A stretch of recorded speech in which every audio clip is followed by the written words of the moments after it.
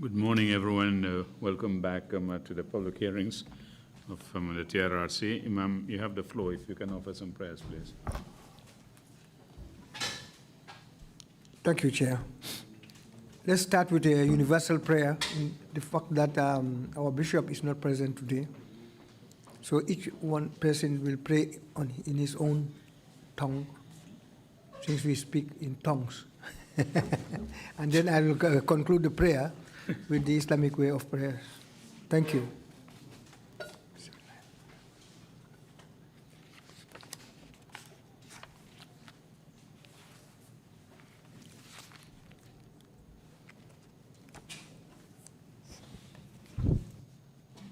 الحمد لله هدينا لهذا وما كنا لنهتدي لولا أن هدينا الله الأول والآخر والزاخر والباطن يا ربنا لك الحمد يا ربنا لك الحمد كما ينبغي وجلال وجهك وعظيم سلطانك وصلى الله على سيدنا محمد خاتم النبيين وإمام المرسلين ربنا آتنا في الدنيا حسنة وفي الآخرة حسنة وقنا عذاب النار ربنا آتنا في الدنيا حسنة وفي الآخرة حسنة وقنا عذاب النار سبحان ربك رب العزة عما يصفون وسلام على المرسلين الحمد لله رب العالمين الحمد لله رب العالمين آمين. Amen. Shukran, Imam Jallo. Council, if you are ready with this morning's witness, you may proceed, please. Good morning, Mr. Chairman, commissioners, and members of the audience. May the witness be called in, please. Thank you.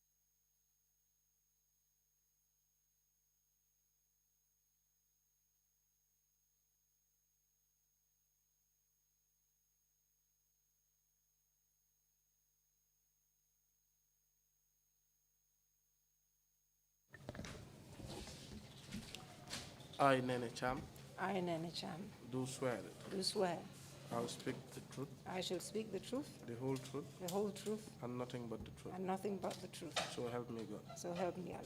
Thank you.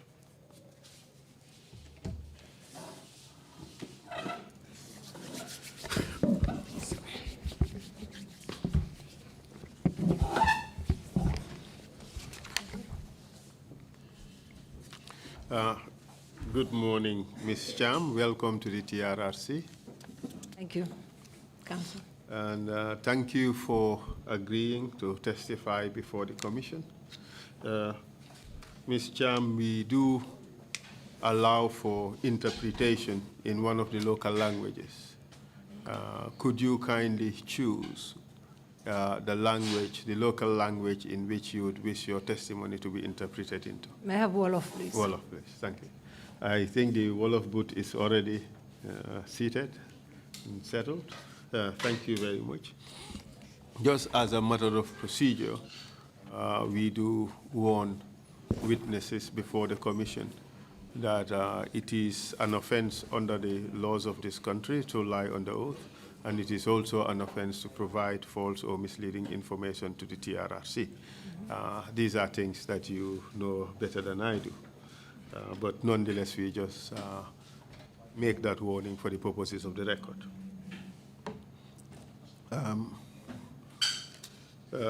You are called here today to testify about your experiences of human rights violations as you practice law in this country, but also your perspectives into how the justice sector institutions were abused by the executive between 1994 and 2017 for the purposes of entrenching Yahya Jammeh's government or for the purposes of satisfying the wishes of the executive.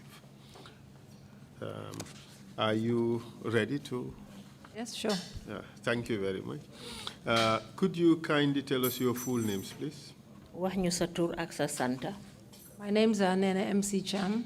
maa ngi tudd Nene MC Cham. Date and place of birth? I was born 17th May 71 in Basse. maa ngi judd si weeri May ci Basse. Nene, kindly wait for the interpretation into Wolof before you respond.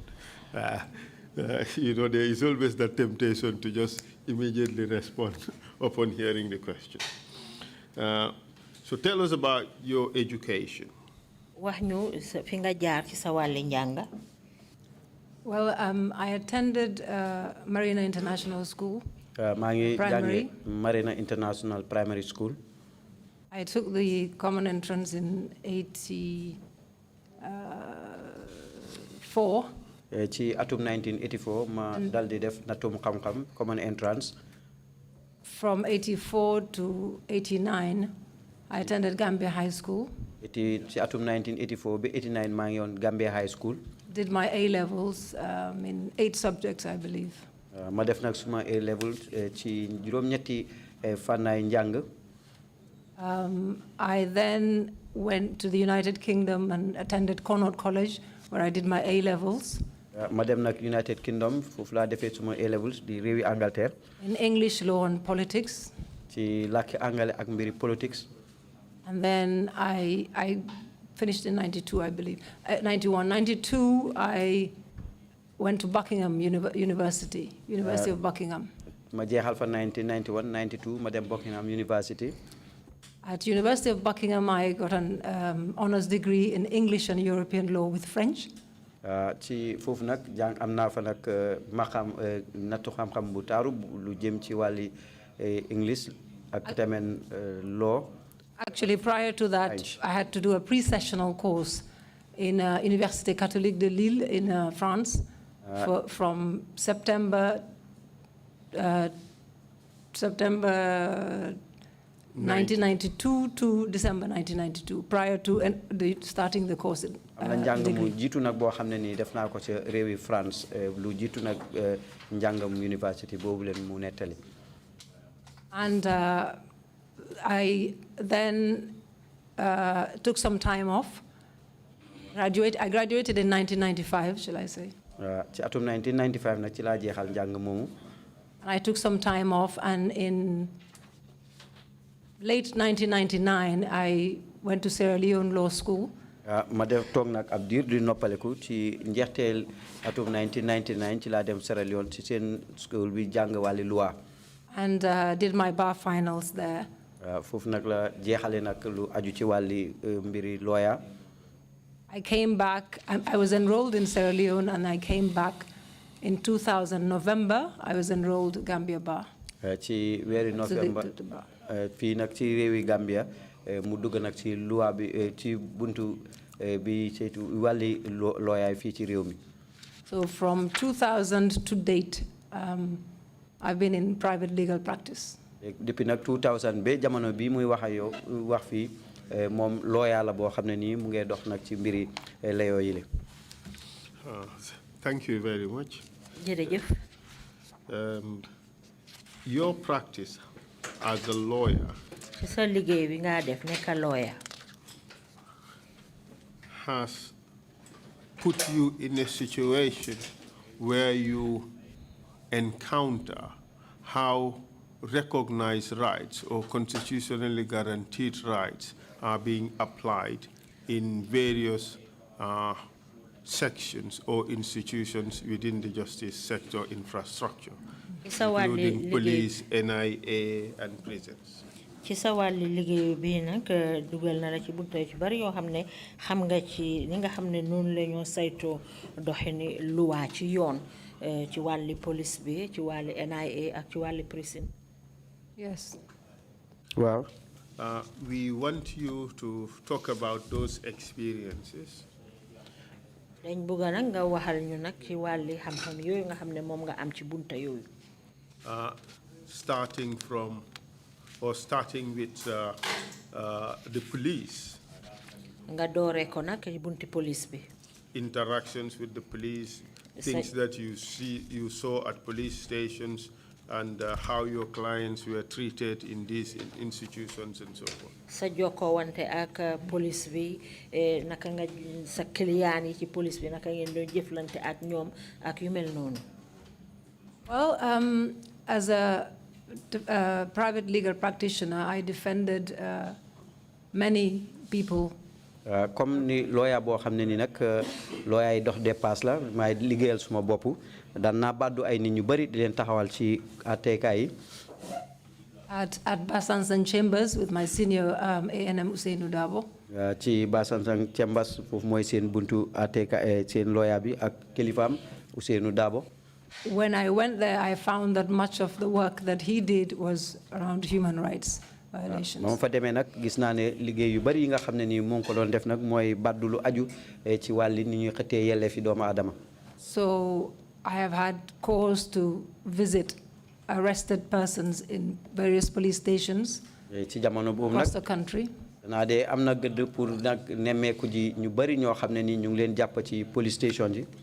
From my experience, ci li ma gis nag. in ordinary cases, I had little or no problem. ci yenn case yenn yi nag lu néew daal lay am ay jafe-jafe ci police yi. But where, it seemed to be where it was a political case, for example. waaye nag foo xam ne ni nag mbir mi layoo bi mu ngi aju ci wàlli politique. Where the state had interest. te tamit nag nguur gi amoon nañ ci aajo. Where very sensitive, or cases in which they were very sensitive. ak yeneen mbir yoo xam ne ni daal yu xuut lañ. I encountered some resistance from the police in providing information about the whereabouts of arrested persons. léegi nag ma am ay dingatante ak police yi lu aju ci wàlli nekki ni nit ñi nga xam ne ni jàpp nañ leen. Thank you for this. But help us understand what you mean by political cases or sensitive cases, that category of cases which often presented certain difficulties, resistance and so forth. Which type of cases or whose interests are we talking about here? waaw jërëjëf buñ bëgg na nga gën ñoo leeralal rek façon ngi cases yi nga wax nii ne doo ci am jafe-jafe ak yan ñooy façon ngi case yi nga xam ne dinay aajowoo ak ñan lay aajowoo. Well, these are cases involving, for example, politicians. lii mooy yenn case yi nga xam ne ni ñi ci dugg daal mooy ay politiciens yi. Cases of treason, for example, where people have been accused of wanting to overthrow the government. ak yeneen case yi nga xam ne nii nit ñi dañ leen tuumaal ne dañ doon suufu nguur. Cases in which I would say the president, former president, and had interest. ki tamit yeneen yi nga xam ne ni ki fi nekkoon président am na ci aajo. Sometimes it may not be too obvious even what the interest is, but you get the feeling once you begin to handle the case, you get the feeling that there's some interest in this.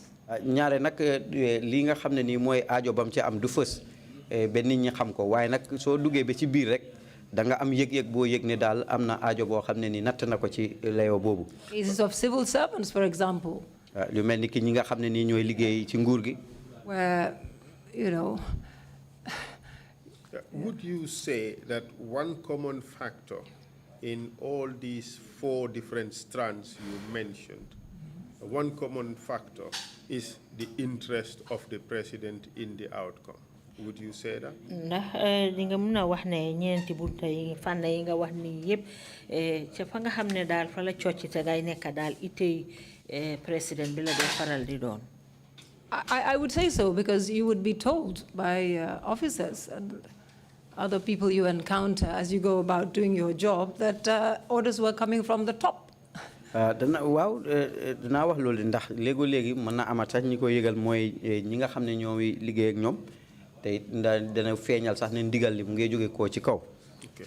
So continue with your description of your encounters at the police stations. waa léegi nag eggalil pour leeralal ñu li nga xam ne mooy yëg-yëg yi nga am ci police station yi. Yes, sometimes it wasn't always easy to have access to clients, certain clients. léegi nag du daan yomb rek pour mën a gisanteeg yenn client yooyu. Because you'd be told that the various senior officers were not around. You'll be given excuses. léegi danañ la layal yu bari benn bokk ci daan naan laan kilifa yi yenn yi nekk fi ci office bi ñëwooguñ. And in the meantime, time is running. Somebody has been arrested and they've been held for days and days and beyond the 72 hours, most of the time. te jamono boobu sax day waxtu waa ngee gën a dem rek nit ñu ngi ko jàpp teg ko benn place lu jéggi li nga xam ne loolu la lu waa maye di ñetti fan. And one important right for any person who is arrested by the police is to have access to a lawyer. benn ci yelleef yi nga xam ne nag am na solo lool ki nga xam ne dañ ko jàpp pour moom itamit mun a am koo xam ne lawyer la bu koo taxawal. Yeah, that's right. waaw loolu dëgg la. How often would such right of access to a lawyer be either denied or delayed in cases in the 4 categories that you've mentioned? Oh, almost always. naka la daan faral di amee jamono joo xam ne nag borom am na yelleef pour mun a jot ci lawyer ñu aaye ko ko wala ñu yiixal ko naka la daan faral di amee. Almost always. daanaka daal waxtu wu ne la toujours. Can you give us a few examples of this denial or delay of access? mën nga ñoo By jox yenn citing cases that you can remember off the top of your head. Sorry for putting you on the spot on that, but seeing that it happens almost always, perhaps it may not be difficult to remember one or two. mën nga ñoo jox yenn ci misaal benn wala ñaar ci yoo xam ne war nga koo mun a fàttaleku comme que lu daan faral di am la xëj na du ñàkk yoo xam ne mu ngi ci sa xel mi ba léegi. Yes, there are many. I mean, I'll begin with my senior, Mariam Denton. bari na damay doore sax kenn ci suma kilifa Mariam Denton. She is the doyen of the female lawyers. bokk na ci ñi nga xam ne ni ay lawyer yu jigéen lañ. The doyen, she was the first female lawyer. bokk na ci njëlbeeni lawyer yu jigéen yi fii.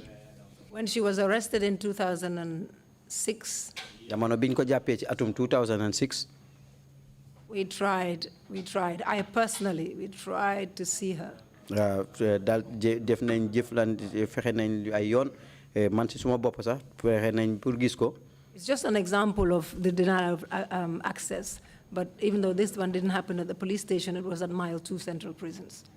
comme rek pour seet nag li wax nag li nga xam ne ni mu ngi aju ci wàlli ni ñu lay xañee lu jëm ci mbiri lawyer ndax bii amutoon ci police station yi waaye mu ngi woon ci kaso gu mag gi Banjul Mile 2. Which I can speak about a bit later, perhaps. Another example would be Lamin Tunkara. loolu nag danaa ci mën a wax ci gannaawaan kanam tuuti waaye beneen bi mooy Lamin Tunkara. Who was arrested along with the, well, what I later understood to be a group of West African migrants. ñu ngi ko jàppoon nag ñeneen ñoo xam ne ni nag mujjee gi laa xam ne daal ay doxandeem yoo xam ne nii ñu ngi jóge ko ci diwaani Afrique sowu jant. I wasn't initially denied access to him. ca njëlbeen nag ayewuñu woon ma nag pour ma gis. But when I went back with the court order for his release. waaye bi ma demaatee nag ci ànd ak ndigal boo xam ne nii pour mu ngi tukkee ci court bi pour ñu bàyyi ko. I saw him. ma gis ko. And but the police wouldn't release him. waaye nag police yi nangu yoon koo bàyyi. They kept saying that such and such senior officer, OC is not here. Just basically. dañ daan nekk rek di wax naan diw ak diw kenn kilifa nangam daal di joxe ay lay rek. Until suddenly they said he was no longer there. ba mujjental gi nekkatut fa. I have had colleagues arrested also. am na ay suma yeneen nawle yoo xam ne jàpp nañ leen. Held at either the police station, because here they usually would sometimes be at the police station, sometimes at the NIA. ñu dem téye leen ci police gi fii nag léegi ci police ga wala sax ci buntu liggéeykaay NIA. But sometimes in these cases, the way the police received you. waaye fii nag léegi ni nga xamee noonu la police di dalale. Sometimes you could see that they were trying to do their job, but were constrained. léegi nag dafay mel ni sax ñu ngi def seen liggéey waaye nag ci ak ay jafe-jafe.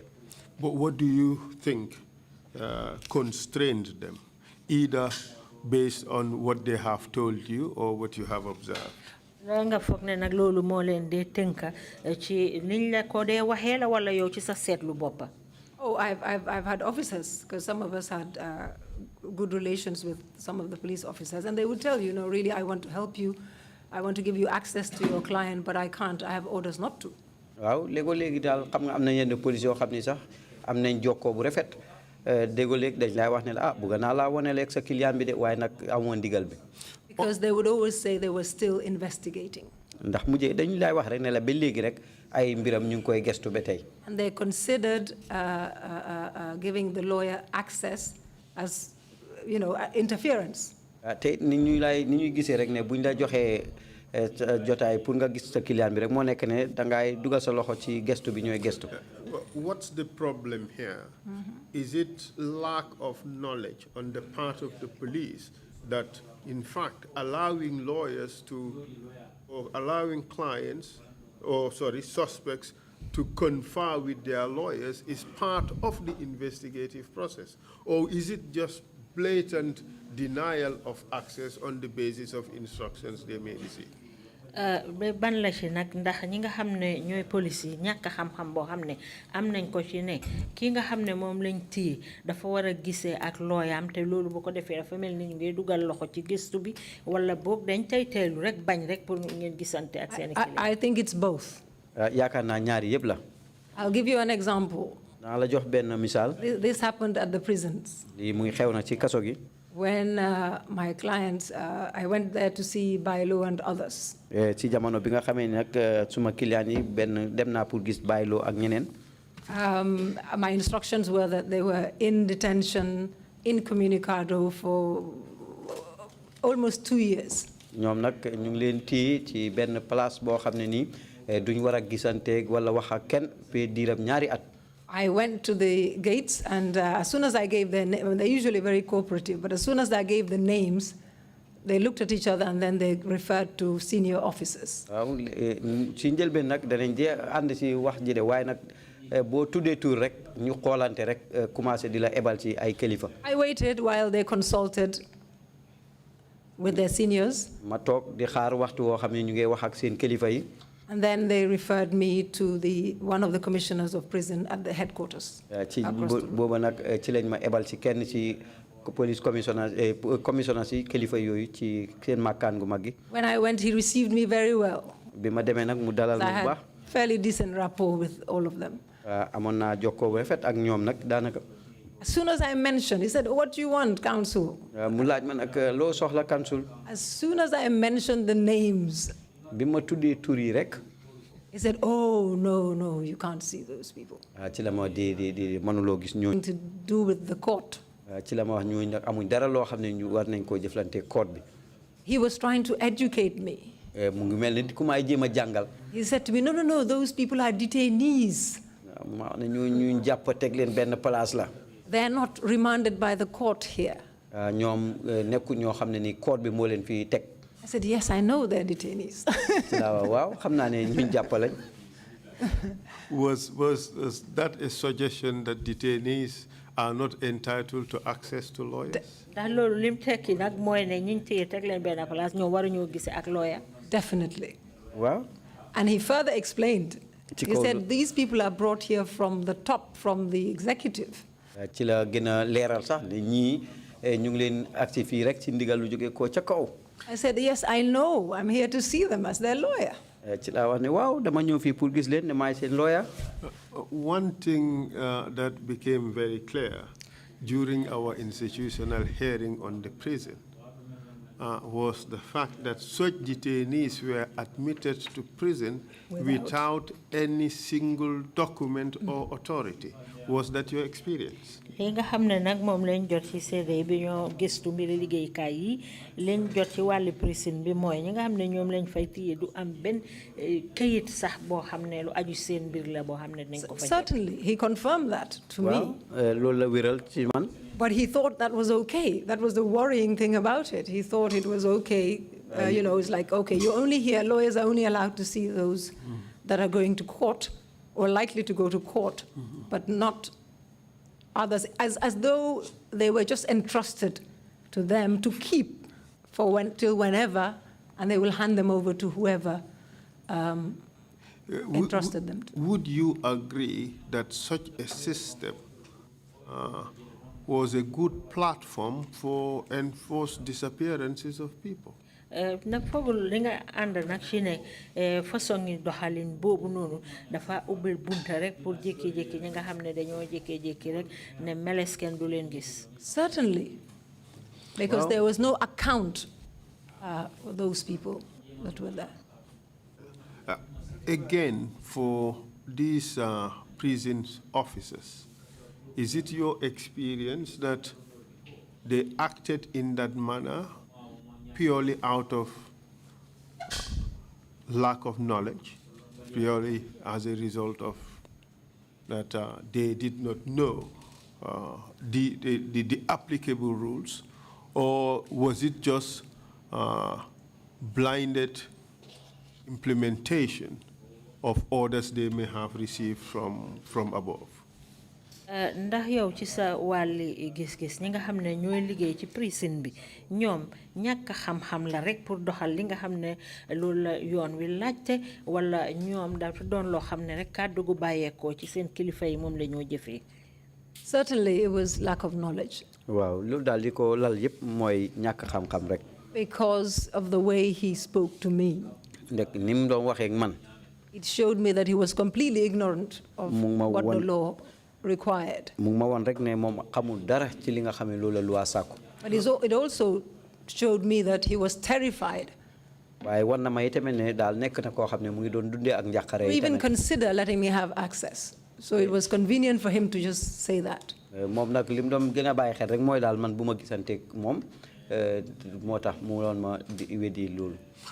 David Colley testified before the commission, and he suggested that for these security detainees, the prison officers had no control over them. They had no authority over them. Their role was to just keep them. Did your experience suggest that fact? David Colley wax na fi ne ñooñu nga xam ne yenn ci ñi jàpp foofu la ñoom ñiy liggéey ci prison bi wala prison bi foofu amuñ benn kàddu ci seen kaw dañ leen ñëw rek dénkal leen ko pour ñu dencal leen ko ndax yow noonu nga ko gisee.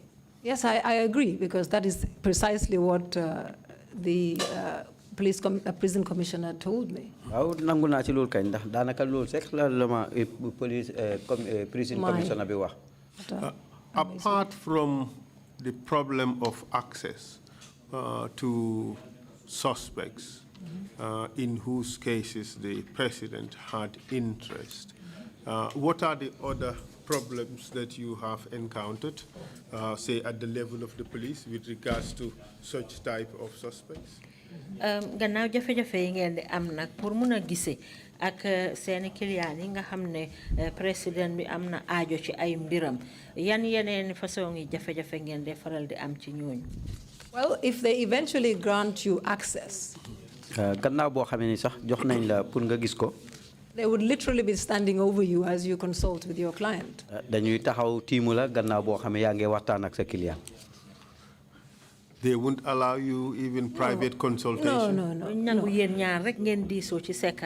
They would literally be standing over you. And sometimes we'd ask them to move, but you had to work with what you had.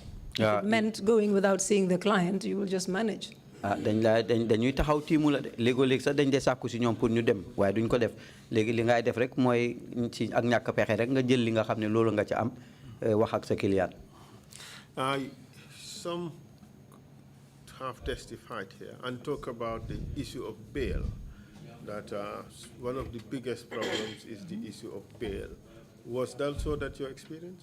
Am nañu fi joxe seeni seede tam wax nañ ne ñoom bokk na ci jafe-jafe yi ñu daan am mooy mbiri bail ndax yow tamit loolu dal na la.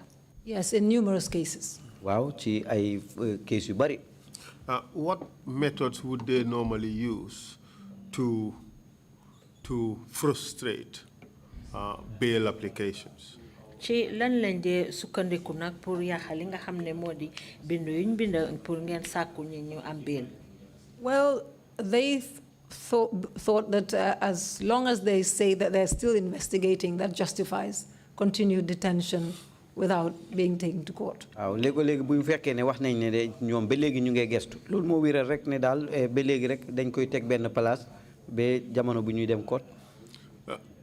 Isn't there a realization in the police that the whole essence of denying bail should be, or rather denial of bail should be premised mainly on the flight risk of the person and no other consideration? Or the possibility that if this person is released, the person would destroy evidence that is available? ndax doonut yëg-yëg rek ci police bi ne borom buñ ko bàyyee xëj na dina daw wala mu yàqa li nga xam ne moo di seede yi ñoo war a soxla ci wàlli gistu bi. Well, that ought to be the consideration, that ought to have been, but it wasn't. In these cases, I mean, as I said, in ordinary cases, there's no problem there. Almost always they would either charge or release after the 72 hours. waaw léegi de ci noonu la war a nekkee de waaye nag comme su fekkee ne case boo xam ne nii case yu ordinary la rek ñaare da ngaa gis rek ñu teg ko ay tuuma yi ñu ko war a teg tuuma wala ñu bàyyi ko balaa ñetti fan yi. But in cases in which there was interest, waaye nag ci yenn case yi nga xam ne nii dañ ci am aajo. they wouldn't release. duñ la bàyyi. And that distinction is very clear, that the way they proceed with cases in which Jammeh had interest was completely different from other cases in which there was no such interest. Certainly. loolu firnde gi set na dinañ koy nangul yeneen case yi waaye duñ ko nangul ñi nga xam ne Yaya Jammeh moom itteem a ngi ci loolu. How about the issue of torture? nakan mbiri mitital yi nag. In police stations. Police station yi. We would come to that with regards to the NIA and other institutions. dinañ ñëw ci loolu nag ci aju ci mbiri NIA ak yeneen liggéeykaay. But your experiences with the police. waaye yow daal ci saw mbiri jokko ak police. Have you encountered instances of torture?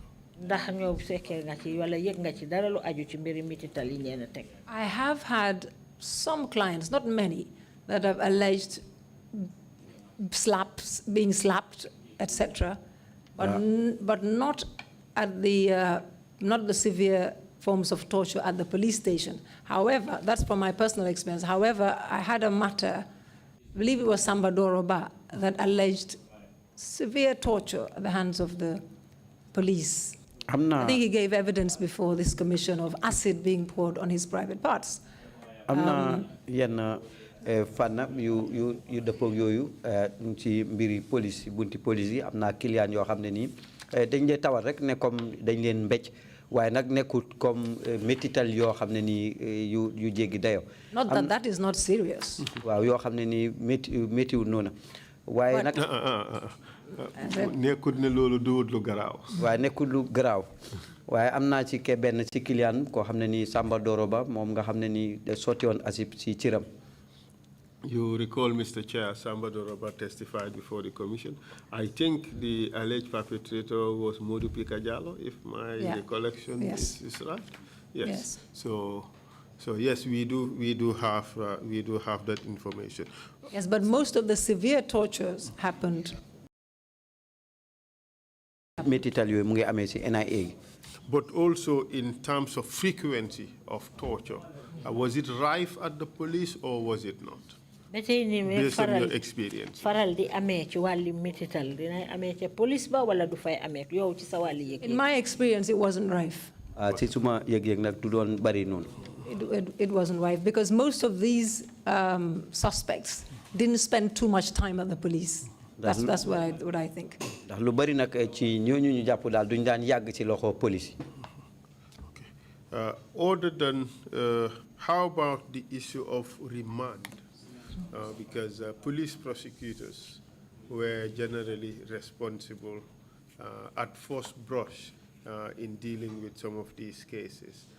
How was the issue of the issue of remand dealt with. Well, it's the corollary to bail, but perhaps I should revise the question. The issue of holding charges, how was it dealt with by the police in cases in which the executive or Yaya Jammeh had an interest? Naka lañ daan jëlee nag ca police ba pour dal di teg nit ki li nga xam ne moom lañ ko tuumaal ci ñi nga xam ne ñu ngi leen fa téye te bi fekkee na Yaya Jammeh am na ci itte ñoom naka lañ daan jëflante ñoom ci mbiri bail. Well, they will use it whenever they need it to sort of buy time. dañ ko daan jëfee saa buñ ko soxlaa ngir rek gën a yaatal waxtu wi. And they were in the habit of even charging in the wrong court. léegoo-léeg sax dañ koy def nag jikko ko ne di ko teg ay tuuma ci code boo xam ne du code bi mu war a dem. And then hope that the magistrate would remand until they're ready to file at the High Court. ci kaw yaakaar boo xam ne rek ne magistrate bi. It was abused. dana ko remand ba jamono boo xam ne dañ ko toxal ci code bu gën a kawe.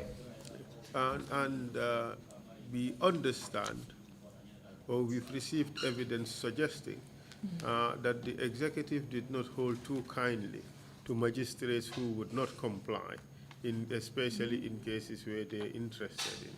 And the example that is cited is the case of Said Matiba, Said Mati Jau, who was not in fact that one.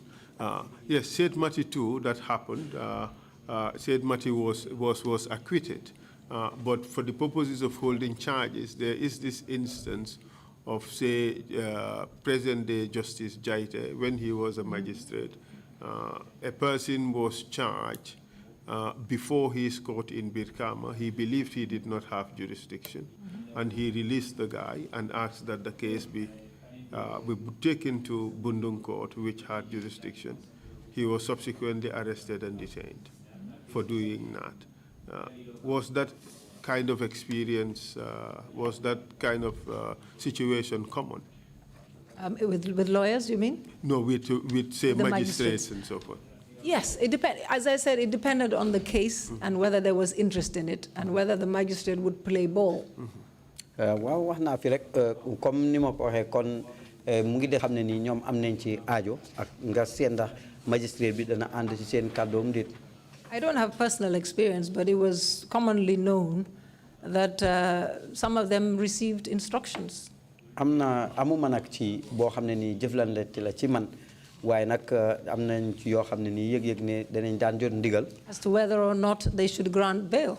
ndax dañ war a grant bail wala déet. We would come back. We would come back to that. Sorry, issue. we keep going back and forth. But Yes, we'll come back to that issue when we talk about interference, because perhaps maybe that forms the one of the most significant aspects of interference in the independence of the judiciary.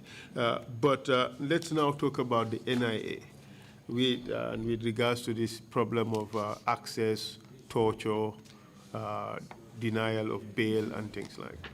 léegi nag ñu ñëw ci mbiri NIA ci nga xam ne lawyer dinañ ci jotee seen client yi wàlli bail ak yu mel noonu.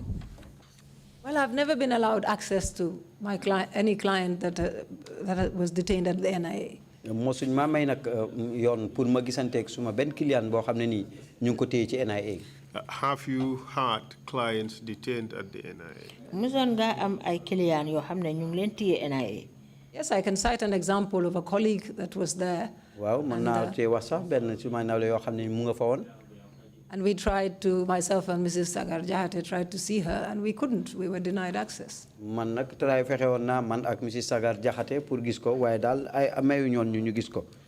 On one occasion, because I persisted, and one occasion I went and I was allowed in for the first time.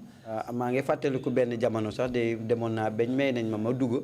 I saw the DG and the deputy, Sen, I believe, and Sen and Yankuba Baji was then the deputy.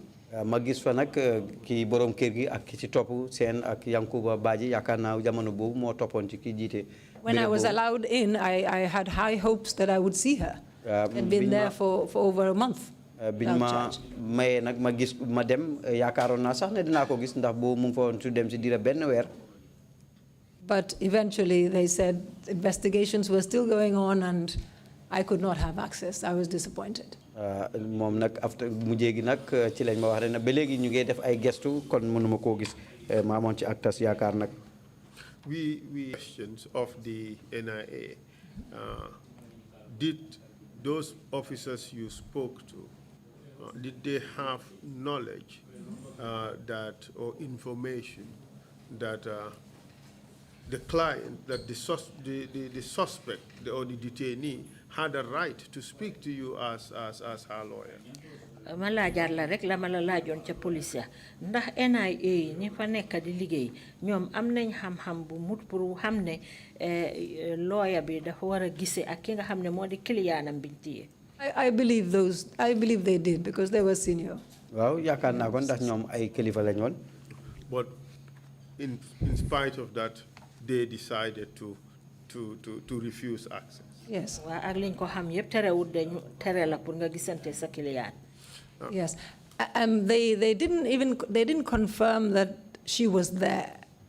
They didn't deny that she was there either. weddi wuñu ma dëggaluñu it ne mu ngi fa waaye nag weddi wuñu woon itamit ne mu ngi fa. And I remember at the time, Council Jobate was also being detained there with some other people. Council Jobate mooy boo mu ngi fa ak ñu jàpp ko ak yeneen i nit. When he was suddenly brought to court, I was in court, Banjul Magistrate Court, in another case. biñ ko indee nag ci court ci Banjul Magistrate Court boobu maa ngi woon foofa. Before he was taken away, he spoke to me and said, "Nene, we saw you the other day when you came. Please just insist." She's there. Insist on seeing her. ci la ma balaañ ko yóbbu ci la ma gis mu ne ma Nene gisoon nañ la keroog bi nga fa ñëwee continuer rek di nga tal rek mu ngi fa. From what we have heard so far in this commission, it appears that the NIA would consistently deny detaining people in whose case the executive had an interest. ci li nga xam ne day moom lañ fi jotagum fii ci ay seede mu ngi mel ni waa NIA yi dañuy continuer rek di bañ ñu mun a gis ña nga xam ne ñu ngi leen fa jàpp te fekk nag yi nga xam ne ñoo di kilifa yi ñoom ñu ngi ci am itte. dañuy bañ a nangu ne ñu ngi denca ñeneen ñi si seen place su fekkee ne nguur gi amoon nañ interest ci ñooñu seen case. Yes, yeah, that is right. That is correct. dëgg la. Because if they, in fact, getting through to the gates was a problem, as I said, just the one-off that you'd allowed in. So they would never confirm at reception whether the person was there. So you wouldn't know. ci fii nga xam ne mooy daluwaay ba sax day foofu duñ la fa mos a nangul sax ne la mu ngi foofu ci jamono boobu. Yes. But for much of these cases in which the executive had an interest, from your experiences, where were they more dealt with? Was it at the police or at the NIA? ci ñi nga xam ne nag ñaareel kilifa yi dinañ ci am aajo lool fan lañ leen dee faral di teg ci NIA wala ca police ba. Certainly the NIA. lu ci bari daal ci NIA gi la ñu gën a leere. And it looks like there is one common thread, some common standard that happened in most of these cases.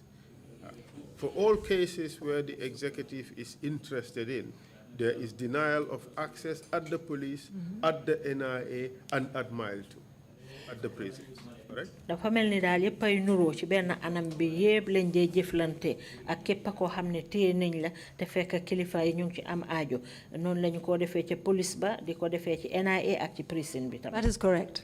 waaw loolu noonu la. How about the treatment, physical treatment of the person who is arrested and detained at the NIA? What have you learned about such people? lan nga jànge ci façon nit ñooñu nag naka lañ lee jëflante ak ñoom fekk ñu ngi leen téye ci police bi wala ci NIA. Oh, I've had many that have alleged torture before confessions are drawn out of them. am naa ci tawal yu bari yoo xam ne tawal nañ ne dañ leen daan méttital balaa ñooy wax ne li nga xam ne nii loolu lañ leen tuumaal ne ñoom def nañ ko balaa ñu koy nangu. Could you give us examples? jox ñu misaal. For example, the 2006 attempted coup, the suspect 2 suspects. ci misal ci atum 2006 coup bu fomm bi nga xamné ni amon na fi amna ñaar ño xamné ni dañ leen ci tuumalon. That was the Captain Bunja Dabo and others. Bu moy Captain Bunja Dabo ak ñeneen. Ndur Cham. Ndur Cham. And which individuals in particular alleged torture? ñan ci ñom la wax ne dañ leen do mitital. Well, they were tried, the soldiers were tried at the court martial at Yundum Barracks, and all of them, without exception, alleged torture at the NIA. ñom nak ñu ngi leen doon atté nak ci atté There were about 10, I believe. Soldat bi di court martial bi ci Yundum Barracks waye ñom ñepp dañ tuumawoon dañ waxoon ne daal dañ leen doon metital. I have here a report by Amnesty International entitled Gambia Fear Rules. Mangi am fi nak kayit bo xamne Amnesty International ñoko bind ci mbiri Gambia.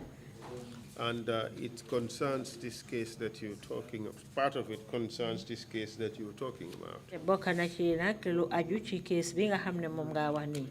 And since you participated in that trial, I'll read this out and you tell us what your observations are. And it's alleged torture in the course of treason trial. Under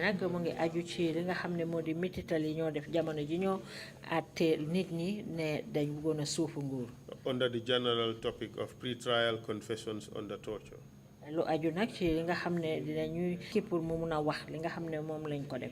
And Amnesty started with this general statement that torture is used routinely in Gambia to force confessions and as punishment. Ne metital day mom dañ koy faral di jëfoo rek biir réewi Gambia pour ñi nga xam ne ñoom lañ bëgg ñu wax ne daal dañ leen koo mbugalee. In both the military court martial and the treason trial, ci ñaar yépp ci attekaay bi nga xam ne mooy atte bi ñoo fa ñoo atte soldaar yi ak ñi nga xam ne ñoom la ñoo atte ne dañ doon suufu nguur. Significant evidence surfaced to suggest confessions had been extracted under torture during the pre-trial period. Am na seede yu wér yoo xam ne feeñ na wane ne dañoo mitital seeni borom pour mun leen a waxloo jamono ji nga xam ne ñu ngi leen di layoo. Raising concerns about the admissibility of the evidence. Loolu nag itteel nañu pour mun a xam anam yi nga xam ne noonu la ñoo jotee seede yi. What's your view on that? Loo gisee loolu. That is very accurate. Nekk na loo xam ne lu jub la. And you said earlier that almost all of them claimed that they were tortured. Wax nga fi si gannaaw sax ne daanaka ñoom ñépp wane nañ ne daal dañ leen mitital. Did you participate in the trial at the High Court of the non-soldiers who were prosecuted? Bokkoon nga ci layoo bi nga xam ne ñu ngi ko doon def ca High Court ci ñi nga xam ne duñ soldat te ñu yóbbu woon leen ca attekaay ba. Yes. Wow. I believe there were two. I'll say two because Hamadi Sow was extracted from the other lot. He was concealment of treason. For some reason, they wanted to discontinue the case. So he was extracted, so I took him, I was his counsel separately. So there was the bigger trial of Ali Job and others, which I was not part of. But I defended Hamadi Sow against the 2 charges of concealment of treason at the High Court. He was a civilian. He's a civilian. Hamadi Sow moom civilian la te man maa ko doon baddu di ki ko taxawaloon ci code bi ci ñaari tuuma ne dafa nëbbatu noppee loo xam ne nii lu jëm ci wàlli suufu nguur la. Aliou Job and Serigne Omar Fall, they both testified before the commission. They also alleged that all of them were tortured. Aliou Job ak Serigne Omar Fall ñoom ñëpp joxe nañ seen seede fii te ñoom wax nañ ne ñoom ñëpp am na ay mitital yoo xam ne teg nañ leen ko. And counsel, they just didn't allege. They actually sometimes showed us injuries that haven't quite healed or have healed, but you can tell when the scar is new. Counsel, emuñu woon rek sax di tawat ne dañ leen daan metital waaye léegi sax dañ ñu daan won gaañu yoo xam ne nii wér nañ wala wéraguñ bu baax wala ay léget yoo xam ne ni bàyyi nañ ko ci métital yooyu. How about Hamadi? Was he also tortured? Naka Hamadi nag moom tamit métital nañ ko. He was. I think one of his teeth was broken, one of his teeth. waaw ndax benn ci bëñam yi sax dañ ko damoon. Yeah. Would you say that torture was basically a common feature for a lot of the cases, politically charged cases, that were dealt with at the NIA, from your experience? Ndax ci sa wàlle gis-gis yi nga mun a wax ne daal mbiri mitital ak mbugal yi dañ koy jël di ko teg ñi nga xam ne ñu ngi leen téye ci seen mbir loo xam ne daal mu ngi ànd ak wàlli politique. From my experience, more in that treason case, in the attempted coup d'etat, I think they were perhaps a bit more ruthless, because there were other cases in which there was state interest, so to speak, but there wasn't so much of the allegation of torture. Man ci suma gis-gis li nga xam ne ni nag mooy tuuma yi ñu leen defal di tegoon di tuuma suufu nguur fa lañ daan gën a ñàkkee yërmande fa lañ daan gën a soxoree ci seen kaw. I just want to say that it wasn't all cases in which they had interest that torture is alleged, but definitely in that 2006 attempted coup, almost all the suspects alleged severe beatings and severe torture. ne comme naa di wax rek ne daal ci yi nga xam ne ni amoon nañ ci aajo amutoon métital waaye nag bu 2006 coup bu fomm bi noonu boobu daal moom ci lañ leen daan gën a métital yu gën a soxore. Have you participated in other treason trials apart from the 2006 coup attempt? Gannaaw coup 2006 bi ndax bokkoon nga ci beneen layoo boo xam ne mu ngi aju ci mbiri suufu nguur. That was earlier in my practice. I came in and found my senior defending Uncle Dumo Saho. That was Ibrahima Barrow, the state and Ibrahima Barrow case. mooy jamono bi nga xamee ni commencé na ci wàlli lawyer rek suma kilifa gi jamono boobu mu ngi doon taxawal Dumo Saho di ci keesi Ibrahima Barrow, the state and Ibrahima Barrow and others. ci diggante réew mi nguur gi ak Ibrahima Barrow ci tuuma boobu. I believe himself and Mamadou Dumo Saho and Marena. yaakaar naa si Mamadou Dumo Saho ak Marena.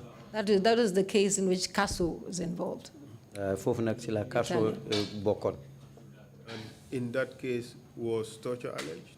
ci jamono boobu nag ndax amoon na ay mitital yoo xam ne tegoon nañ leen ko. Yes, it was. Wow.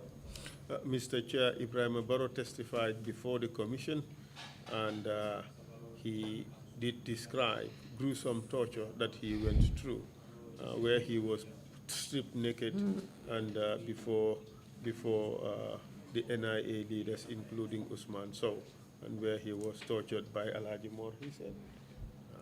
I don't know whether he actually also informed the court of when he was removed from Mile 2, taken to NIA, and threatened to change his confession?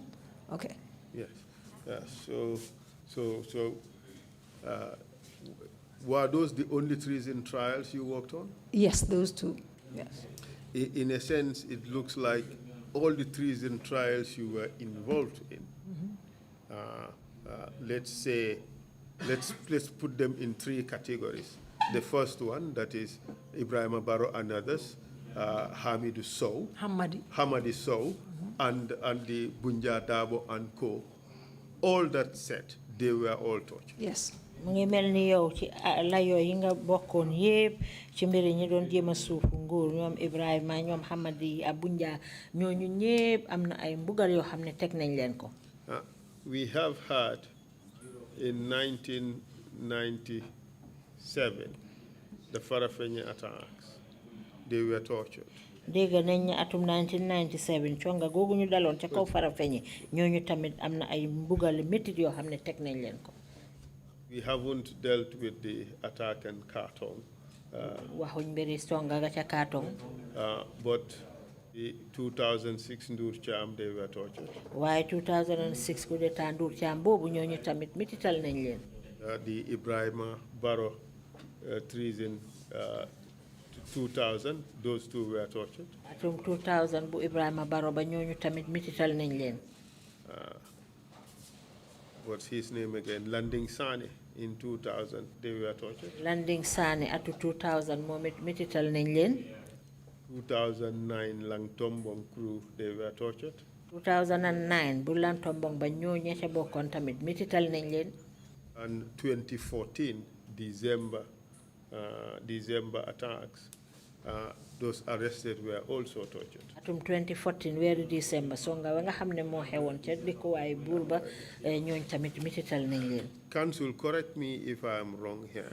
Does it not appear that torture was basically a state policy to be applied to people who are arrested and accused of treason? Jaajante ma na bu fekkee ne juum naa waaye nekkul ne nag lii lu daan faral di am la ñi nga xam ne dañ leen day jàppat leen tuumal suufi nguur daal ñoom saa yu nekk rek dañ leen daan teg ay mbugal yu miti. I would agree. waaw danaa ci ànd de. And sometimes the clients would tell you words that were uttered as they were being tortured. léegi nag client bi sax dana la de nettalil kaddu yi nga xam ne nii moom lañ ko dee wax jamono bi nga xam ne ñu ngi ko doon mbugal. Such as insults and asking them why they hate the president and why they want to do such and such. So léegi di ay saaga ak di ko laaj lan moo tax ngeen bañ président bi ak yeneen ak yeneen. And some would even say that they had instructions to do what they were doing. te tamit ñenn ñi sax dañoo wax ne am nañ ndigal pour def li nga xam ne nii loolu lañ doon def. This is from the clients. lii nag mooy loo xam ne nii wax ju tukkee ci client yi la. We would come back to how the issue of torture or allegations of torture have been dealt with by the courts, especially with regards to confessions that have been extracted as a result of this torture. Dinañ ñëw ci mbiri mitital yi mbugal yi nga xam ne ñu ngi ko teg naka lañ ko daan jëlee ci attekaay yi su fekkee ne joxe nañ fa ay tuuma ne am na ay mitit yoo xam ne ñu ngi leen ko doon teg. So let's talk about Mile 2 prisons. Léegi ñu wax ci mbiri Mile 2 ca kaso boobu. We have touched upon it, upon that issue as we discussed the other subjects, but let's just come back to it. Loolu nañ ci tuuti rek bi ñoo waxtaane yeneen fànn waaye nag ñu dellu si waat ci rek. Especially on the issue of access and general treatment of detainees. Surtout ci ni nga xam ne ni ngeen ko mun a jotee seen client yi ak ni nga xam ne daal noonu lañ daan jëflante ak ñañ fa téye. Yes, generally, I didn't have any problem going into Mile 2 to see clients. nu munti mel duma daan am benn jafe-jafe pour dugg Mile 2 seeti sumay client. Actually, I had a fairly good rapport with most of the officers, including David Colley. am naa jokkoo bu rafet nag ak kilifa yooyu bokk na si sax di David Colley. But in instances when you know, for example, in treason cases. waaye nag ci misaal lu aju ci wàlli tefaar boo xam ne mu ngi jëm ci mbiri suufu nguur. Which they took very, very seriously. loo xam ne dañ daan am fulla. They would sometimes obstruct. léegi nag dañ daan tere nag council. Can you give examples? dañ ñu ci mën a jox yenn misaal. Well, there are instances when they would give you some excuse or another, come back tomorrow, come back day after, particularly where in the initial stage of the detention. léegi nag ñu jox la ay lay demal bi ëllëg nga ñëw wala ba ci beneen bés bi. And to my mind, over the years of experience, I've come to know that that is to perhaps allow time for the suspects for my clients to heal, for example. léegi nag si suma gis-gis suma xalaat si li ma jàng si si suma liggéey as ne lawyer loolu mooy jamono boo xamee ne nii pour suma client bi mun a commencé wér. To heal from what? To heal from alleged tortures. mu wéri nag ci métital yi nga ko teg. So that was usually a reason for stalling the lawyers having access to our clients at Mile 2. ñaare na loolu dana daan doon dalil li nga xam ne nii mooy tax ñu tere nag council yi ñuy dugg Mile 2. To allow. pour ñu gis ak. That's my personal opinion. To allow for cover up of the terrible crimes they have committed. nga xam ne su ko defee ne dina mën a nubba jëf ju ñaaw ji nga xam ne def dañ leen ko. And it often resulted in them, if necessary, disobeying court orders. they will do that just to buy time. léegi nag ñu dal di bañ ñi tamit ndigal loo xam ne mu ngi tukkee ci code bi loolu yëpp pour dàq waxtu rek. In your statement, you cited few examples, Raif Diab, Council Mariam Denton, including your own father, with regards to denial of access. Ci sa kàddu yi joxe nga fi ay misaal Raif Diab ak it Mariam Denton nag sa papa sax yow ci sa boppa ne bañ nañ. Yes, fortunately for them, my father and Uncle Raif Diab, they were only there for a month. Suma papa nag ak Uncle Raif Diab ñoom ñu ngi fa woon rek ci diira benn weer. But not a single time was I allowed access. I or any other lawyer allowed access to them. waaye nag amul ci benn waxtu boo xam ne ni may nañ ma gis ko wala beneen lawyer ñu may nañ ko mu gis ko. It took about 5 days after detention for them to even be allowed change of clothing, the two of them. jël na sax lu dem si juróomi fan gannaaw bu ñu leen jàppee pour ñu may leen rek ñu wecci mbubu yi ñu soloon. And these were elderly people. tey ñii ay mag lañ woon. For my colleague, she was in there for 3 months. waaye nag suma nawla bi moom mu ngi fa woon lu dem si ñetti weer. And despite court orders for her to have access to her counsel, they repeatedly turned us away. sax day ndigal loo xam ne mu ngi tukkee ci court bi pour mu am jokkoo ak looyaam bi loolu yëpp daal dañ ko doon di bañ. I believe it took over a week before, because I would go there every day with the court order for the release of Mariam Denton, and I would be turned away. yaakaar naa dem na su dem si diira benn bés bu ay botu set rek maa ngi dem foofu ak court order bi ndigal bi tukkee ci court bi waaye ba léegi rek dañ koy bañ. How about the UDP or the protesters of 2016? naka nag ñi nga xam ne ñoo doon def ñaxtu boobu ci atum 2016. I believe the same happened. yaakaar naa lépp benn boobu rek moo xew. In fact, after Mr. Dabo and others were arrested and detained, I believe the following day, after, yeah. yaakaar naa jamono bi nga xamee ni jàpp nañ Mr. Dabo ak ñeneen ci beneen bés bi rek. Myself, Mrs. Mendy, Bori Toure and Senior Counsel Mr. Antuman Gay went to the PIU headquarters. man ci suma bopp ak ñeneen ñi nga xam ne ñoom la tudd noonu yëpp di ay kilifa ci lawyer dem nañ ci police PIU bi. We were led, I believe it was the Sunday or Sunday or Saturday. We were led by Mr. Gay because we heard that of what had happened and that many of them were injured because the videos were out, them being beaten up in the streets. ndax ki ñu jiite woon na mooy Mr. Gay ndax jamono boobu nag vidéo yi wisaaroo nañ ci nit ñi yëpp di seetaan gis ne daal li xew de dañ leen doon dóor si mbedd mi. But we were not, we were denied. waaye nag nanguwuñu woon ñu gis leen. And the Solo Sandeng case, also the women who were involved, the women who were arrested and tried, did you have access to them? ci mbiri Solo Sandeng nag jigéen ñi nga xam ne jàppoon nañ leen yóbbu leen ci court bi ndax mënoon ngaa gise ak ñoom. Oh, I think their situation was even worse. yaakaar naa boobu sax moo gënoon a garaaw. Tell us about it. wax ñu. In fact, it took a few adjournments for them to produce them in court after the case had come to court. bi mu àggee nag si court bi sax de jël na ay aj yu bari yenn aj yoo xam ne nii am na balaa ñu leen ay feeñal sax si court bi. The men were there, but the 3 women were not in court for about 2 to 3 adjournments. góor yi ñoom ñu ngi fa woon waaye yeneen jigéen ñi ñoom ñëwuñu woon lu dem si ñaar ba ñetti aj yoo xam ne ni aj nañ court bi. And their names were on the charge sheets. te seen tur mu ngi woon ci charge sheet bi. And when they eventually were brought to court, you can visibly see the pain that they were all. te jamono biñ leen indee ci court bi mun ngaa gis ci sa bët méttit yi nga xam ne ni daal daj nañ ko ci. That was Fatoumata Jawara, Fatou Kamara, and Nogoy Njai. boobu mooy Fatoumata Jawara, Fatou Kamara ak Nogoy Njai. And Fanta Dabo. ak Fanta Dabo. And did the case was the case tried in Banjul? case bi nag ndax ñu ngi ko doon layoo ci Banjul.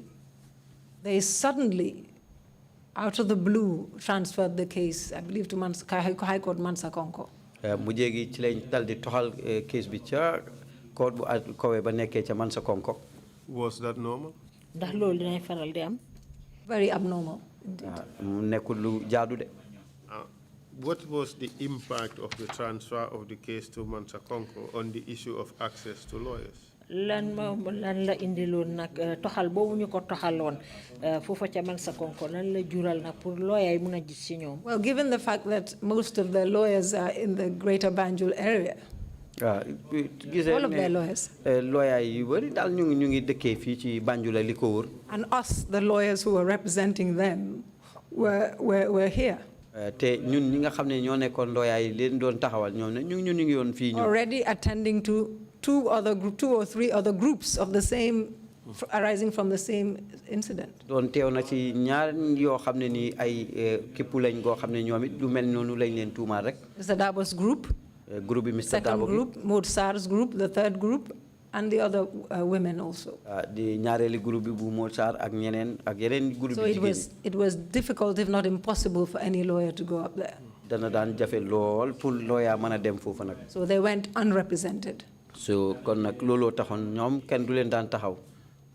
And for a case of that nature, for the accused person to be tried without a lawyer would be a big travesty of justice. Would you think? Case boobu ak ni mu tolloo mun a aaye borom pour mu gisee ak lawyer bon loolu mel na ne xañ nañ leen li nga xam ne moo It di was dëgg. contrary to the provisions of the Constitution. nekk na loo xam ne daal dëppawut ak xate buntu luwaay réewi Gambia. Because treason carries the death penalty. ndax suufum nguur nag mën nañ laa atte sax ne dañ laay rey. For which one is entitled to be, must be represented by counsel. boo xam ne ni daal yow yelloo nga am koo xam ne dana la taxawal di ab lawyer.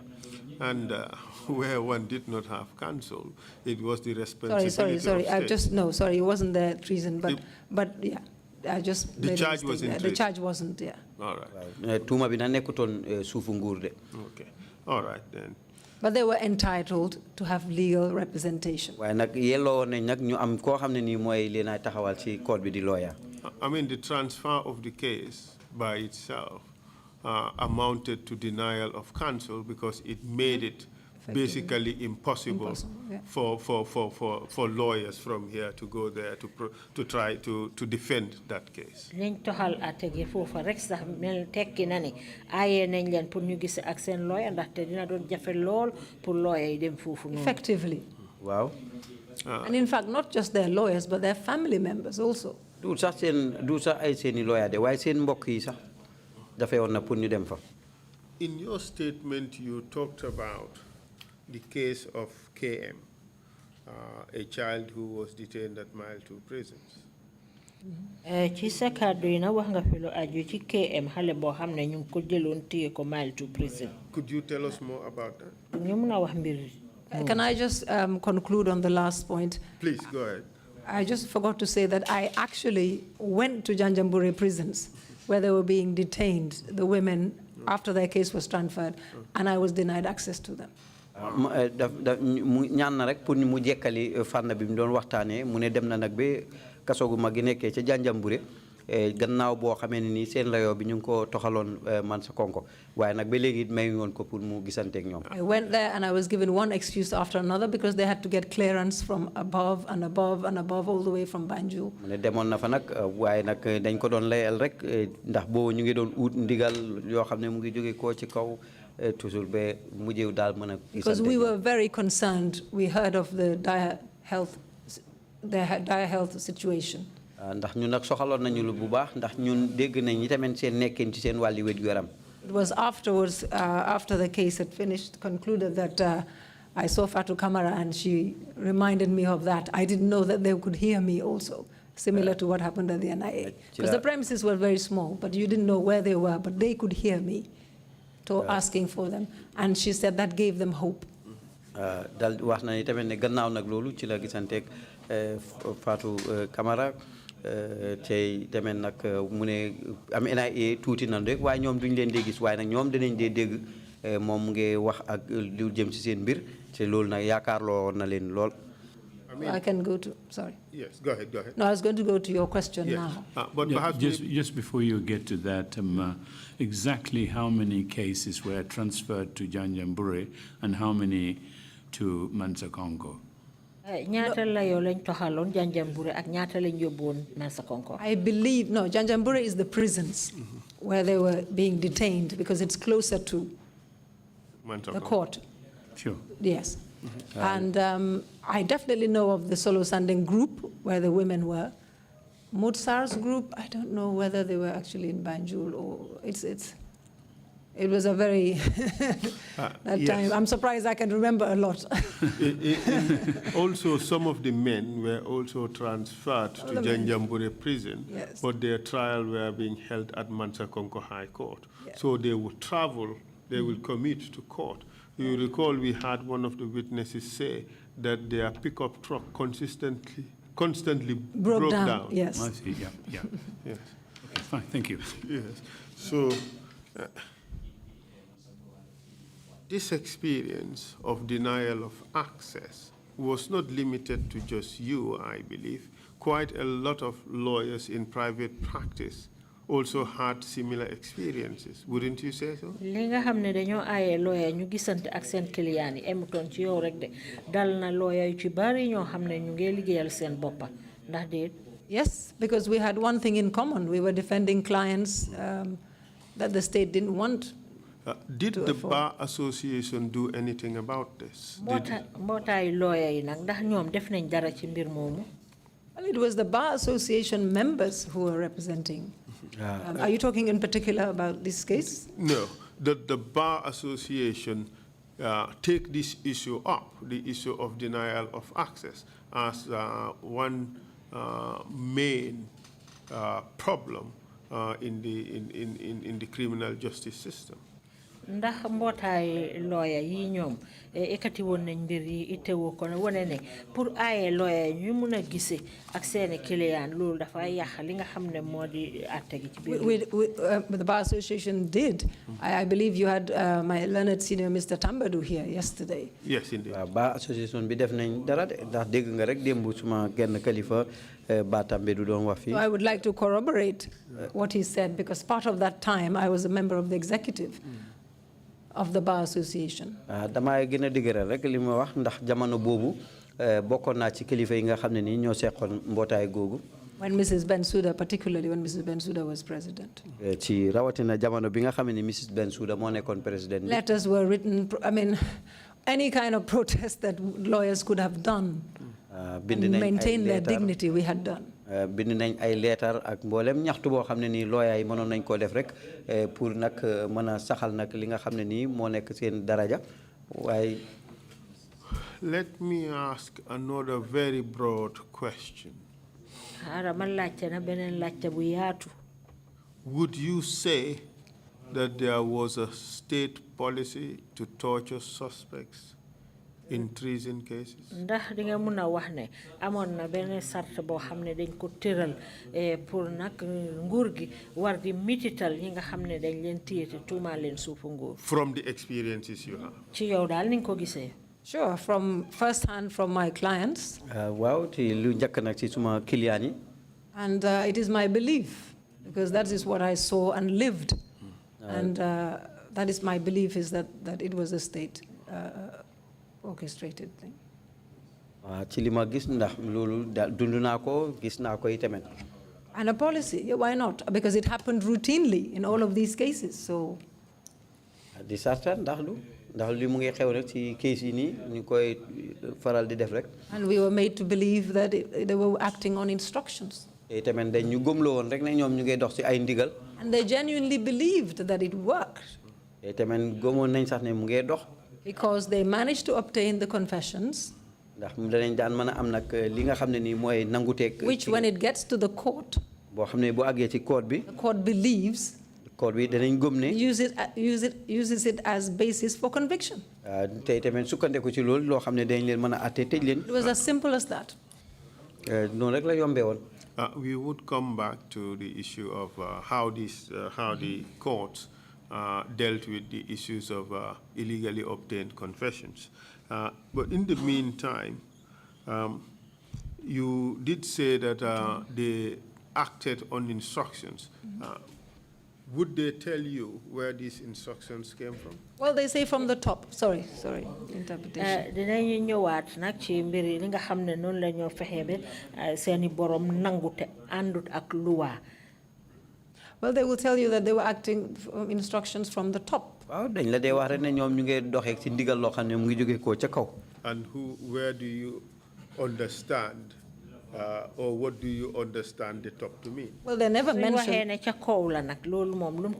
They never mentioned the former president, but you know, my belief is that everything came from him, because if you lived in this country, you knew that nobody else dared do anything else.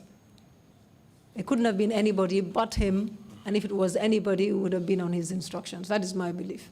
Naam duñ daan tudd turam de waaye nag soo nekkee fii ci réew mi war ngaa xam ne tamit ne day su moyee moom kenn ñemewut sañuta def yu mel noonu. Now let's go to the case of KM. Yes. léegi nag ñu ñëw ci mbiri KM. Oh, now that case, okay. After Mrs. Mariam Denton's case, gannaaw mbiri Mrs. Denton, which the female lawyers of the Gambia came together and defended her, fi nga xamee ni mbootaay jigéen ñi yëngu ci wàlli lawyer daldi woon na ñëw bàdd ko. I believe 2 to 3 months after that, we thought we needed to form FLAG, Female Lawyers Association Gambia. ñaari weer jëm ñetti weer ci lañ yaakaar ne daal war nañoo ñëw sos mbootaay gu ñu xamee FLAG di mbootaay lawyer yu jigéen yi. Under the leadership of our seniors, Mrs. Bensouda, Mrs. Aida Drame, and Sahawasise Sabali, and others.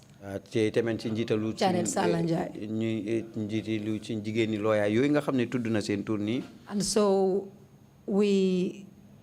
that we could take care of the welfare of our members, one. bu ko defee nag ci bunte bu njëkk bi ñu mun a toppatoo lu jëm ci wàllu suñu nekkin ñun mbootaay gi. Promote the welfare of our members and also offer free legal services to women and children.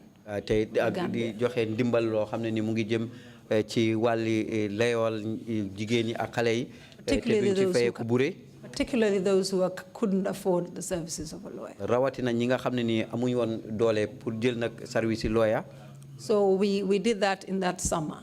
loolu nag ci lañ ko def ci nawet boobu. So there was a time when I believe whether it was the judiciary and the AG chambers personnel went to visit. I remember I think the Chief Justice Ajim was there, and Merle Wood, State Council. They went and paid a visit to the prisons.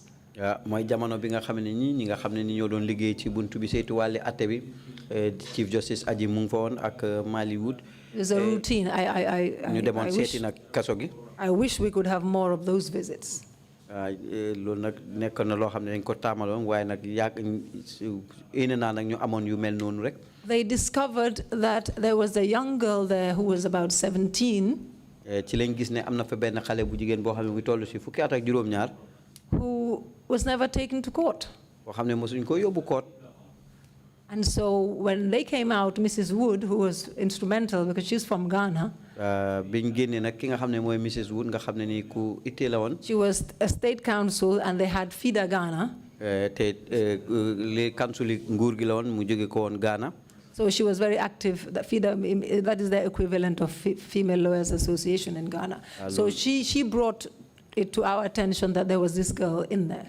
nekkoon na ko itteel nag jamono boobu ci la ñu yëgal ne am na xale bu jigéen bu nekk fi kaso gi. So we decided to take it up straight away under the leadership of Janet Sala. ci kaw loolu nag ci lañ jël nag jéego ne daal foog si rek ñu dékku ko. ci njiitalu Janet Sala. I believe myself and Mrs. Sagar Jahate went to visit her. yaakaar naa man ci suma bopp ak Mrs. Sagar Jahate dem nañ seeti ko. And when she came out and saw us, ci bi mu génnee nag gis ñu. she sat down. mu toog si suuf. It took her about 2 to 3 minutes def na lu dem si ñaar ba ñetti minutes.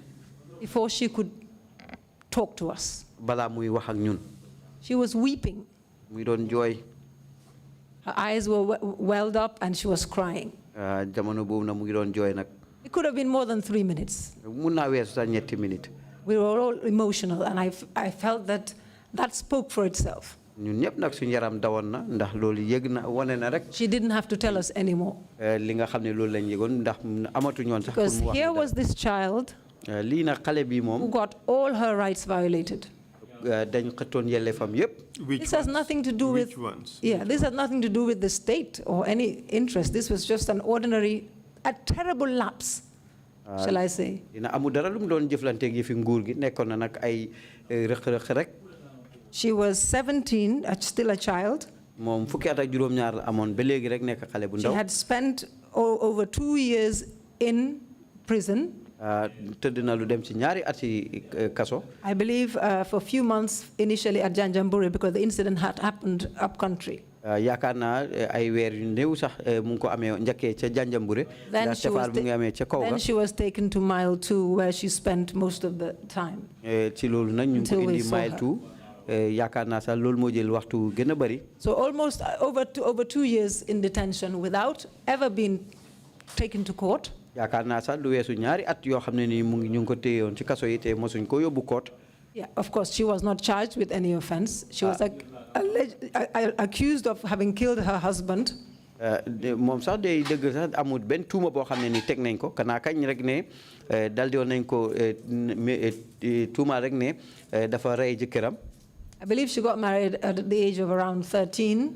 yaakaar naa sëyloo nañ ko ci jamono bi mu amee fukki at ak ñett. Before that, and she was being held in an adult prison.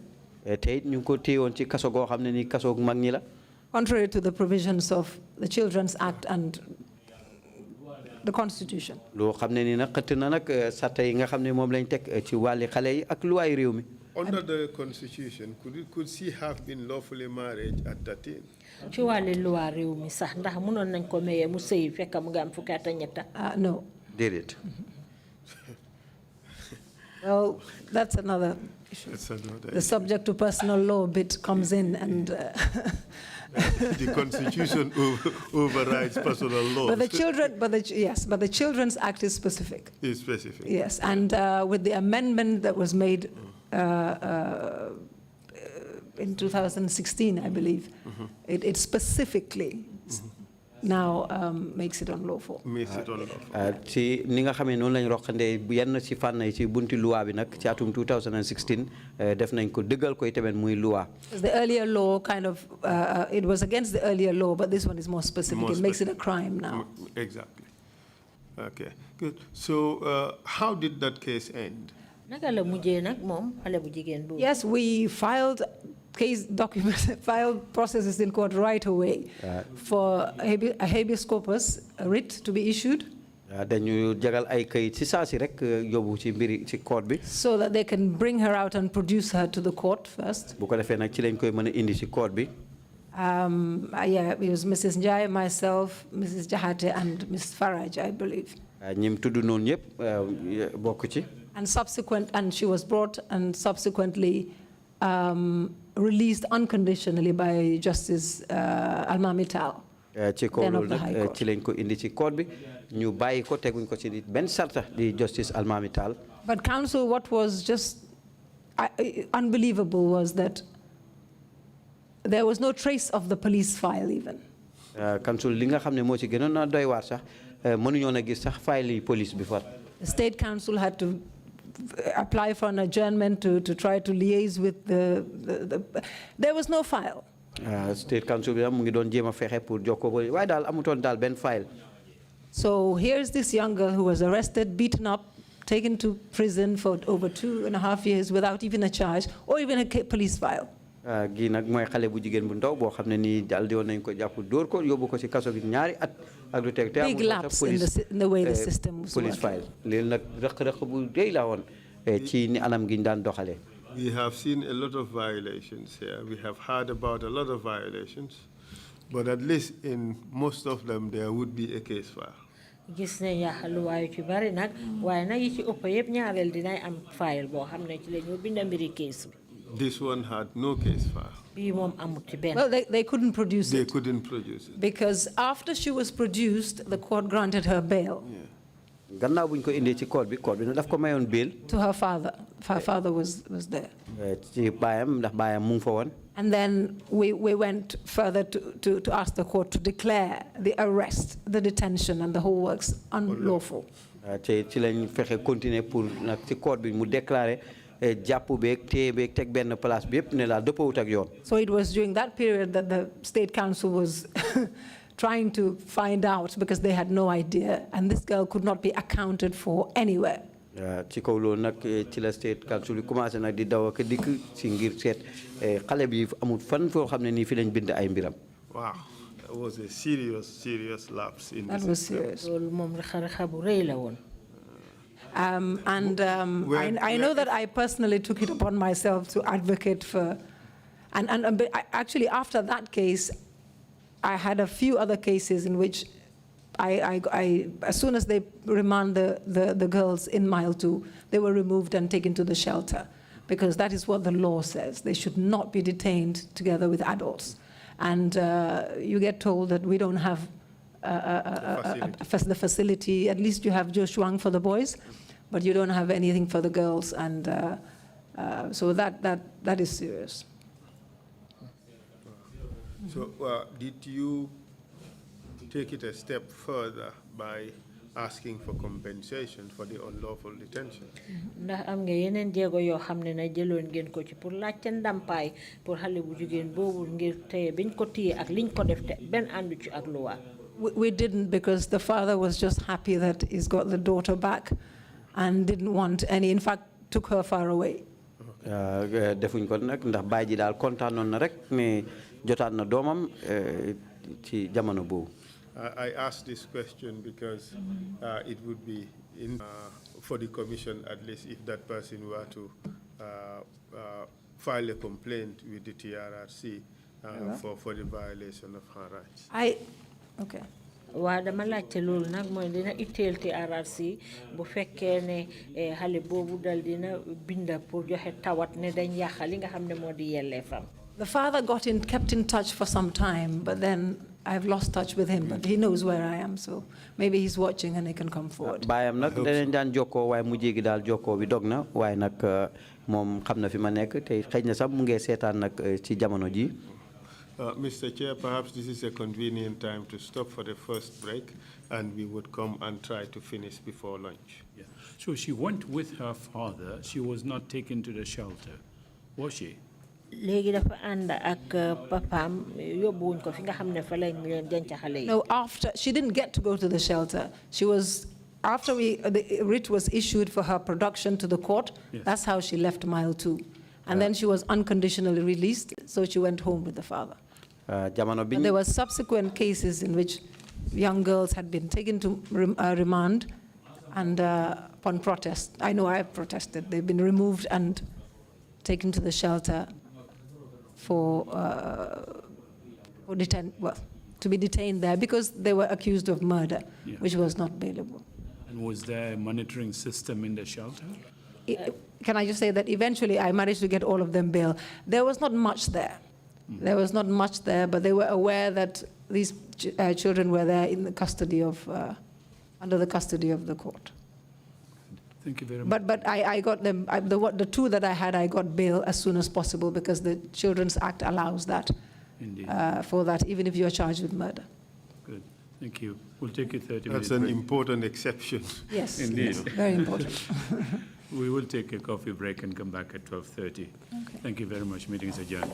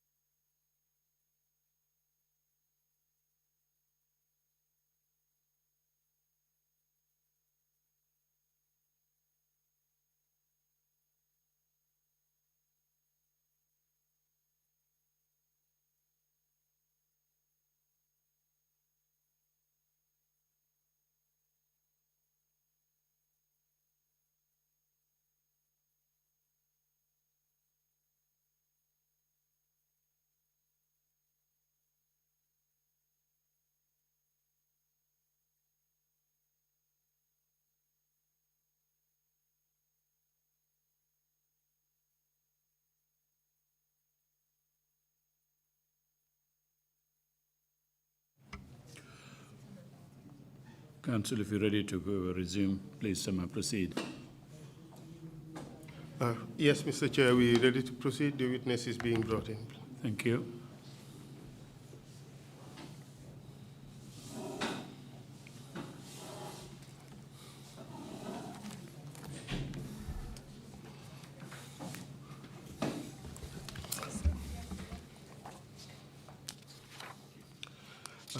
Welcome back, Madam Witness. seede bi ñu ngi la dalalaat beneen yoon. jërëjëf. So now,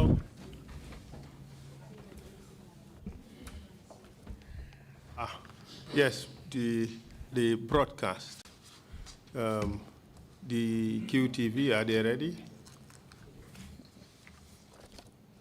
Obi-Wan? Okay, thank you very much. Welcome back, Madam Witness. seede bi ñu ngi la dalalaat beneen yoon. Thank you.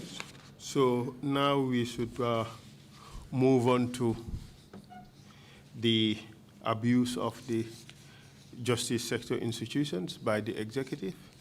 léegi nag ñu jàll ci li nga xam ne noonu la kilifa yi daan nekkee ci wàllu àttekaay bi.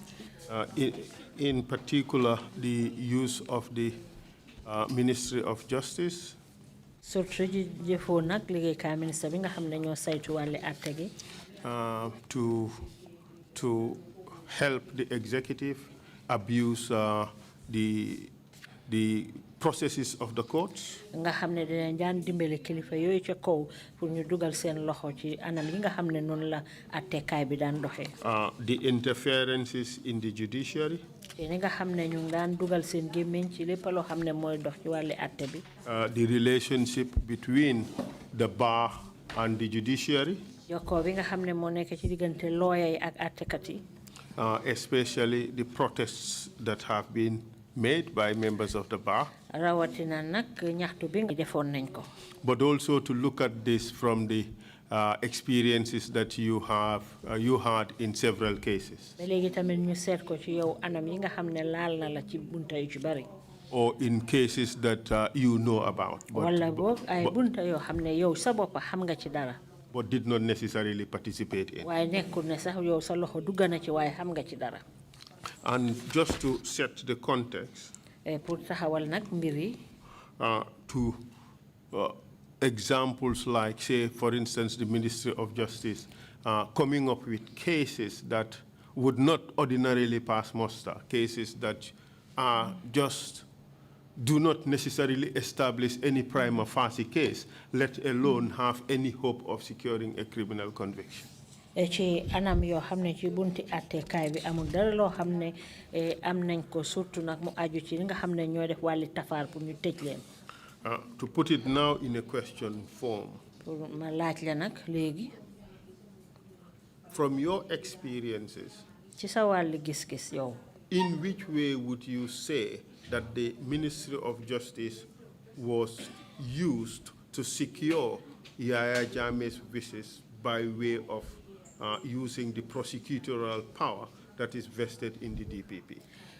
ci yow nag sa wàlli gis-gis président Yaya Jammeh ci yan doole la daan sukkandiku pour dugal loxoom ci li nga xam ne mooy bunti àtte gi fii ci biir réew mi. Well, I know for a fact that in some of these cases, xam naa rek ci yenn case yi. it was obvious from the stage at which the State Council offers opinion on the case that there's no prima facie case to take the matter to court. ci ni nga xamee ni nag mooy ki prosecutor bi ni mu koy doxalee moo wéré ne rek amutoon benn éene lu jëm ci mbir mi pour ñu àggale ko ci code yi. But yet the cases find themselves in court. waaye ba léegi rek da ngaa gis ne case yooyu danañ dee àgg ci court bi. Those suspects get arrested, detained, and charged. ñooñu nag danañ leen mujjee jàpp dal di leen teg benn place teg leen tuuma. And sometimes taken through a trial. léegoo léegi ñu yóbbu leen ci ab àtte. Only to be found not guilty at the end. mujjee gi sax danañ gis ne loi toppatul leen dara loolu la ñuy mujjee dogal. What cases do you have in mind? yan façon ngi case moom ngaa wax ni.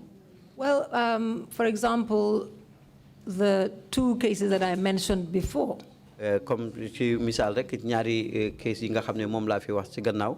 in which there was no prima facie case against the accused persons, that is Babu Jangha and Alaji Nying at the court martial.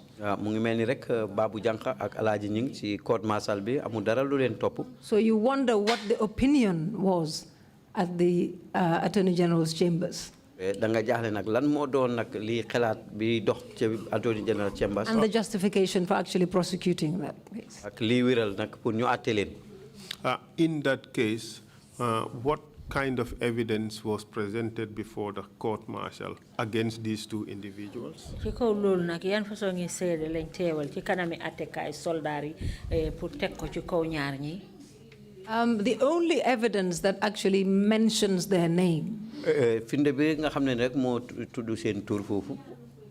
The only piece of evidence was their confessional statements. Evidence firnde bi nga xam ne moom lañ amoon rek mooy kàddu yi nga xam ne nii ñoom wax nañ ko ne nangu nañ tuuma yi leen teg. That was the cautionary statements. Mooy nag fi ñu tënk nag li nga xam ne mu ngi jëm ci wàlli seen tuuma. Incidentally, the voluntary statements were complete denial of the charges. Li nga xam ne nag mooy bunta bu njëkk ci tuuma yooyu liñ ko bindee moom nag yooyu yëpp weddi na li nga xam ne mu ngi jëm ci liñ leen teg tuuma. Those are the statements that they made voluntarily, with the charge put to them. They denied the charges. Tuuma weddi nañ nag tuuma yi nga xam ne nii moom lañ leen teg. But when the confessions were sought to be tendered, I objected because they didn't comply with the judge's rules. They didn't comply with the procedures that the police should have followed before taking the confessions. Bi nga xamee ne ñu ngi waroon a tëddal nag kàddu yi nga xam ne nii moom lañ jëlee ci ñoom ne nangu nañ liñ leen teg mu ne moom nag bañoon na ndax loolu dëppawut ak sarta yi nga xam ne nii moom la ñu teg ci mbiri àtte boobu. For example, in one of them, there was no independent witness. Ci misaal kenn ci ñoom amutoon kenn koo xam ne nii seedeeb sago moo fa nekkoon di independent witness. When I looked at it, I kind of thought that was their luck. Bi ma gisee nag daare bi ci laa kontaan ne daal loolu xëy na seen chance la. And for the other one, I believe another omission also, another lapse in the procedure of taking the statement. Ci beneen bi tamit am na beneen rëq-rëq mu ngi aju ci wàllu ni ñu doon jëlee nag ay kàddoom. I believe it was the jurat, absence of the jurat. Loolu nag dëddu That means that if somebody makes a statement in the local language, if it is recorded, you have to say that it has been read over and they accept it. The illiteracy protection. The illiteracy, yeah, exactly. Loolu nag mooy firnde bi nga xam ne mooy boromam ci làkk lim nampala bu waxee ci niñ ko sottande ko. We would come to how the judges dealt with that. Yes. Dinañ ñëw ci naka la àttekat yi jëflante ak mbir moomu. But you raised the issue of the opinion of the Ministry of Justice. Wax nga lu aju nag ci mbiri xalaati liggéeykaay ministre bi saytu àtte bi.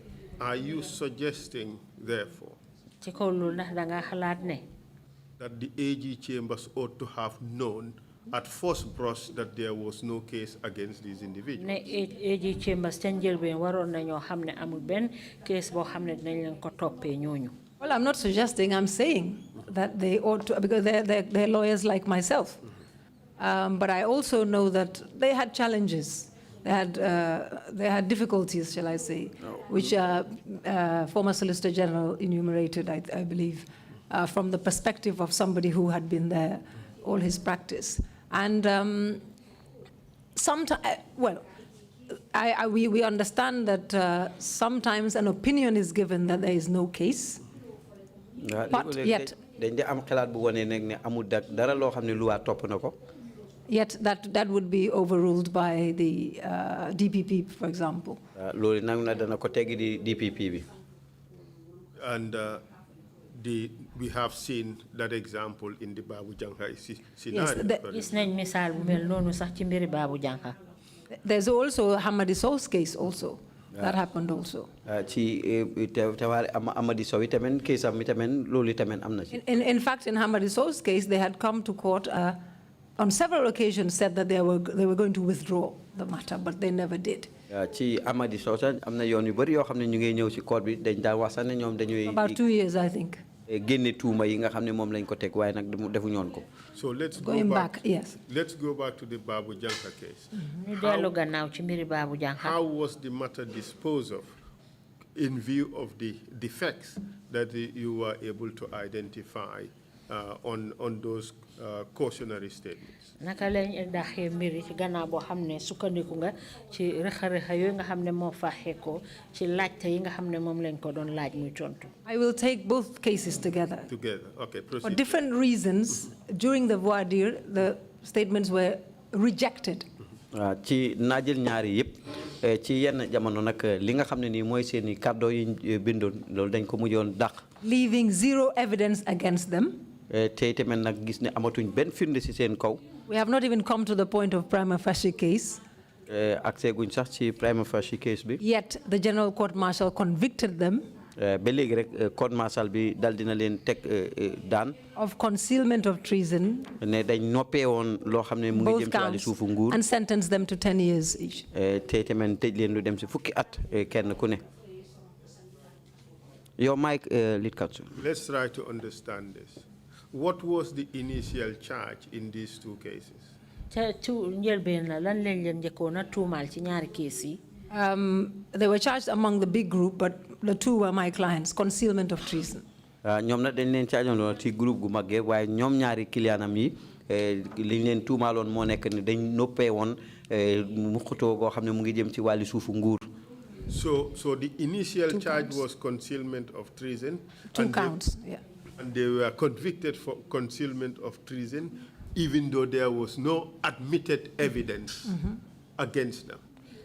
mu mel ni lañ leen tuumaal yoon daf leen daan ci ne dañ yëgoon li nga xam ne mu ngay xew ci wàlli suufu nguur ba pare waxuñu ko dëgg la nag amuñ yeneeni bunta ci ñoom waaye bunta bi moom ci la leen yoon daan. No other witness mentioned their name even. amul beneen seede sax boo xam ne tudd na seen. That is why I said zero evidence. moo tax ma ne daal amatuñ benn firnde seen kaw. I mean, that is a serious travesty of justice. Was the matter appealed? loolu nag yaa teggi luwaa bu métti la ndax dappelaat nañ ko. Yes, we filed appeals. waaw dal di woon nañu bind nag benn d'appel. We couldn't get anywhere. mënuñoo na mujjee fenn. Because the record of proceedings were required. ndax li nga xam ne mooy tëddali ni nga xam ne mooy jëm si wàllu doxali ni code bi sàkku woon nañ ko. And we couldn't get the clerks to bring it forward. tey mënuñoo na gis clerk yi pour indi ko. Counsel, don't ask me one thing after another. And one of my senior counsels in the case once said to me, Nene, why can't you leave this case? Leave it to drop the appeal. But that has serious constitutional implications, because here is a person who is being denied justice. The person is being denied access to the courts because appeal through the record, and there is no record. loolu nag dafa mel ni yaaxal na nit ki li nga xam ne moo di yelleefam ci wàlli àtte ci yooni dëgg boo xam ne moom lañ ko war a jox ndaxte nit ki doo ko mën a àtte ci yoon te amuloo li nga xam ne moo di record si aju ci wàlli mbiram. We wrote to the court martial. We did everything we could to have the records, but they were never forthcoming. bind nañ ci côté soldat yi bind nañ lu ne rek pour rek waaye mujjewu daal sottal. That is really serious. I agree entirely. And the Hamidou Sow case, what was the situation? You said the state promised consistently that they were going to withdraw this case. Yes. And 2 years down the line, what happened? When they didn't, they began prosecution of the matter, called witnesses, and then eventually it took many years. In fact, the others had settled for their fate, having been convicted at the court martial and in the other case, and he went on going to court until, I believe, 7 years, 4 months, 4 months before judgment was delivered. It went through many judges, suffered enormous delays. Court yu bari tardé yu bari lu dem ci juroom ñaari at ba mujjé gi dal ñu daldi agalé. Enormous delays. 7.5 years of pre-trial detention. In fact, juróom-ñaari at ak dara yoo xam ne ñu ngi ci mbiram te atteeguñ ko. In fact, after the conviction, he was convicted, and the sentence was 7 years, 6 months. mujjee gi sax de atte nañ ko tëj ko nag juróom-ñaari at ak juróom-benni weer. He had done 7 years, 4 months. def na juróom-ñaari at ak ñeenti weer. And he's my kal, so and jam. So I said, Hamadi, go lie down for 2 months and you're out. Go drink some so and you're out. The relief in on his face that, okay, I'm convicted, but I'm getting out in 2 months. So the sentence was 7 years, 6 months, and he had already time served, minus time served, yeah. léegi juróom-ñaari at ak juróom-benni weer lañ ko tëj waaye fekk tëdd na fa ba pare juróom-ñaari at ak ñeenti weer. His trial was the last to finish, but he was the first to be out. Atem nag mooy bi mujjee waaye nag moo mujj njëkk a génn tamit. Last in, first out. Yes. He joked and said to me, at least I was getting out every so often, coming to court for fresh air. But it's not funny, but sometimes you have to make light of such. The violations that happened during those trials are quite extraordinary. We have heard from a witness who testified that he was told that, well, nothing was going to happen with him. There was no case against him. He was going to be released. And the judge made similar pronouncements that, oh, for you, as for you, we have nothing. The judge received a telephone call.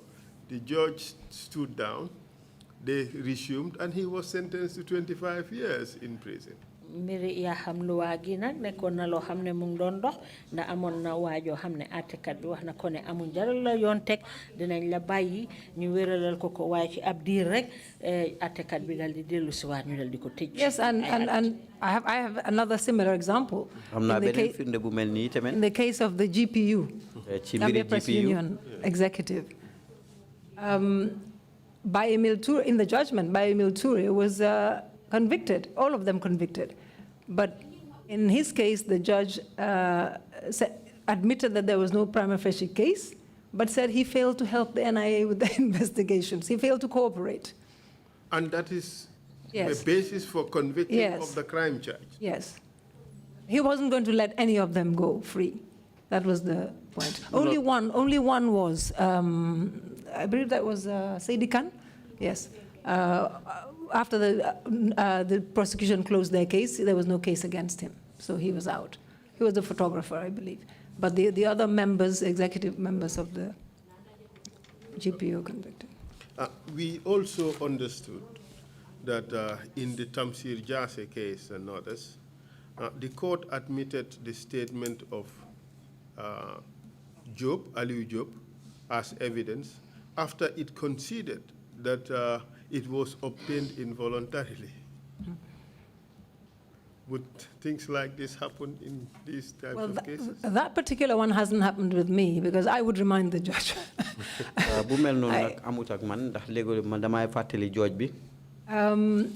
My experience. In fact, Amnesty International they have it captured here, and it says Amnesty International had similar concerns during the course of the treason trial when one of the accused, Ali Job, made a statement to the investigation panel during the pre-trial detention, claiming that another defendant, Tamsir Jase, had aided and escorted Nur Cham, prompting Jase's arrest. I would translate this, I will interpret this later. The defense counsel challenged the voluntary nature of Job's statement, claiming that it had been obtained illegally under conditions of torture and therefore was inadmissible as evidence. The court agreed with the defense counsel about the involuntary nature of the statement, but allowed the statement to be considered in court as evidence in violation of fair trial standards. Lim wafi moine ci biñoo atte Tamsir Jase nguur gi dañ dugal wax goo xam ne Aliou Diop moo ko waxoon ne Tamsir Jaase moo dimbale Ndour Thiam génnee ko réew mi so lawyer Tamsir Jaase bi wone ne Aliou Diop day ba moo wax loolu dañ ko mbugal moo tax mu wax loolu court bi d'accord ak lawyer bi ne waaw loolu mu ngi mel ni Aliou Diop waxu ko ci coobareem dañ bañ ko du mbugalee forcé ko ci la wax waaye ci kaw lu te loolu taxut court bi d'accord ne ñoom loolu nga xam ne loi daf ko tere ñoom dinañ ko jël dugal ko ba pare boole ko ci jéego yi nga xam ne moom lañ war a seet pour àtte Tamsir Jaase ndax moo def liñ ko tuumal ndax defal luñ ko loolu so te loolu moom yàqaluwaa la. Counsel, that was very improper. That was very because the Evidence Act is very clear on that. Confessions had to be proved to be voluntary or to be admitted. Otherwise, they cannot and should not be admitted. Of course, the case of your client, Hamadi Sow, is also reported in this article. And it is suggested that State Counsel Mali Woods told the court that they intended to discontinue the case, but it was unclear if the charges were formally dropped. Upon hearing this announcement in the court, Sow's lawyer told his family that he would be released soon. However, Sow was not released from detention approximately until 18 months later. Well, that probably was towards the end, just before the trial got going. But for about 2 years or about 3 years, they had been saying they were going to withdraw. So it wasn't just Mrs. Wood, it was one state counsel upon another. And you got the feeling that they were getting instructions to go ahead with this prosecution, even though they didn't believe. I know Mrs. Wood didn't believe in that prosecution. She didn't tell me, but I knew she did not. She had to. We have received evidence from Solicitor General Tambedu. From Marena. That in a lot of these things, the DPP received direct instructions from the President or through the Attorney General. Or the President. And that the considerations were politics instead of law. Do you have any reason to suggest, to believe that that may not be the case? No, I don't have any reason. I mean, it could very well have been. Okay. Mr. Marina has been in that chambers all his practice, Mr. Marina legal practice, so chambers I would trust his opinion. So let's talk about the independence of the judiciary. During the Jammeh era. I know that you have made an interesting distinction between cases in which the executive had an interest and those ordinary cases in which there was no interest.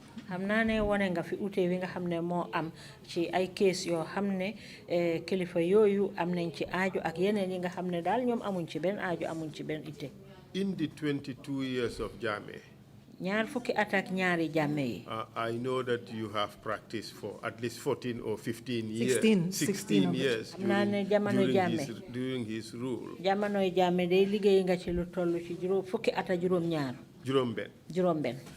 Would you say that there was independence of the judiciary during Jammeh's time?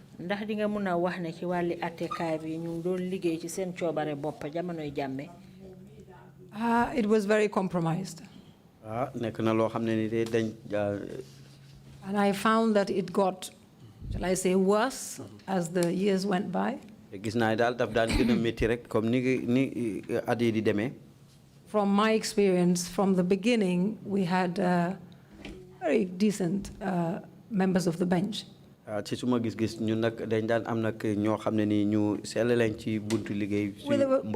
a few exceptions.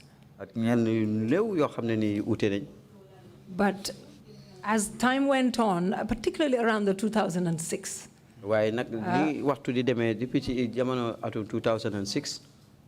We were very lucky, I believe, ñu am chance lañ to have certain judges who were within the jurisdiction, as alluded to by my colleagues who had testified before. Sorry. Okay, amoon nañ wërsëg ne by wax atum 2006 amoon nañ fi ay jooj yoo xam ne comme rek ni ko ñi fi wax balaa man niñ ko waxee ñooñu mënoon nañoo def seen liggéey comme niñ ko bëggee. In the criminal cases that we're talking about. ci cases yi ñoo waxtaanee nii. And I believe they have been mentioned, Monaghan and Belgore, and some others. We also had other judges. Madam Witness, for the purposes of the record, could you state the names again? You said Monaghan. Honorable Justice Sanjay Monaghan. Sanjay Monaghan. And Inkem Isuaku, Honorable Justice. Yes, Inkem Isuaku. And Honorable Justice Ahmed Belgore. Belgore. Even Tahir, Tahir also, but. And Tahir. We had Kabalata also, not bad, from Zimbabwe or somewhere. From the testimonies we have received here, it is suggested that these judges who asserted their independence paid a very heavy price for acting so independently in cases in which Jammeh was interested in. Ci seede yi nga xam ne jot nañ ko fi nag wane nañ ne àttekat yi nga xam ne ñoom ñu ngi tànnoon daal pour def seen liggéey ci seen coobare boppa dafa mel ne ñu ngi ko daan def ci ay anam yoo xam ne rek coono la leen doon dikkal ci ay kees yoo xam ne Jammeh amoon na ci itte. I believe that with the exception of the Commonwealth judges who he couldn't sack because he didn't hire. Ci li nga xam ne nii mooy uteeg ñi nga xam ne ñooy ay Commonwealth judge yi nga xam ne mënul leen a dàq ndax ñoo jëlutoon leen liggéey. The ones that he could, he fired. Ci ñi nga xam ne mën na leen a dàq daf leen daan dàq. And I don't think it was necessarily only in criminal cases. There were a few civil cases in which that interest was there, and judges would be, nekku rek si layo yoo xam ne nii layo yi tefaar la waaye nag si yoo xam ne sax yu civil la. There was a security of tenure, not really. Your colleagues who testified seem to have divided this into two interesting categories, like you just suggested: the Commonwealth judges and the judges on technical assistance from Nigeria. Sa seede yi nga xam ne sa naataango yi nga xam ne joxe nañ fi seen seede ñoom it def nañ ko ñaari xaaj ñi nga xam ne ñooy àttekat yi ñoo wax Commonwealth judges ak yeneen ñi nga xam ne yeneen àttekat yi lañ. ñi jógee Nigeria nga xam ne ndimbalab nguuri Nigeria la pour nguuri Gambia. And of course, the third basket would be the local judges.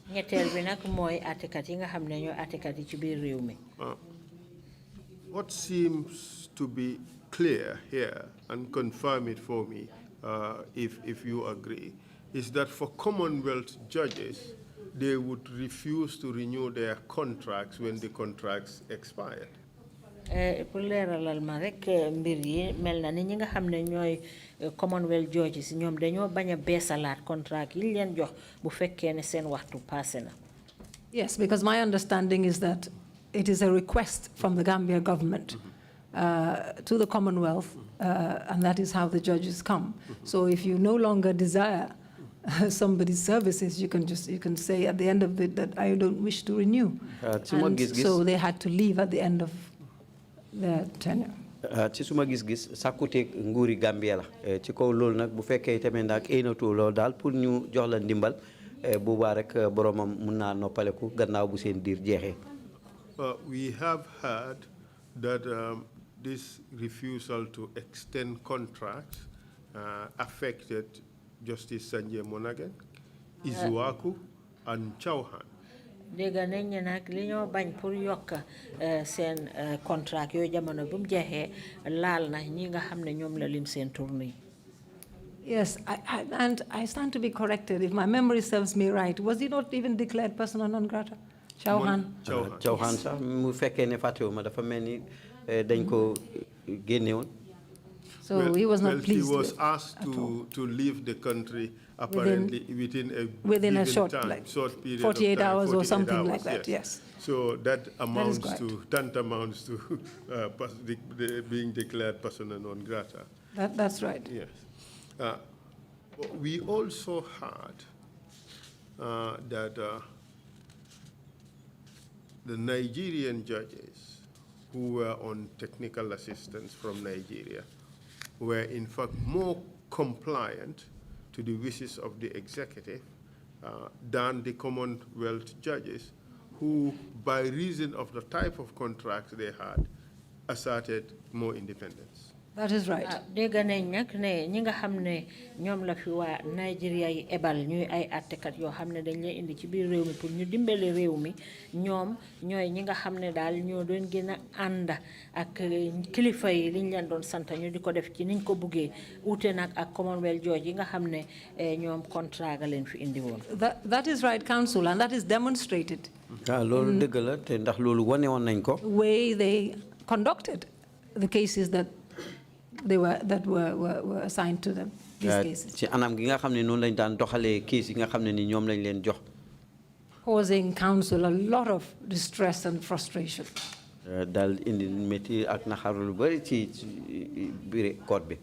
Sorry for putting you on the spot on that, but can you expand on that by giving us examples of instances where you or some of your colleagues are affected? dañ ñu mën a gën a leeralal nag ay misaal yoo xam ne duñ ñu ko mën a jox ci ay anam yoo xam ne laal na la wala laal na sa ay naataango. I can cite the GPU case. Mën naa wane sax lu jëm ci GPU case su may commencé. I can give also another many examples, but the 2016 protests group, that group. Yes, please go 4 ahead. groups.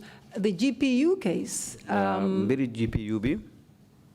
We were being led by Mr. Antuman Gay, Senior Counsel, Mr. Kamara and myself. Mr. Kamara ak moom si boppam. Representing all of them, I believe, except Uncle Sam, yes. Who represented himself. Uncle Sam. The matter was initially assigned to Justice Wowo. Ci njëlbeen nag mbir moom ñu ngi ko joxoon Justice Wowo.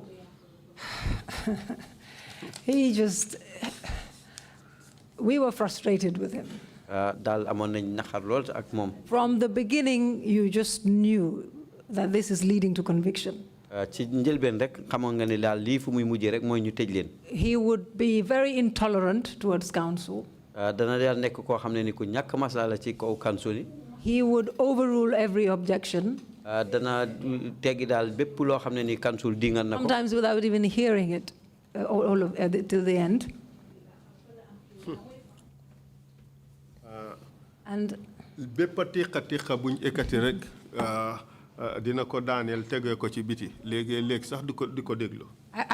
we even had to walk out, withdraw representative and walk out of the court.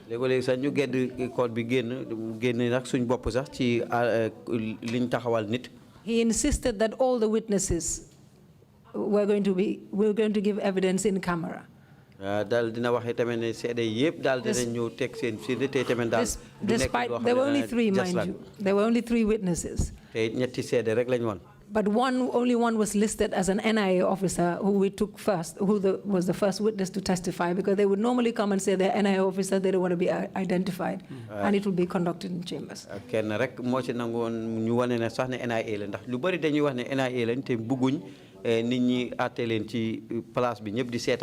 And the others were not, and they turned out, it's just tussle between counsel and him. And I remember Mr. Gay getting very, very furious and informed him that I will not represent my clients in a kangaroo court. Mr. Gay dana daan wax ne daal moom du stede ci court boo xam ne ni daal ci court yi jaay doole la daanaka. And we walked out. ci kaw loolu ci la ñuy génn dem. We petitioned the Chief Justice to reassign we asked for, well, I believe he had been asked to recuse himself. Mr. Gay asked him to recuse himself. He threw out evidence, said, our reasons were not valid, were not good enough. Mr. Gay sax dal na sàkku ne daal fi mu nekk nii dafa waroon a jébale boppam rek ci mbir mi génn ci. And he would agree with everything the prosecutor. te dana daan ànd ci lépp loo xam ne ni nag ñi amee kayiti ate jiñaate yi moom lañ amee. And disagree with everything the defense says. te dana daan ñàkk ànd ak ci li nga xam ne ni moom la lawyer bi wax. Even when it's obvious. même su nekkee sax dëgg la. So the Chief Justice, I believe, who was then Ajim, I can't remember. I believe it was him. I could be wrong. Reassigned the matter and gave it to Honorable Justice Fagbenle. ci kaw loolu nag ki nga xam ne moo nekkoon Chief Justice Ajim mu jégi dal di toxal case boobu santaat ko keneen ku ñu xamee Fagbenle. We didn't realize, Counsel, but we went from the frying pan into the fire. ñun sa yëguñ waaye fañ nekkoon rek moo gën a métti fi nekk daanu. From biased judge to an even more biased judge. Well, it turned out to be. It turned out. He, in the way he conducted himself, it was slightly different approach. Whereas Justice Wowo was shouting us down and, openly and visibly hostile. Justice Wowo nak dafa nekkon ko xamni nak mom def lim daan def jasrang la ko daan def. Honorable Justice Fagbele is the opposite. Why Justice Fagbele nak mom ute nak mom tuti. And in the end, convicted all of them. He was more subtle in his approach, but secured the same objective and the same result. Very well.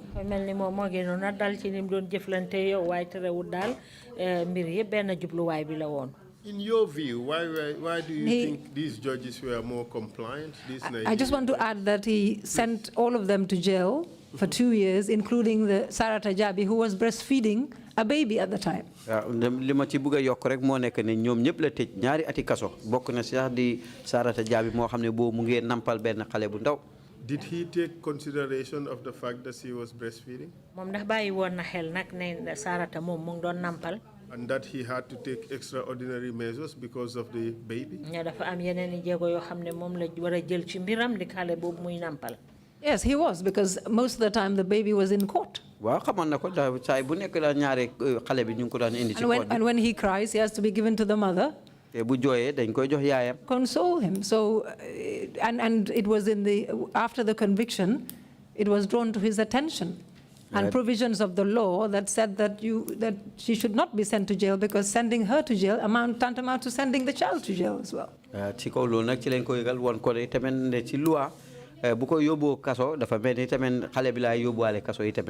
he change his ruling, his decision on that? No, that was before sentence, during allocutus. Yeah. Before sentence, all this was drawn to. He could see it. So after the allocutus, did he take that into account and did not order a custodial sentence in mile 2?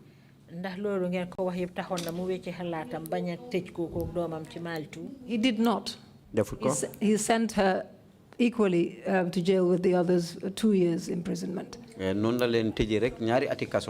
2 of them, including Uncle Pap Sen, was not very well at all.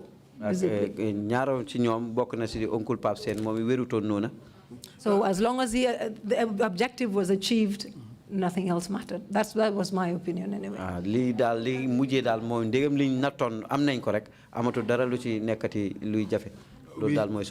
We have also seen that happen to baby Aisha.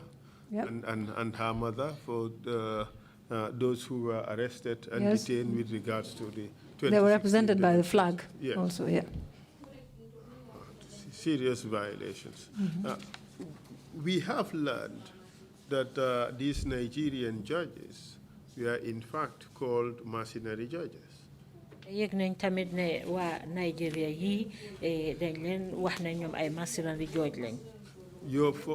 From your own perspective, why do you think these people were called mercenary judges, and do you think they deserve that accolade? ci sa wàlli gis gi ndax nag foog nga naka lu tax ñu ooyee leen ko ndax jar na sax ñu jox leen title boobu. Well, I believe that, well, it was a term brandished around, and I think it certainly fits some of them. loolu nag nekk na tur woo xam ne nag ñëpp leen dañ ko daan ooyee rek te yaakaar ne nag am na ñoo xam ne yelloo nañ ko ci ñoom ci tur boobu. Why do you say that? Yes. tax nga xalaatee noonu. Yes, because you got the feeling that they were hired to do a job. waaw ndax dafa mel ni daal dañ leen fay pour ñu def seen liggéey. Which was to secure conviction and imprisonment. mooy pour tëj nag ñi nga xam ne rek ñoom la ñuy atte. In selected cases. ci yenn case yi nga xam ne dañ ko tànn. Which kind of cases? yan façon yi case la. These are the ones that I've mentioned, ones involving political opponents, for example. yi mooy yi ma fi wax yoo xam ne ni xëy na am na lu mu def ak ñu yëngatu ci wàlli politique. Journalists, they suffered enormously. way taskati xibaar yi. And anybody else who may have a different view. ak keneen koo xam ne ni daal xëy na am na loo xam ne ni who may be critical to the government. koo xam ne daal xëy na mu ngi diingat nguur gi. Like in the Amadou Scatter Jane case. lu mel ni ki ci Amadou Scatter Jane case am. Example. If you were to mention at least 3 such judges, who would you say they are? If you're not comfortable saying the names, you can write them down. Yes, I can write them down. So buggee wax nag ñetta ci attekat yoo xam ne noonu lañ daan jëfee ndax di nga mën a bindal seeni tur fii. Perhaps it's even better that these names are not mentioned publicly, so that we can compare the evidence of the various counsel who appear before us to see how often would these names coincide. baax na sax ne duñ seen tur duñ ko wax jaxaran ndax ñu mun koo méngale ak yeneen lawyer yi nga xam ne ñoom it binda nañ fi ay tur ndax li ngeen binda nuroo na ak ñooñu tamit.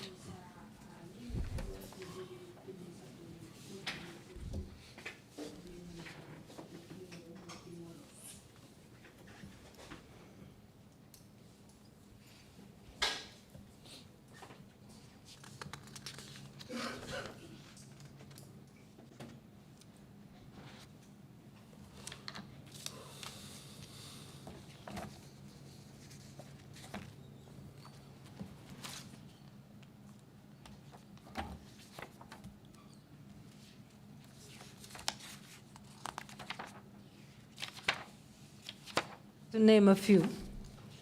Yes. mooy tudd rek But néew. of course, these judges are quite a few. All right, quite a few. Could I label it compliant judges or mercenary judges? What would you? I'll leave it to you, counsel. Thank you. I'll say compliant / mercenary judges.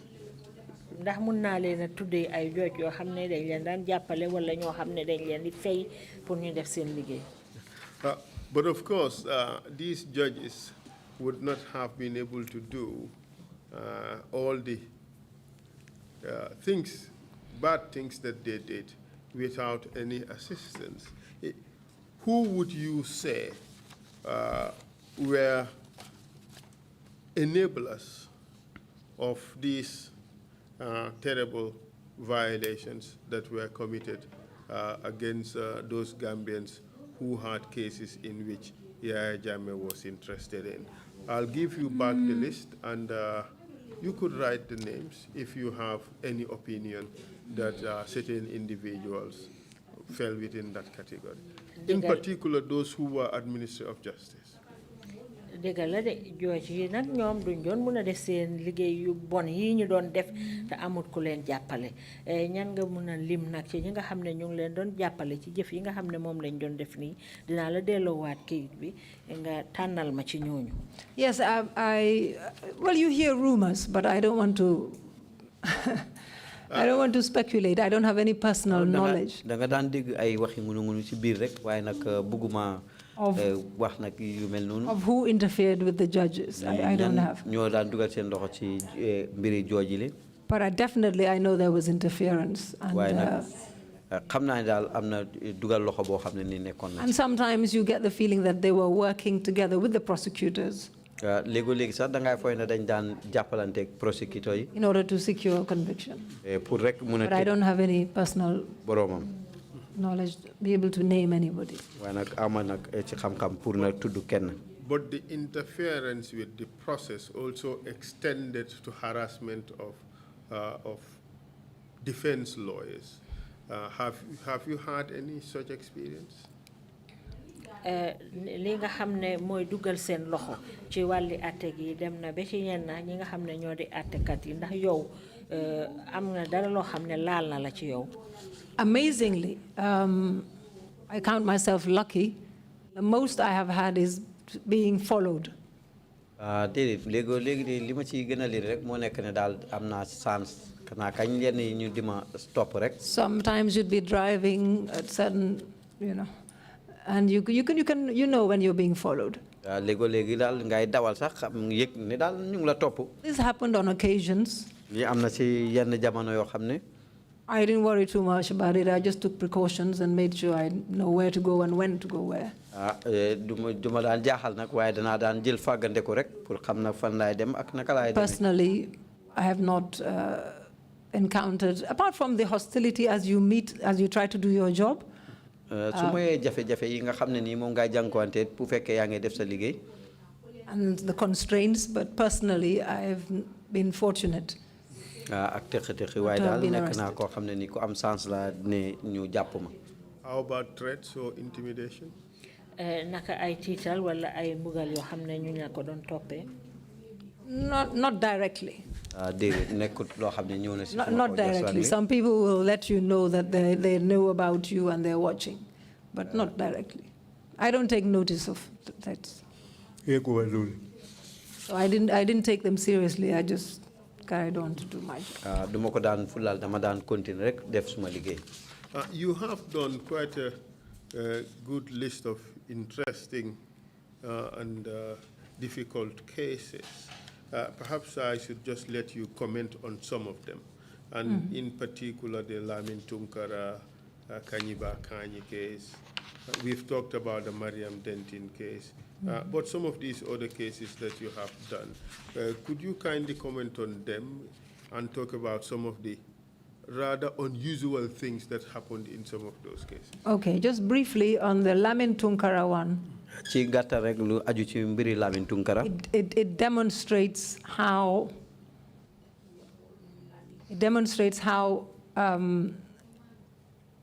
bad the situation was. dafa wone rek naka la tëddalin boobu bonee woon jamono jooju. And in a matter in which the state or the former president had interest in. mbir moo xam ne nii ki fi nekkoon président amoon na ci aajool. There were very similar things that happened, like disappearances. nduroo nag yi nga xam ne ni amoon na fi rek mel ni riiral nit ñi. There was always arrest. arrest jàppam. Detention. téem. Disappearance. ak riiral. And I found cover up. And cover up. I was going to come to that. nëbbatu bi tamit. And cover up. After he was removed from there, they initially said he escaped when. ca njëlbeen bañ ko génnee li ñu njëkk a wax moo nekk ne dafa rëcc. You wonder how anyone can escape police custody. nga xalaat nag naka la nit di mën a rëccee ci. And the matter wasn't even investigated. And for the record, the evidence presented before this commission is that he was released. ak it sax li nga xam ne mooy seede yi ñu wax fii ci commission bi mooy dañ wax ne dañ ko bàyyi woon. Really? Who said that? We produced the police diary, and the police diary showed that he was released. dañ indi diary bi nga xam ne fa la police yi binda lépp lu fa xew te liñ fa binda mooy ne dañ ko bàyyi mu dem. And the person who did the release testified before this commission, Lamin Cham. te Lamin Cham mi nga xam ne moo ko bàyyi mu dem toog na fii wax ci kanam commission bi. Did he say that he was released? ndax wax na ne dañ ko bàyyi woon. Did he give the date of the release? joxe na bés biñ ko bàyyi. 25th day of March. wax na ne ñu ngi ko bàyyi ñaar fukki fan ak juróom weeri Maaj. We even produced the letters that you sent. jox nañ ko sax leeta yi nga xam ne yow mii bindoon nga ko. After he got bail, I saw him. gannaaw buñ ko béelee gis naa ko. That was when they said, well, no, we have to wait for the superior officers to come. mooy biñ waxee ne dañ war a xaar ba kilifa yi ñëw. He certainly wasn't released. moom nag bàyyiwuñu woon ko. And in the end, mujjental gi. after they said that he had escaped, I wrote that letter. I believe you have the letter. Well, we have received evidence from the junglers that he was killed together with the West African migrants. Yeah. Wow, ñun am nañ fi seede yoo xam ne jongula seen boppa ñoom ñi ko rey wax nañ ne dañ ko reyandoor ak tukkikat yooyu bàyyi. Well, they may have released him into the hands of the junglers. That's the only explanation. dañ ko bàyyi ci loxoy jongula si. Or the diary was doctored. Wala diary bi dañ ko yàq daal def ci leneen. He was released and taken by the NIA because, according to his wife, he came to the house with NIA officials and they searched the house. That was on the first day, I believe. That was the first day. That was on the first day. But, no. The officer who was in charge of his case, Lamin Cham, said he called him to tell him that he was with the NIA and they have gone to his house. So I am sorry, but yeah. Yes, these are the terrible things that I take some of the evidence, I'm sorry to say, some of the evidence of the police with a pinch of salt, I'm afraid. Yes, but the diary at least clearly showed that they say he was released. So if at all he was released, there should be an explanation as to how he came into the hands of the NIA Again, yeah. and then to the junglers. Yes. That is the bit that is lacking in our evidence. That is the evidence. Yes. But we do receive evidence that he was executed. He was in the vehicle. I heard the evidence of. That's right. That's right. Yeah. So Kanyiba Kanyi? Kanyiba, sadly, he is still not been produced. When he was arrested and taken away, my learned senior, Mr. Dabo, initially was, but I was with him in most of the cases that he was handling in the same chambers. That's how I came in to be involved in Kanyuba's case and Usman Rambo Jatta's case. So the court had ordered, Honorable Justice Monaghan had ordered for their production. And they said, we don't have them. That is the first time I heard of that term. And it continued as a trend for the rest of the years. Whenever they could not produce or they didn't want to produce anyone,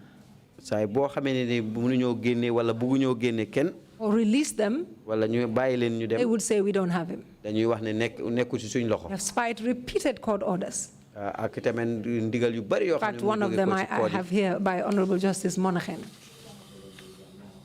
So I was hoping that the TRRC would bring a witness would come forward and explain what happened to Kanyiba Kanyi. But we haven't been that lucky yet, I understand. But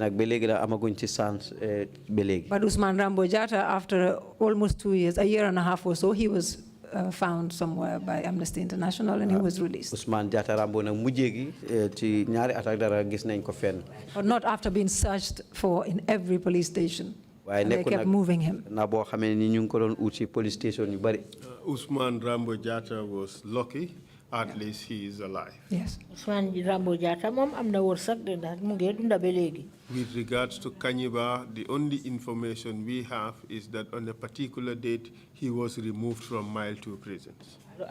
Kanyiba nak mom xibaar giñ joté ci mbiram rek moy amna bés bo xamné day génné won nañ ko Mile 2 prison by state security agents. Té ñi nga xamné ño amé wali karange nguur gi ñoko And he has not been seen since. Té depuis bobañ ko génné gisatuñ ko. That was since 2000. It's since September 2006. Depuis September 2006 We have talked about Bailo and others who were detained incommunicado for over 2 years. You have also talked about the case of Mariam Denton. I just wanted to make a correction with Mariam Denton's case. Yes, She was not prosecuted. yes. Because I think I heard that she was acquitted and discharged. She was not prosecuted. She was released unconditionally. After 3 months. Yes, after the 3 months. And then I believe there was, the state wanted her to testify in the treason case on what her client had told her, because I think that was the background. And I remember the lawyers, female lawyers, protesting that this is communication that was privileged between a lawyer and client. That was Tamsir Jase. How could anyone try to compel a lawyer to testify against a client? But it was done because she did give the evidence. Well, she testified, let me put it that way. Wow. Mind you, that was the very reason why she was arrested. Why would she have been arrested based on what a client had told her? Because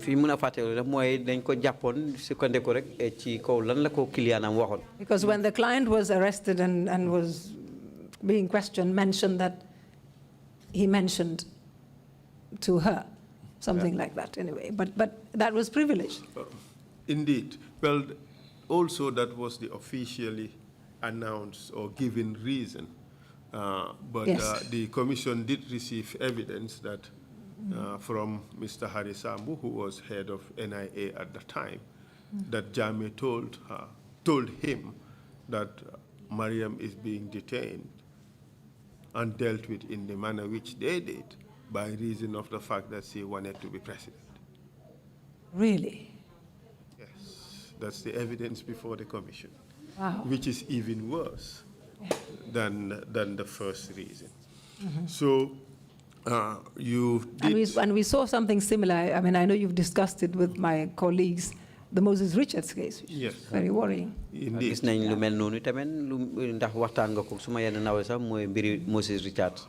And from the list of other cases that you have in your statement, it appears that the government had in the law books legislation that enabled them to do some of these crazy prosecutions, witch hunt prosecutions, just to satisfy the wishes of the executive. In your experience, which of these laws would you say they have used to really prosecute people? Yeah, sorry. Go ahead. Yeah. Okay. Let me malapato lol. Gis nañ ci sa statement bi ci cases yi nga wone ne daal am na ci bunti luwaa yoo xam ne moom la nguur gi daan sukkandiku pour dugal ñenn ñi ci yow sax si sa xel yan luwaa la nga foog ne moom la gaay daan jëfandikoo pour def yooyu. I think the most abused was false information, giving false information to a public officer. Bi nga xam ne nii moom lañ gënoon a xëtt nag mooy biñ teg ne mooy wax nag loo xam ne nii du dëgg. And here I have two examples. te fii nag am naa fi ñaari firnde. The case of IGP and Nana Maketa. Ci mbiri IGP ak Nana Maketa. 2011, he was a Daily Observer, I believe sports editor or something. 2011, He's a journalist. Daily Observer. Way taskati xibaar la woon. He wrote a petition to the president, I believe, complaining of financial practices at Observer. Daily Dafa Observer. bindoon leetar doon tawat ni nga xamee daal noonu lañ doon jëfee koppar yi ci Daily Observer. And he got himself in trouble and charged with giving false information. Mu dugg ci problème ne daal dafa joxe woon bataaxel yoo xam ne nii du dëgg. And in the case of Amici, I wasn't going to mention her name, but I have. Sorry. That one is very sad. Ci Amici waruma woon a tudd turam sax waaye boobu moo gënoon a daw yaram. She was struggling to meet the expenses towards the education of her twin girls, mu ngi doon jéem a seen nu muy lijjantee nag feek njàngi ñaari si xam yi. They couldn't do the grade 9 exams, the earlier one, because she couldn't afford it. Mënuñu woon a def nag grade 9 bi ndax mënutoon koo fay. So with the help of the school, she went to the school, and one of the head teachers wrote a letter for her to the office of the president, asking for help. loolu nag benn ci teacher yi ci school bi bindaloon ko letter pour mu sàkku ndimbal ci office of the president bi. As soon as that letter got there, bi letter bi àggee foofu rek. she was arrested. daldi ko jàppa. Charged. ñu daldi ko teg tuuma. With giving false information. dafa doon joxe ay kàddu yoo xam ne du dëgg. And prosecuted. ñu daldi ko àtte. What was the outcome of the case? naka la na fa xee ko woon nag ci layo boobu. Of course, she was acquitted and discharged. mujjee gi sax dañ ko bàyyi woon. Luckily, because all the witnesses gave evidence that went in her favor. ndax seede yëpp demoon nañ ci wax ay kàddu yoo xam ne ni daal moo ko doon dimbali. It was then I knew that the item was of school fees on the list of expenses was $150. ci kaw loolu nag ci lañ gis ne daal liñ lim nag ci mbiri school fees bi téeméer ak juróom fukk la. But we know that there are a lot of others. waaye gis nañ ne am na yeneen yu ni mel. Which she couldn't afford. yoo xam ne ni mënutoon ko. That was why she asked for the help. loolu moo tax moom mu daal di woon bind ndimbal. But she was prosecuted. waaye atte woon nañ ko. Because apparently they said that girls don't pay school fees, something like that. maanaam sax dafa wax ne daal xale jigéen du ñu fay school fees daal lu mel noonu. And this was a poor woman. tey tamit kii jigéen la xam ne daal who was struggling. doon gannaaw doon jéem a fexe. This was a very emotional case for me to do. nekkoon na loo xam ne lu daw yaram. Even come to court, there was a day when she almost collapsed. bi mu ñëw ci court bi sax am na benn bés tuuti mu daanu. Because the thought of the president taking her to court, she was illiterate, was just too much to handle. mbiri président bi di ko yóbbu court te moom jàngutoon. And so you wonder how this sort of case got to be prosecuted. It was prosecuted by the police. At which court? Bundung Magistrates Court. Total abuse of this prosecution of this offense. It is. Sometimes some of these stories are just simply unbelievable. Yes. But a good thing came out of it in that I solicited help from one of my friends who had a school, because I said, I thought to myself, if the twin girls still couldn't take that grade 9 exams, then she would have been prosecuted for nothing. So because they were willing, I continue. Edward Cisse, that was Worldsley School, primary school, accepted them, and they passed with flying colors the following year. Fantastic. And they went on. So at least that good news came out of the misery that their mother was put through. Well deserved, for that Yes. matter. We do understand that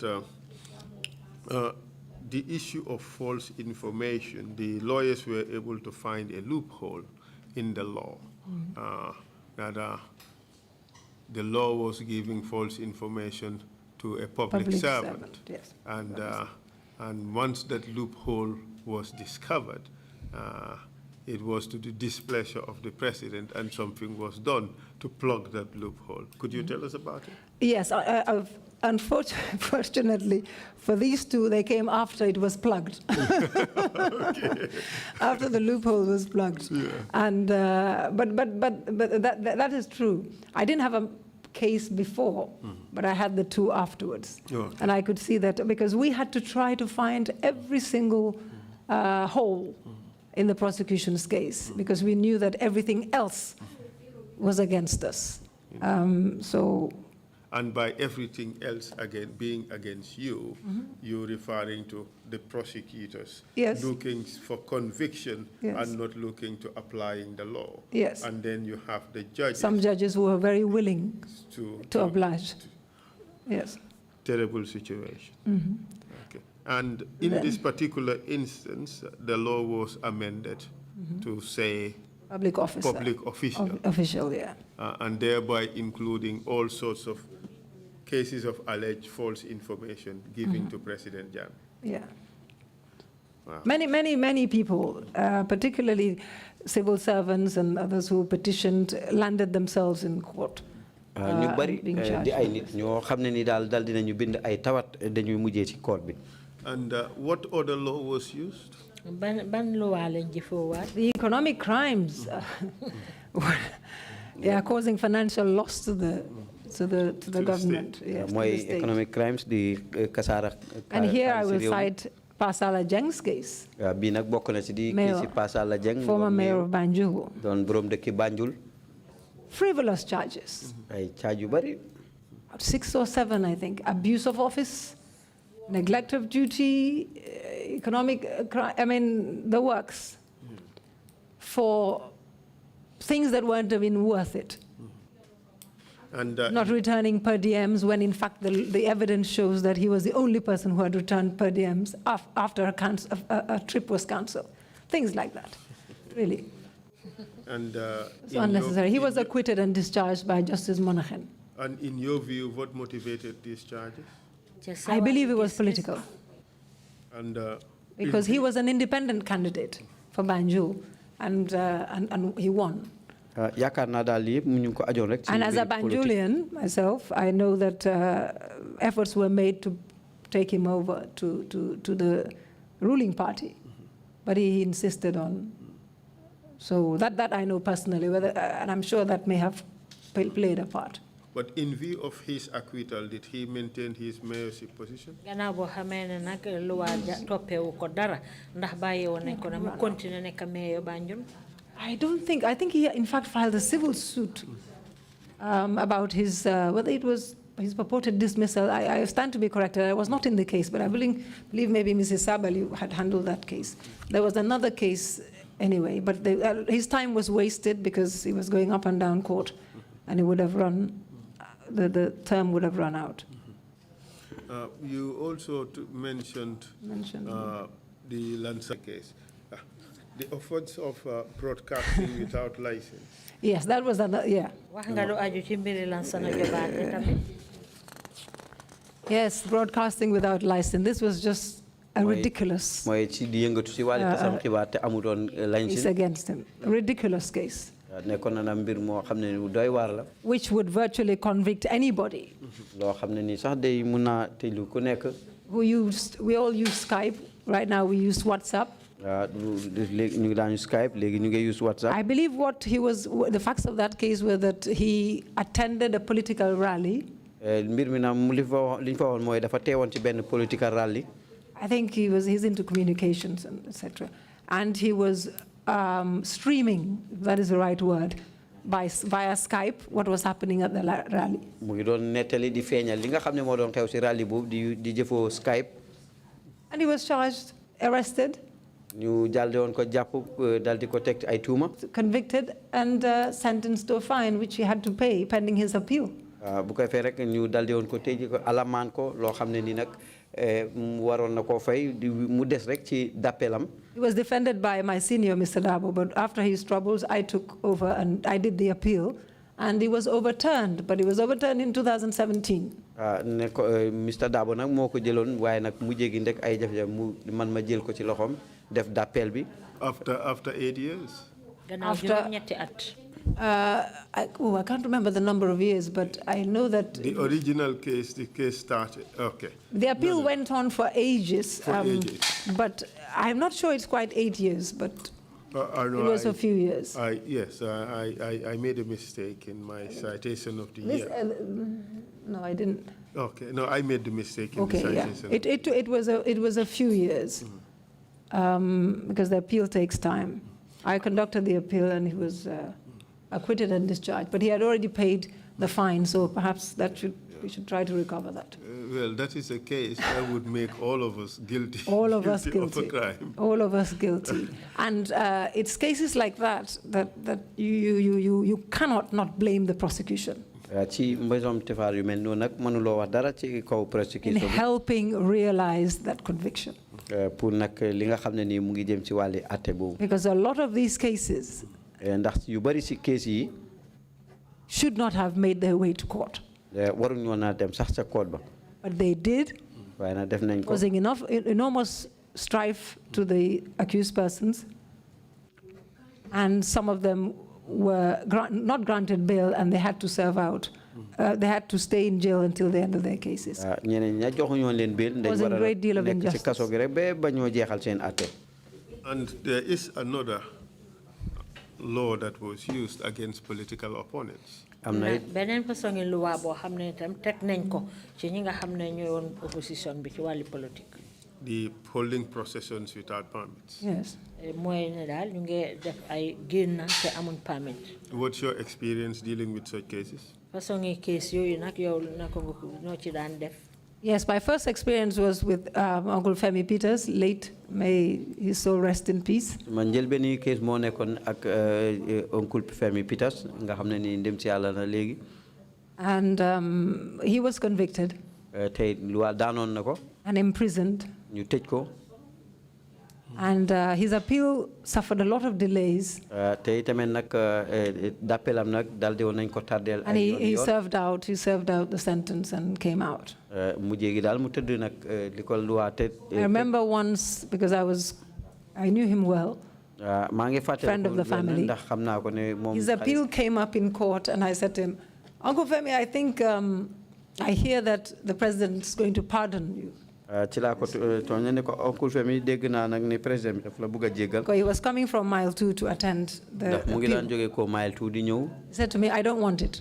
ci la ma wax ne bëgguma ko. I said, Uncle, but it's to go out. And you know, he said, I don't want it. In fact, I will stay in there and complete my sentence. ci laa ko wax ne loolu na pour nga génn la mu ne ma dee man sax de. That was how defiant he was. Yes. kon nit koo xam ne ku diingat la woon. Yes, and also in the 2016, of course, that one, groups of cases. You had the Solo Sanding group of almost 20 people, similar with the state and, no, the Solo Sanding group was Lamin Sonko and others. Then you had the Usain Udabo, you had the Mozart, and then you had the other group of protesters. And they were all opposition people. So these are the sort of the cases that definitely lawyers battled with. How would you describe the relationship between the private bar and the judiciary, especially when it came to some of these cases in which Yaya Jammeh had an interest in? loo mun a wax nag ci diggante ñi nga xam ne ñooy lawyer yi taxawal seen bopp ak ci wàlli attekat yi surtout nag ci case yi nga xam ne Yaya Jammeh moom am na ci itte lool. In those cases, we had confrontation, regular with them. ci yooyu nag dañ daan am ay dingatante yu bari. You had instances when lawyers walked out of court. léegi dañ cee am ci jamono boo xam ne lawyer dana gedd court. Judges parading insults at lawyers. It happened in some cases. I remember Honorable Justice Paul and Mai Fati once had, and also with Mr. Bori Ture. Justice Paul and Honorable Mai Fati. A lot of provocation. What would the General Legal Counsel do with regards to that? Judge and counsel insulting one another. léegi nag mbootaay àttekat yi lan lañ def ci loolu su fekkee ne lawyer yi ak àttekat yi amoon na ay jàppante yoo xam ne dox na seen diggante. I think if the matter was brought to the General Legal Counsel, it would have dealt with it. I don't have any personal knowledge, but I do know that as the bar, we, as Mr. Tambadou said yesterday, we had resolved on a few occasions to boycott certain judges. Comme ni ko Mr. Tambadou waxee woon démb rek léegi am na ñoon ni ñu ko daan fajee suñu mer rek moo nekkoon ñu gedd nag yenn code yu bari yenn magistrate. Which judges in particular could you recall? Yenn judges nga mun a fàttaliku yoo xam ne geddoon. I remember Honorable Justice Paul's court. Fàttaliku naa Justice Paul courtam. Trying to think of another. Sure, there was another one. The lawyers walked out again. We withdrew from these cases, the 2016 cases. Lawyer dañ léegi na ci code yi ci case yi lu mel ni 2016 for similar reasons as the ones I mentioned in the GPU case many years ago. yu mel ni rek li nga xam ne noonu laa fi wane ci case yi GPU ay at yu bari ci gannaaw. I believe it was Justice Dada who convicted. That was one of the cases. yaakaar naa Justice Dada bokk na ci ñi nga xam ne ni ki nga xam ne moo tëjoon nag. It was made impossible for defense counsel to continue to be in that trial. jafe woon na nag pour lawyer yi nga xam ne ñoo leen doon taxawal continuer ci layo boobu. And they all also didn't participate in that trial, and so paved the way for the judge to do exactly what she wanted. tamit nag nekkuñu woon nag di continuer bu ko defee nag may nag jooj bi mu bugg a def li mu bëggoon a def. And after all these hurdles, defense lawyers were able to make some good headway. We understand oftentimes the government refused to implement orders that were made against it. What do you say to that? ak yu bari yi yëpp nga xam ne mu ngi doon am léegi-léegi nag ñi nga xam ne ñoo di nguur gi dinañ daan bañ dogal atte yi nga xam ne moom lañ atte loo mun a wax ci loolu. Refusal to comply with orders. Oh, that was very frequent. loolu nag nekk na loo xam ne ni toujours la. From the grant of bail. ci buñ joxee bail. Sometimes even after bail has been granted, they would refuse to. Citing one reason or another. Mainly the police and the NIA, in fact, also, and the prisons. Give us examples of a case. I don't want to go back to my senior's case, but there's one there. And who would that be? Just for the Mariam Denton. Mariam Denton. And which mostly what they would do is they would stall and eventually release. And the 2016 protesters. 2016 protesters in the ñaxtukat yooyu. We have heard of Baba Job's case, oh, yes, who had completed his term and still they wouldn't release him.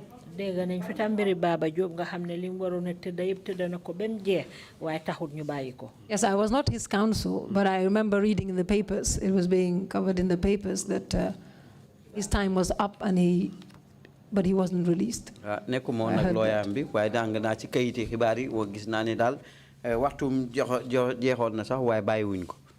In a few words or phrases, how would you describe Yahya Jammeh's handling of the third arm of the government, of the third arm in the state, the judiciary? How would you describe Yahya Jammeh's separation of powers and his relationship with the judiciary? Kàddu yu gàtt naka nga mun a wax ne Yaya Jammeh noonu la mel ci anam yi nga xam ne noonu la daan jëflante ak ñetteeli banxaas bi nga xam ne moom la réew mi doon doxee muy bunti àtte bi jokkoo Yaya Jammeh ak ñoom naka la meloon ci sa gis-gis. He certainly ensured that there was no separation of powers between the executive and the judiciary. Lim njëkk a gis moo nekk ne daal amul benn wecce wala boog séddoo. He interfered with the judiciary, with judges. That's my belief. Thank you very much. I have no further questions. Thank you for being so helpful. Thank you very much, Council, and thank you, Madam Cham, for a very brilliant testimony. Jërëjëf Council, jërëjëf Madam Cham ci seede yu am solo yi nga xam ne def nga ko fii nii. In your last response to Council, some question, would you say that the judiciary did not have any alternative at all to all the shenanigans that Jammeh was going through? I would have thought that they could do something about it. I wouldn't tell you what they could have done to resist the actions of President Jammeh. But would that be a position that the judiciary didn't have any alternative but to comply? Ci tontu yi mujj yi nga xam ne moom nga tontu Council bi lim la doon laaj li ma la bëgg a laaj mooy ndax ñi nga xam ne ñoo nekk ci wàlli atte bi amuñ woon beneen pexe boo xam ne mënoon nañ koo jël ci président Jammeh lim daan dugal gémmiñam saa yu nekk rek ci atte yi ñoo def ndax amuñ woon benn pexe lu dul rek ànd ak moom ci lim bëgga. I suppose, I can't speak for them, But I do know that for those who were involved, those that he dealt with, they were fine. mënuma wax nag ci seen tur. Those who were doing his bidding. waaye nag ñi nga xam ne ni daal ñoom ñoo daan ñim jëflante daal ñoom seen affaire mu ngi fa tàlli woon na. The others, ñeneen ñi. I can say, turned a blind eye. ñeneen ñi daal ñoom dañ ko dumóoy woon. I didn't see any solidarity gisuma nag benn kóllëre boo xam ne façon nañ ko. between them, as long as what I saw was each for themselves. ci seen diggante kenn ku nekk ak boppam laa gisoon. And mostly the Gambian judges were not handling these cases. si bëri nag ate kay Gambien yi daal nekku ñoon di def nag ate case yi. They went on with what they doing their job with what cases came before them. dañ daan continuer di def case yi nga xam ne ni ñoom lañ daan tëddal seen ron. And while the others carried on doing the bidding. ñeneen ñi nag continuer rek di def nag li nga xam ne ni moom la li nguur gi soxla. That is one of the things I wanted to speak about in my final statements, that we need to be a collective. ci suma kàddu yu mujj. We need to be a collective. If you're only going to deal with what affects you, dañ war a jàppalante rek bu fekkee ne yow yaa ngi jëflante li nga xam ne ni mooy sa wàll. what affects your colleague might affect you tomorrow. li nga xam ne ni dal na sa morom mën na laa dal ëllëg. So, but basically, I don't know what they could have done, but each was for themselves. And I know that many of the Gambian judges didn't even want these cases coming near them. And were relieved that they were given to non-Gambians. Because they may not be able to resist. They may not have been able to resist. That's just my opinion because I've spoken to some of them. During that time. Splendid. Hold on to your points. I want to hear a lot from you in your final remarks. Commissioners, if you have any questions, please indicate. Commissioner Carr, you have the floor, please.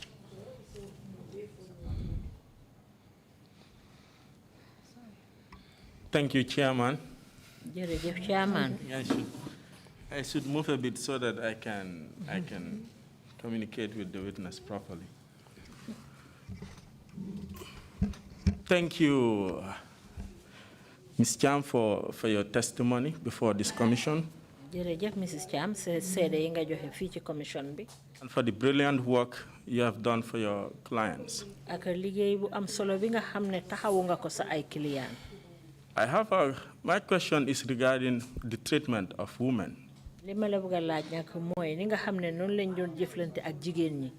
How do you think women's issues are generally treated, or were generally treated during the period under view?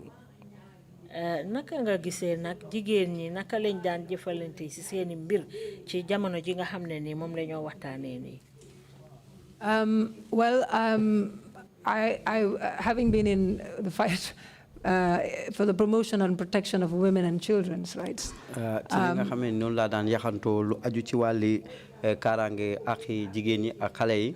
I was also the former president of FLAG, Female Lawyers Association. We worked a lot with government, the ministry, the Office of the Vice President and Minister for Women's Affairs.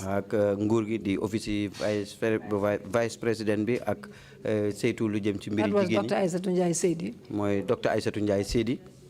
For the promotion and protection of these rights. Lu aju nag ci wàlli siwal ak itamit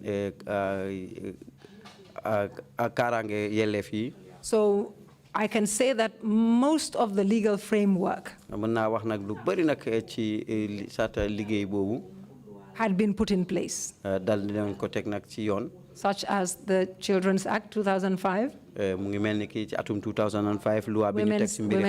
Women's Act 2010, Sexual Offences Act,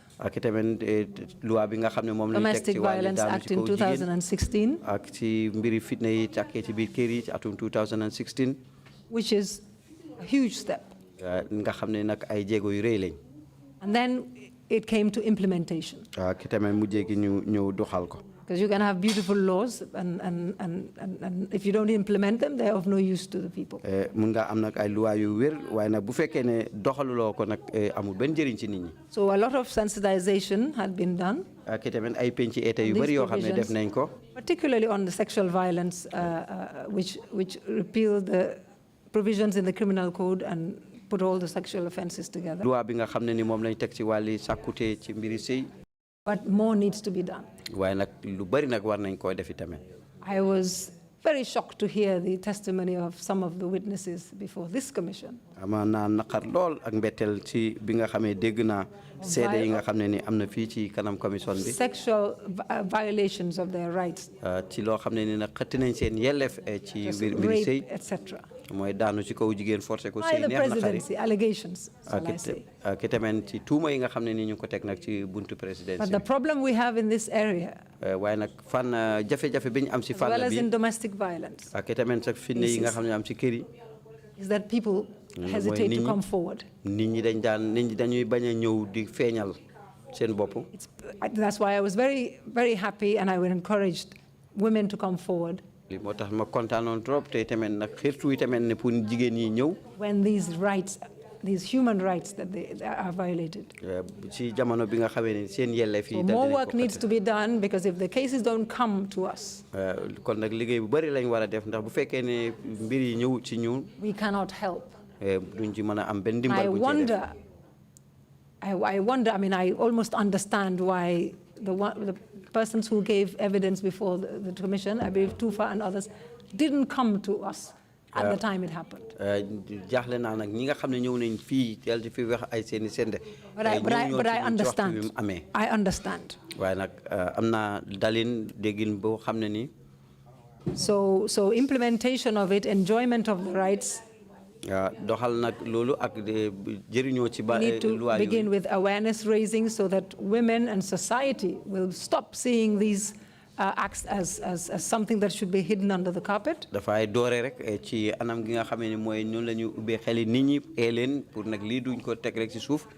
Or just hushed up is a family affair. waaye rek dal di ko muqutoo rek ne daal mbiri kër ñunu neen la. Because many women are suffering in silence. ndax am na jigéen yu bari tey ñu ngi torox ci kaw. Many children are suffering in silence. am na xale yu bari yoo xam ne tamit ñu ngi sonn ci lii te ne dañ ko noppee rek. And a lot more work needs to be done. te lu bari nag war nañ koo def. But I want to say that they should not be ashamed to come forward. waaye nag dama war a wax rek ne waruñoo am gàcce wala ñu rus ne pour ñëw wax ko. The alleged perpetrators should be ashamed. ñi nga xam ne nii ñoom ñoo def ñaawteef yooyu ñoom ñoo war a am gàcce.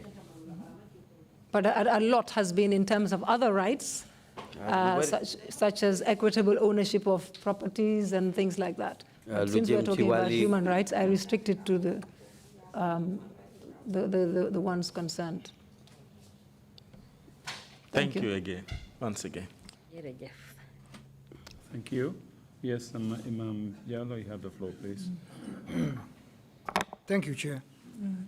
Witness, I would like to first of all congratulate you for all the good work you have done for women, children, and men in this country. seede bi man dama la bëgg njëkk a ndokkale ci liggéey bu am solo bi nga xam ne defal nga ko jigéen ñi ak gune yi ak góor ñi sax ci biir réew mi fii. Keep it up is a worthy task. wax la ne góorgóorlu bu baax sas bu rëy la. I want you to clarify one point for me. dafa am nag lu ma bëgg nga leeralal ma. People keep talking about the independence of the three arms of government. nit ñi daal dañu yàgg di wax ne ñetti banxaas yi nga xam ne moom la réew mi di war a doxee ci ñoo doxee ci seen afiya boppa. From what we have heard and seen in this commission, li nga xam ne moom lañ dégg te gis ko fii ci commission bi. the misuse of power. ñi nga xam ne nit ki noonu laa jaayee doole ci wàlli palaasam. From the executive. ñi ko dalee ba ca kaw. To the armed forces of the country. ñi nga xam ne ñoo di soldaar yi ci réew mi. Do you think that it is ever possible? ndax foog nga ne nag dina musa am. To have an independent judiciary. pour nag ñu amee atte boo xam ne dañ koo def ci seen coobare boppa. And of what use would that be to the nation? loolu lan la mun a defal réew mi. Thank you.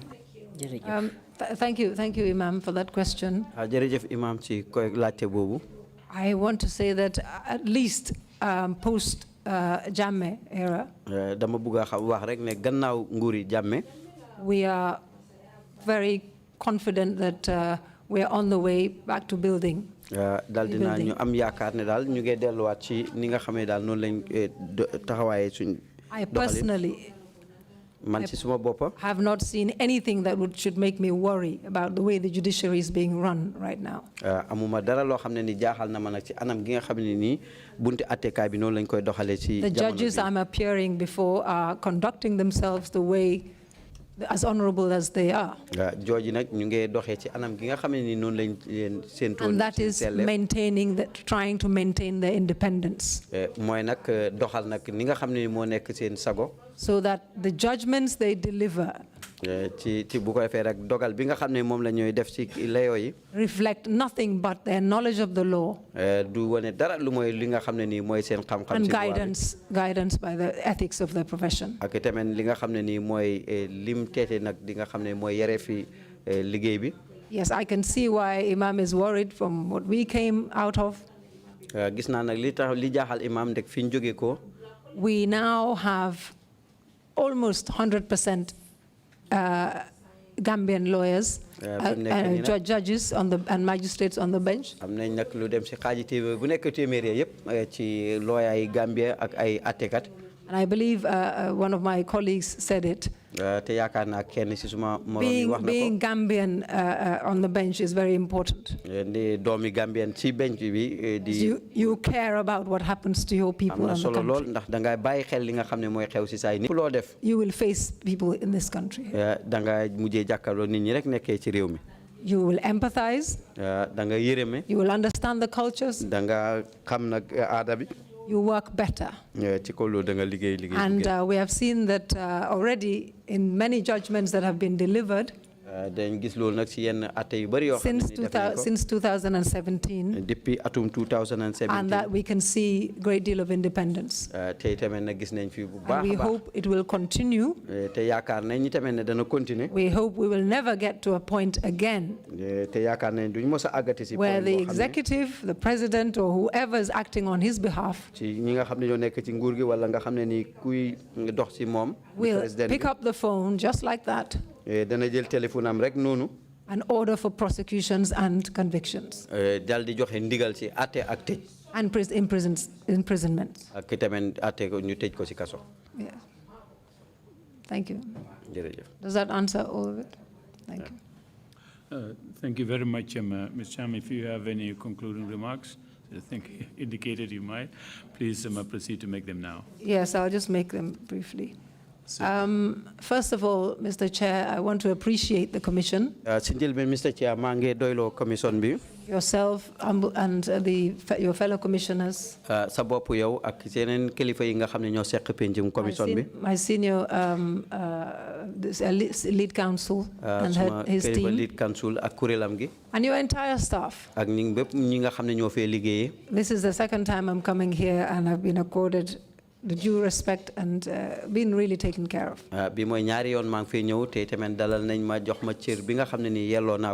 want to appreciate your sterling work. Without this commission, most of what we know will not be known, particularly by the ordinary citizens of this country. They were only speculations. And people dismissed, such as lawyers like ourselves and victims. Dismissed as opposition or you don't like the government. But much of what we had said and experienced has been shown to be true by these testimonies before this commission. I just want to say that I urge this government to implement every single recommendation that will come out of this commission. Because you are the best, in the best position ndax yéen a nekk nag ci taxawaay bi gën a to make recommendations, having heard all the evidence that you have over the past pour few bind nag years. ay ràññeef gannaaw boo xam ne dégg ngeen li nga xam ne nii moom lañ sottandeku. It is the last hope for many victims. lii nag bii nag mooy njaakaar bu mujjee ci ñu bari ñoo xam ne loolu. And their fear every day is that it is all going to come to naught. tey lépp liñ jaaxle rek mooy mujjeental gi rek du mujjee fen. I don't believe that. man de gëmuma loolu. But I can understand them. waaye nag mën naa leen a xam li ñu wax. So we are relying on this commission kon nag ñu ngi wéeru ci commission bi. to make the appropriate recommendations. We know you will. pour nag ñu def nag ràññeef yi nga xam To ne nii ensure that never again pour ñu gis ne daal li ñu bàkk bi ne never again ne bu mu amaat. Gambians would be put through what we have been. kon nag nga xam ne ni Gambia dañ fi ñu leen jaarale. Now, I also want to talk about the way forward a bit. maa ngi bëgg a wax itamit ci ni nga xamee noonu lañ war a jëmee yoonu jëm kanam. I will not repeat everything that has been said by my colleagues. duma wax nag lépp loo xam ne nii su may nawle waxoon But I want to buttress the need for nation building. waaye nag bëgg naa dëgëral nag lu aju ci wàlli yaatal nag It is jëm not kanami just réew the mi. government that needs to build the nation. nekku rek na sa ne nguur gi ñoo war a indi yokkute. It jëm begins kanami with réew mi. us, the Gambians, dafay doore ci and ñun people doomi living in Gambia this country. di nit ñi dëkkee ci réew mi. And we have to think, as I said, Chairman, as a collective, as one body. kon nag dañ war a jàppalante. If everybody's out for their interest and what is good for them alone, kenn ku nekk bu fekkee yaa ngi jaar sa saawo si bopp ci li nga we xam ne will moo la never build soxal. this nation. kon nag réew mi duñ ko We mos a need to do taxawal. it together. dañ ko war a seq We defal. need to do it honestly, dañ ko war a def nag ci njub. sincerely, ak itamit and we ci have to have each other's back te itamit kenn ku nekk nag di taxaw sa morom. so that we are happy for our fellow Gambians kon nag dañ war a kontaan ci ñun doomi Gambien yëpp. when they have something new, good, bu ñu sorry. amee nag lu ees. and we are sad for them when they don't. bu fekkee dañ war a am lu ñaqari itamit bu fekkee ne amuñ I ko. say that dama ko wax loolu. because we had been divided. ndax dañ ñu xaajale woon. And I am ashamed to say that some people used to be happy that other people are suffering as victims of Yaya Jammeh. am na yeneen nit ñoo xam ne sax dañ daan kontaan de ci jamono boo xamee ne am na ñoo xam ñu ngi loolu But ci we loxo Yaya saw Jammeh. that in the end, waaye nag mujjee gis nañ ci he had mujjantal gi touched everybody. daal laal na ñëpp. So we should be very careful war nañoo bàyyiwante xel. and condemn where we need to condemn, tey tamit ŋàññi nag li nga xam ne loolu la ñu war a ŋàññi. regardless of who the offender is, ñu bàyyi xel sax. ki nga whether xam ne moo our ko def. relative, moo xam mooy suñu whether mbokk, our friend, moo xam mooy whether suñu the xarit, same tribe. wala suñu benn xeetu ndoor la. We should condemn what is wrong, dañ war a ŋàññi li nga xam ne nii. no jaarul matter yoon. who it happens ak to. nu munti mel ci kan la nekk. That way, ci kaw yoon when it woowu. happens to us, bu amee ci ñun. other people will condemn it. ñeneen ñi danañ ko ŋàññi. I heard of a short story by one of Jammeh's former people, waaw dégg naa benn former friends or associates or whatever, Lebu ndaw. when he was in mile 2 jamono bi nga xamee ñu ngi ko téye woon mile 2. and he got all his rights violated. dal di nga xam ne xëtt nañ yelleefam yëpp. And he said to one of my clients, mu wax na kenn ci suma my client yi. client explained it to me that, this is what the lawyers meant when they talk about human rights. lii la looyaay di wax nag lu jëm ci wàllu xëtt ak doomu aadama. So I leave that at that. And so we need to build strong institutions. kon nag dañ war a am nag ay buntu liggéeykaay yu wér. An institution like National Agency for Legal Aid. buntu liggéeykaay bu mel ni ki nag fi nga xam ne ni ñooy dimbale nit ñi nga xam ne amuñu joti. You'll permit me to just say a little bit about this institution. may ma tuuti rek ma wax lu jëm ci This institution was set up by the government lii nag in nguur gi ñoo ko 2000 and I taxawal believe 8, ci atum 2008. just as a symbol, I think, dañ ko defaroon rek ngir. because we had to report outside the Gambia ndax dañ war a bind nag report ci bitim réew yi on what Gambia. we have done to bring access to justice to indigent people. ci li nga xam ne noonu la ñuy indee nag loi ak atte ci nit ñi fii. But it is not resourced at all. waaye nag nekkul loo xam ne ni jëriñoon na. And so it could not benefit adequately those who most needed it, particularly during this time. nekku waaye nag jëriñutoon ñi nga xam ne nii ñoom ñoo ko yelloon ci jamono jooju. because it's subvented by government through the Ministry of Justice.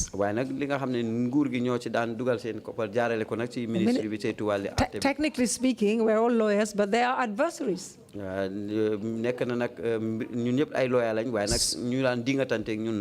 So how well the legal aid agency does depends on how much money it gets from Ministry of Justice. Who in turn gets from the government. Despite the fact that the Legal Aid Act says that it should have its own independent budget.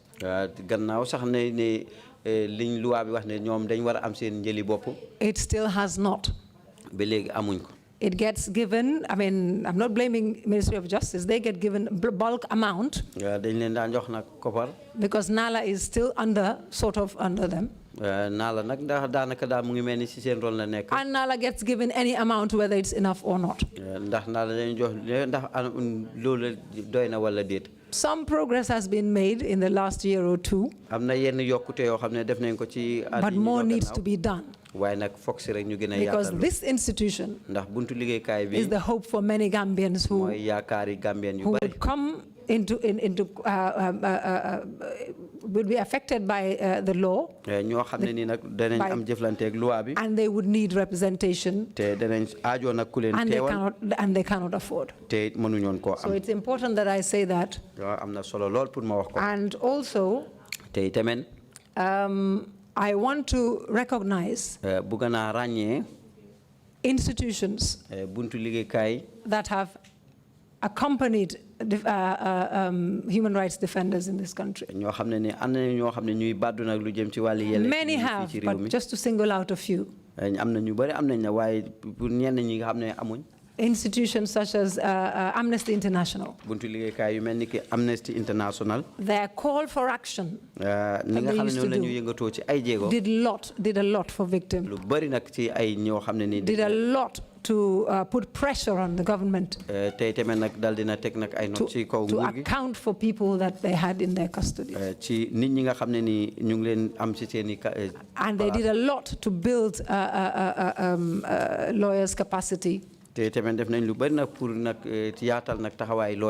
lot of technical assistance. And the same goes for ICJ, International Commission of Jurists. The Kenyan section and the Swedish section. I have had the honor of working with them. Very, very difficult and trying times. And they have helped in terms of giving very much needed technical assistance. And I would like to thank everybody else and to encourage my fellow human rights defenders to continue the work, because these are fundamental rights guaranteed by the Constitution, which everybody should enjoy. And to the victims, I say take heart. For the survivors,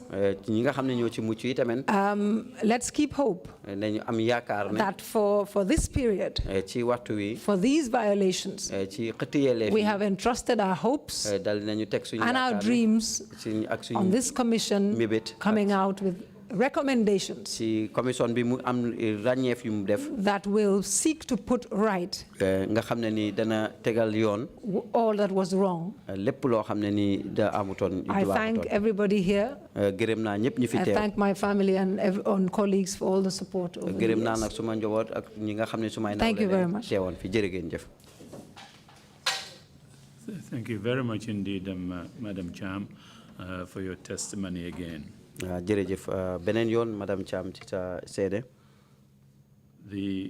concluding remarks are very, very, very good, excellent, and we are going to take careful note of these points that you raised.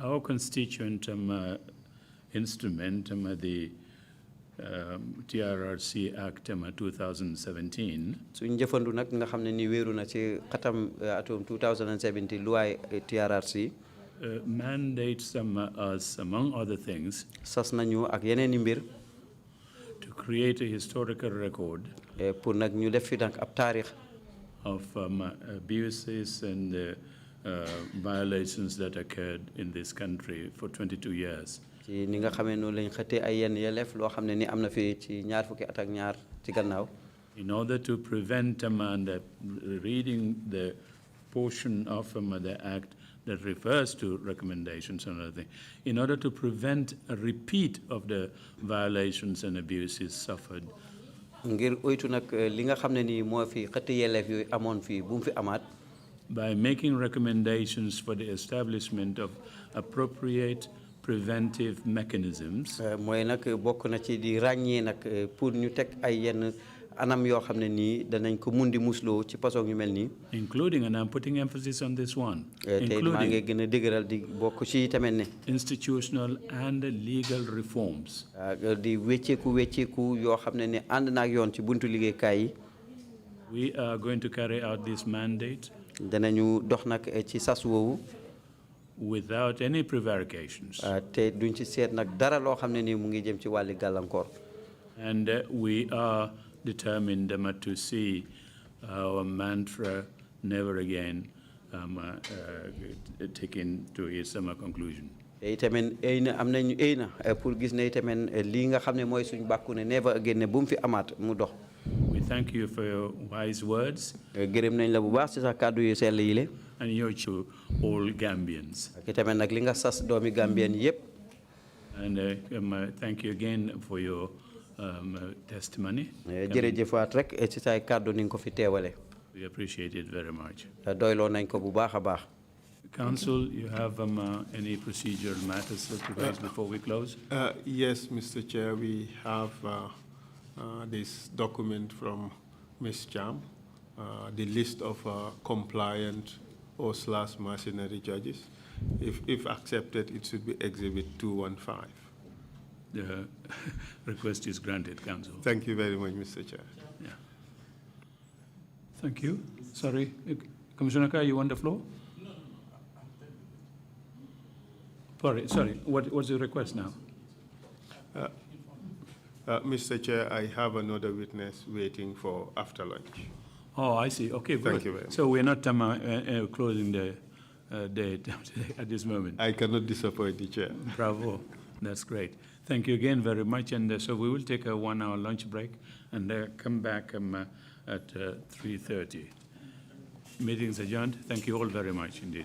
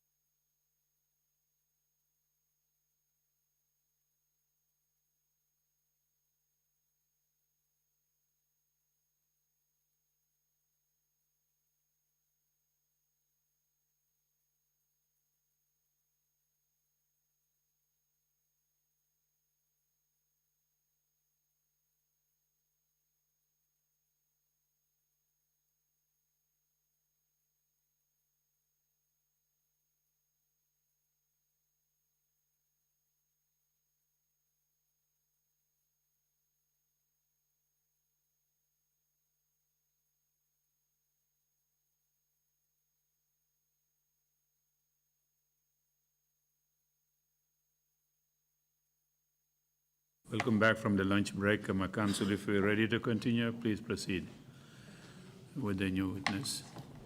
Thank you.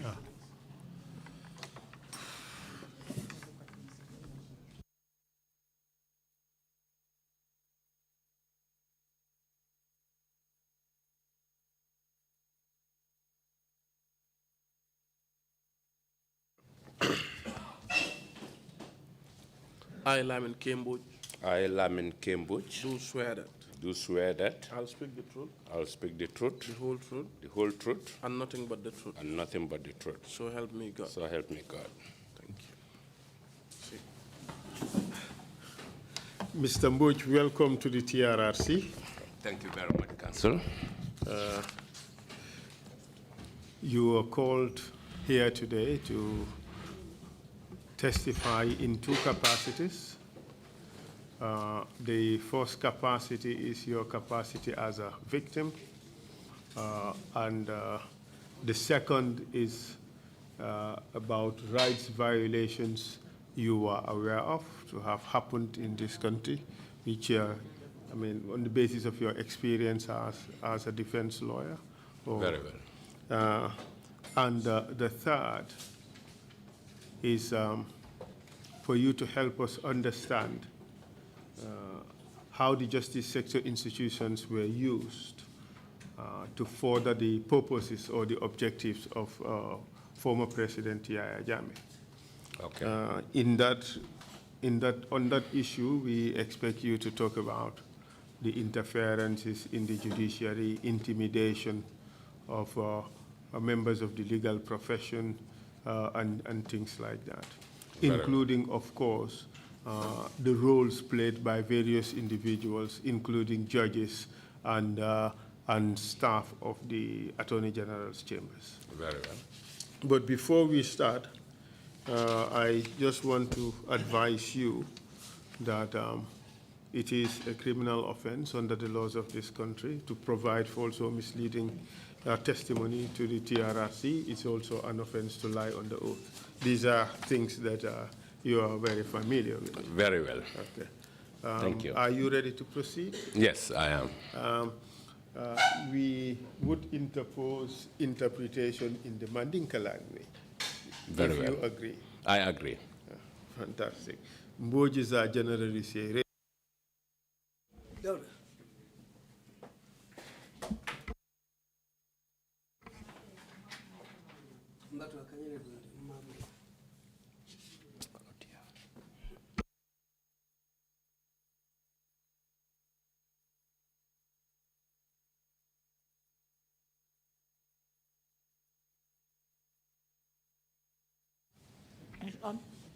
It's on now. It's on now. It's on now. Thank you very much, Mr. Mboj. You're welcome. So, what are your full names, sir? Itoni Kontondu. My full name is Lamin Keba Mboj. Ntomu Lamin Keba Mboj leti. What's your date and place of birth? Uluta Sanjumalanu, Uluta Mintole. Date of birth is the 4th of March, 1968. March Karo till 1968 Lumu Nguluta. Where were you born? In the village of Nyamina Dankunku in the CRR, Central River Region. Nguluta Nyamina Dankunku, Janjambure Tundo Kang, wala CRR region. Mr. Mboj, you are advised to respond after the interpretation. Yamaro detail sedo purisi jabiro di ninkana soro botala. Thank you. And tell us about your education.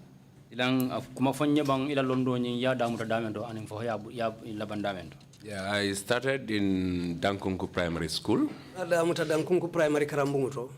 And then proceeded to Armitage High School. Matauton Tententa Armitage High School. From 1980 to 85. 1980 kata 1985. And then Gambia High School. Natana Gambia High School. At the sixth form. Sixth form. From 1985 to 1987. 1985 kata 1987. For the advanced level. Advanced level. GCE. GCE. And then I taught in Gambia High School for 1 year. Mfamanata karandiro ke Gambia High School Sanji Kili. from 1987 to 1989. 1987 kata 1989. And then I proceeded to the Usman Dan Fodio University in Nigeria, Intendenda kata Usman Dan Fodio University Bato Nigeria. where I did my LLB combined honors Honors bunya karanjele memu kafunyomo. Islamic and common law. L'Islam ani loi fanna kotangol la karola. And then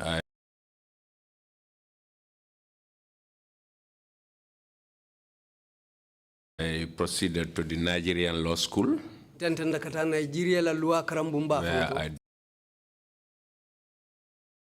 1992 to 1993. 1992 kata 1993. Your LLB must have been 3 years, correct? 4 years. LLB program mo nyinga ita sanji saballa kodi. 4 years, from 1989 to 1992, but I was late. It was a late entry. Instead of September 88, I started in January 89. Now follow 1989, kata 1993 sankono. That explains the supposed discrepancy. Exactly. And what did you do when you returned to Gambia? Ilang inara na muna ke biring muna tadana say su Gambia. Well, I had 4 months of private practice with the doyen of the bar now, SBS Jane. Prince tana ngasanji nani ke mfaye do ko la ninya ton kaba me yalon ko be kiti bundala SBS Jane. But And SBS Jane would be Surahata B Jane. Surahata BS Jane, yes, correct. Lem Surahata BS Jane.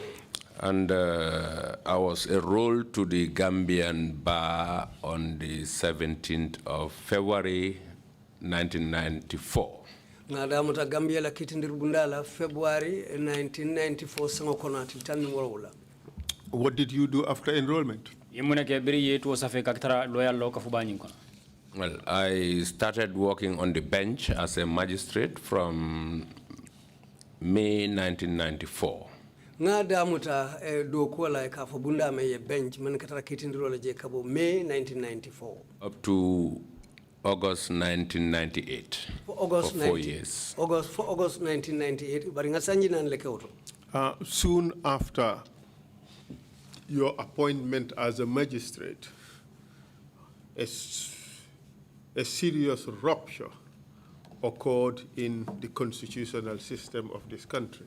Tariyarin ke biri ye tombon ke magistrate ori tariyarin ke falindri jaw natana ke men natana ke sababu falindo dol men kedna bankolwa buku banyin kono. That is correct. The July 22nd coup d'etat. Men natana sababu July 22nd coup d'etat nyin. That is correct. I was serving on the bench. How did that coup d'etat impact on your work as a magistrate in those early days? Wo coup d'etat nyin ay mun kole ya kullel sabu itelma kake kitindir lati wo jamano la ko nyin damu dula kuto. I was beginning my career as a magistrate because I started in May, and then June, July, there was this coup d'etat. Dato ngada muta mekaro kono kanna doko datika tamandi bari bitun yin coup d'etat natake July 1994 sankono. And soon after, in August, the Fourier team was arrested and brought before me as a young magistrate to try them. Biringo batala dron wati sutun kono yenata Fourier la molumuta yenati nyati lingula ando du monde mo magistrate funding kewleti damuta lalu kono pour ngawlu kitindi. I clearly remember that I was in court. No hakilo yo mutabakele o lungo fam be kiti dularo. Not as counsel. Manke nun consulti mem kitindir lati da. But I was a newly minted barrister. Ndefana mo kutolti nun kadundi nun kiti bunda la karola. So I accompanied Miss Amina Koka Jang, State Council, to watch. Amina Koka Jang bulata no kan pour ka korosir lati. I just carried her books, Ngala bukol mutaye. as would be expected of a newly Counsel. minted barrister. That's right. tumala men mo kutol di do ko nyin kono Mutonyati. And tell us about that case. kuma fanya o kiti nyin na kuro I can safely say that was the first major impact on the civic society. Nsafono wole mukuba foloti meye kusoto jama mulu la karola banko kanjang. Because that was the first major case that came before the courts after the coup d'etat. Wole mkiti ba foloti menata kiti bunda nyati ngula birin coup d'etat botala. And it was very tense situation. Andong aketa kuleti meya lonko aketa kukole mutinu ngotumo. Why would you say it was tense? mune ya sabu iba fala ko ku kandiri mbalam no wadola Yeah, because the atmosphere was just not yet ripe for those kind of cases. Kato tumo mansi folo purka wakiti fasong lutamandi. Because the coup d'etat just happened I think 2 weeks after. Kato yata kudeta ketadron lokum fula kola. There was a ban on publication of newspapers. Kato utumo hani kibaru kaitolu purke dada ke fintindi ya tong. And the Foroya refused to stop. Andum foroya balanta purka wotongo tamandi. Would you say that this was the first blatant challenge to the authority of the AFPRC? o iba fala ko nyinemu bantambili folot me yalon ko AFPRC masa kundani ya damu pour ka bantambili mol tema ba Yes, definitely, as far as I am aware, that was the first challenge to their authority. Ha ntela mira rota ninna londoto wole mu bantambili foloti me yalonko ya fintindi itella nyati lingula. But apart from the fact that here was a challenge to the authority of a military government, which in spite of its claims of being soldiers with a difference, were prepared to hit back at any individual or institution that challenged its authority. silang afele jang kureta botala sojaro le bankota ndun kabri be bankota ko tol mu sojar mansa kundal me yalon ko be fatala la inin dolu silang ifele ye bankota ifele ya damuta pour ka boy do ko bundal kan me yalon ko abe jama toral Why? What else was there that made the environment as charged as you described it? mune natana sababu ka fo ko ya fo nyame dandaw nyi natana ke dandande me yalon ko alhalo nyimbe jawyari mbagale mune o sabu.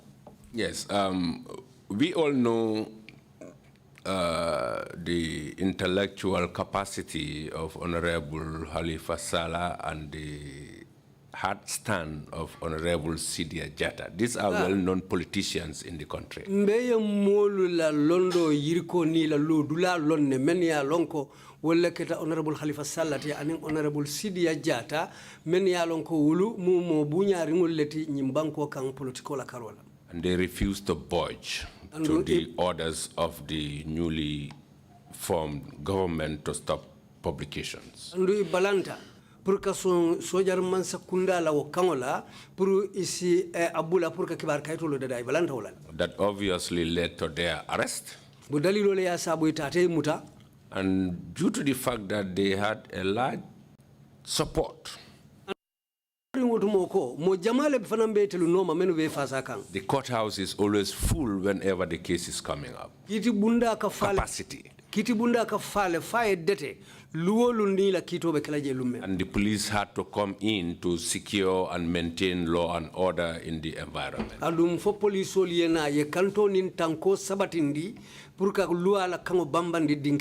Because everyone was interested in seeing the proceedings in those days. And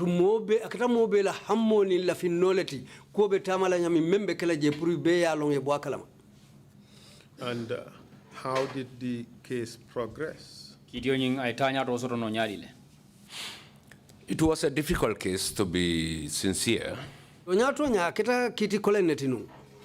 because despite the constitutional right of both Honorable Sidia and Honorable Halifa Sallah, banko la nyanto aninna banko la constitutional nyanto mendi Honorable Khalifa Salala and Honorable Sidia Jatta o nyanto be lori nyawnyandi to engage a lawyer, a legal practitioner of their own choice. Ruka lawyer nyini wala loi do kula me ya lonko telefon be la fila menna they choose to defend themselves. itelu mampare wala fangol le lota purka itelu fanglu kalo ifaye. And the proceedings then goes on a daily basis. Andu akito nyanga kolu katama luolu ndinne. And it takes a full day. Andu akatilo mume obeleta. So we were able to finish the trial within a month. Ndunga kata hanfo curriculum konole mga kito nyimbang. I wasn't there for the trial. I think I came there only once or twice. On the first day, to just have a feel of what it was like in the courtroom. But what were the major challenges in the trial?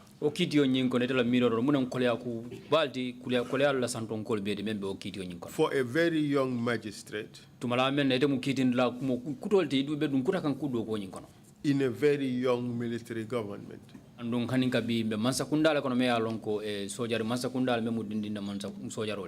young in several aspects. The newness of the military government itself, and the youthfulness of the military rulers at that time. Well, there was a lot of fear and tension in the atmosphere.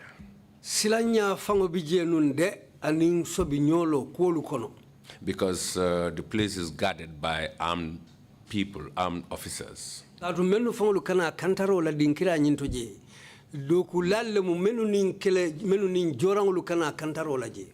in a court of law, you're supposed to enjoy the maximum freedom, so that you will express yourself without any fear or favor. But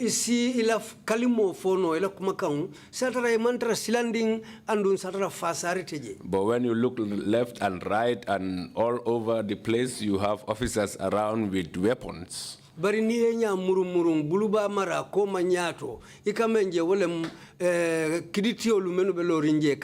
obviously makes you scared. As magistrate, were you scared? Were you intimidated? Well, sincerely, yes. I will be honest with you. Yes, because I was not used to that kind of environment. Well, none of us was. This was the first time we had a military government. Yes. And certainly this was the first time we saw weapons all over the place. Exactly. But apart, scary, yes. Apart from that fear, the weapons around you, as a magistrate,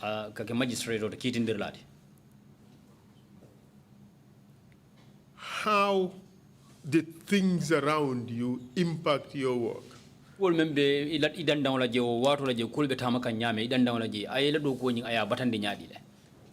Yes, I was then guided by a very seasoned principal magistrate. And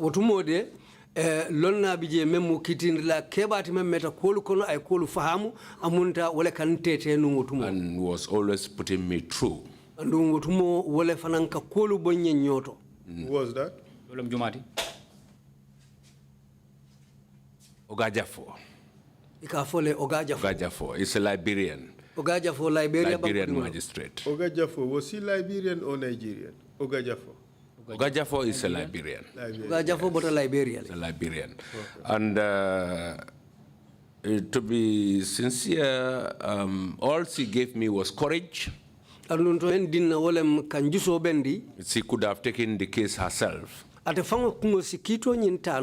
but decided to shy away because of the nature of the case. The first high-profile case in the military regime, she chose to give it to a Gambian to hear the case rather than her doing it herself. Due to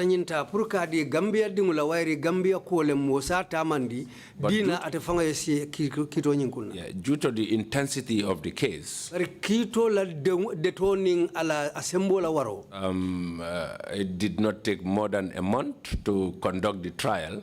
amantambi karola purka kitindiro nin kito nyin tamandi. And another month to write the judgment. So within 2 weeks, I was able to dispose, 2 months, I was able to dispose of Ando the ay case. karikilina fananta purka kuolu safia atamata na lata nyame bitung ayanta karifula lela purka kunya nyimbe do ku kabang.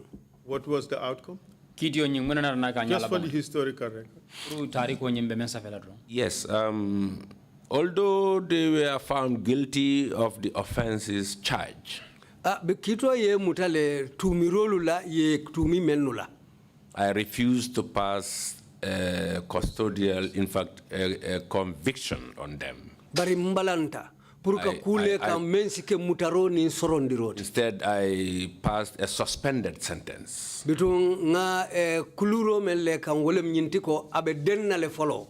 If they fail to stop their activities as instructed by the regime, Ning inata balang purka tama kangola mansakunda membe siri ngutumo wule kango memfo. and they appear before the court on the same or similar charges, Anu inata finti kito nyatilungla ateo tumir kilingulukan. then the suspended sentence will be handed down on them. Woto ye kuluro men dennung ibo jindila le kale kang. Essentially, strictly speaking, legally they were convicted, but not given a custodial sentence. Not sentenced, yes. Kame fajang kame lua la karola londo da kame fajang wala mindige ye soron ne bari lua e bwenile bari ime soron.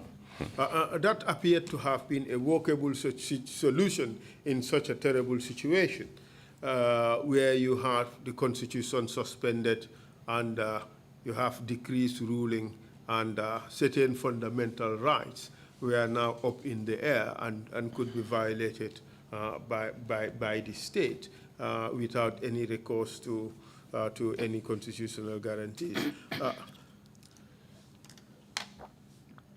For you to arrive at that balance, did you go through any form of interference? Fo e narne dabula kuro me ya lonko abe bulala pour mo ye dabule la ko nyingo do ko nyingo ba. No, not at the decision. Hani kango belondi la tumena kankuntudula amanke oto. Because then there was no interference with the system. Katu tembo bantala bulumantara dunding e kolu tamando kono. It was thereafter, It will be kola lemu. seeing that the decision did not go in their favor, Biriteliaje ko kango men tamata kiti bundala wo mang dia itolia manke te lalafin na koti. But of course there was a conviction, so that went in their favor. What about the decision was not in their favor or according to their expectation?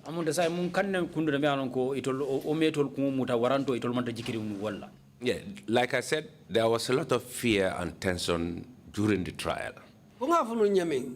Silango anin sobinyolo sembo watanun kito tumo. So the expectation was these people were going to jail because they are defying the military. Katu jiko mumenti je wala mnyilu bebita kasola le katu be balandi sojaro lebulu. Yeah, but I sense that sending them to jail would have had severe consequences on the civic society. Bari nganyum fanan jube kanyilu samba kasola obe kuja uballe fanalu wulula jamaa molu fanal la karola. That led to my decision to balance the equation. O dalilo le akende nganyin kangota ka kuo pesa ka karafulo tembendi. I convicted them, but I gave them a suspended sentence. Ngaye kitindi nge kulu ka sorondiro le kambari wo sorondiro ngawole den ka den santo follow. Much to the chagrin of the military government, would you say? Yes, certainly. Wala na rake sojar mansa kundala kuyanye kuoti. Exactly. Selo ko ha. Exactly. And but nonetheless, you continue to work as a magistrate. On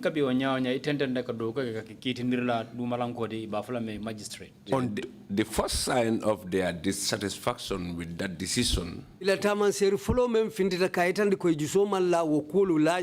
was my transfer from Banjul to Brikama Magistrates Court. Soon after, how soon after the decision?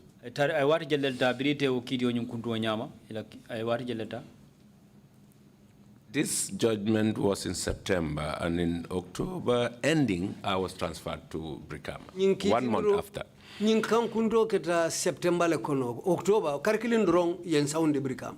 And it is your view that your transfer to Birkama was some form of punishment or expression of their disapproval? Ambo itela mira lo wala nyindi ko transfer wala soundiro men ketela ka Banjul Magistrates Court ke tamba Birkama wo mu akoto mu nyina itela mira wala nyindi ko ye ko kuntu nyu nyame wala mandi etoliye. Yes, I will say yes to that because the principal who was there before me mba fala la ko katu principal wala mnyaton ko membe jenno janninte bina. Spent almost 2 years before I came there.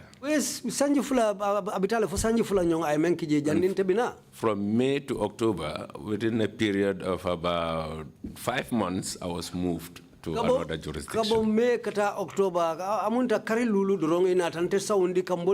Meaning that they don't want me to continue hearing cases that are coming forth.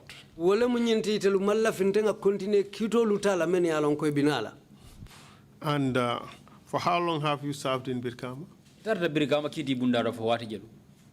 I was in Brikama for 8 to 9 months. Until July the following year, that was in 1995. For July asanaka me yalon ko 1995 sangoti. I was transferred to Kanifing Magistrates Court. Yen sawndi kannati Kanifing kitir bundala. Magistrates Court. Was that a regular transfer or was that also a reaction to something you've done? Oh, transfer ni wasaundi receive ni mukula de mealan ko adalina kula mfo fana mukula de mealan ka sujira ni mukula mealan ko walbe dumala. Yes, certainly that was also as a result of a reaction. Wo fana me ya sabu kule keta me ya lonko ya ayitel fana liyo saundiro ke dalilo le kan. Because there was a breaking in the court. Breaking and stealing. Ye dinkirale kati ye dale te kadung kiti bundala kasunya rokije. I was then the single magistrate running the whole of the West Coast region. And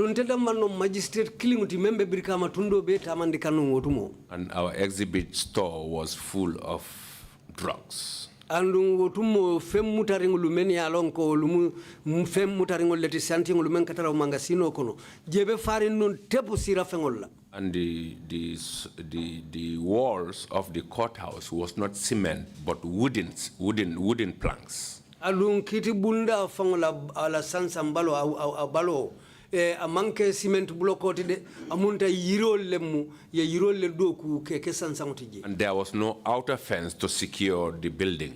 Alun sansando mantara bantala mensi bunyimbula tema ka tankandi. That led to the breaking in the office. And all the drugs were stolen away. That led to my transfer.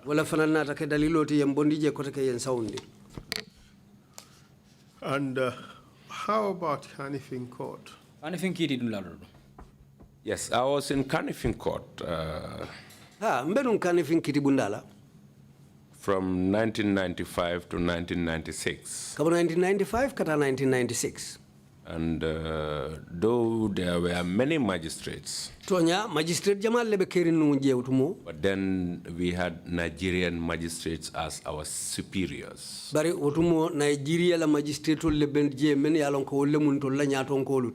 that led to a lot of conflict in Kanifing. Between magistrates. Why? For the simple fact that I was the only professional Gambian among the magistrates.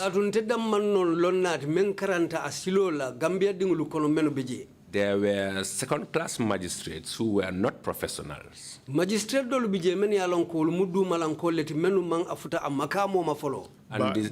what you mean by that is you are the only lawyer who's been appointed as a magistrate. You're the only qualified Gambian lawyer who was appointed to the bench as a magistrate. Yes. But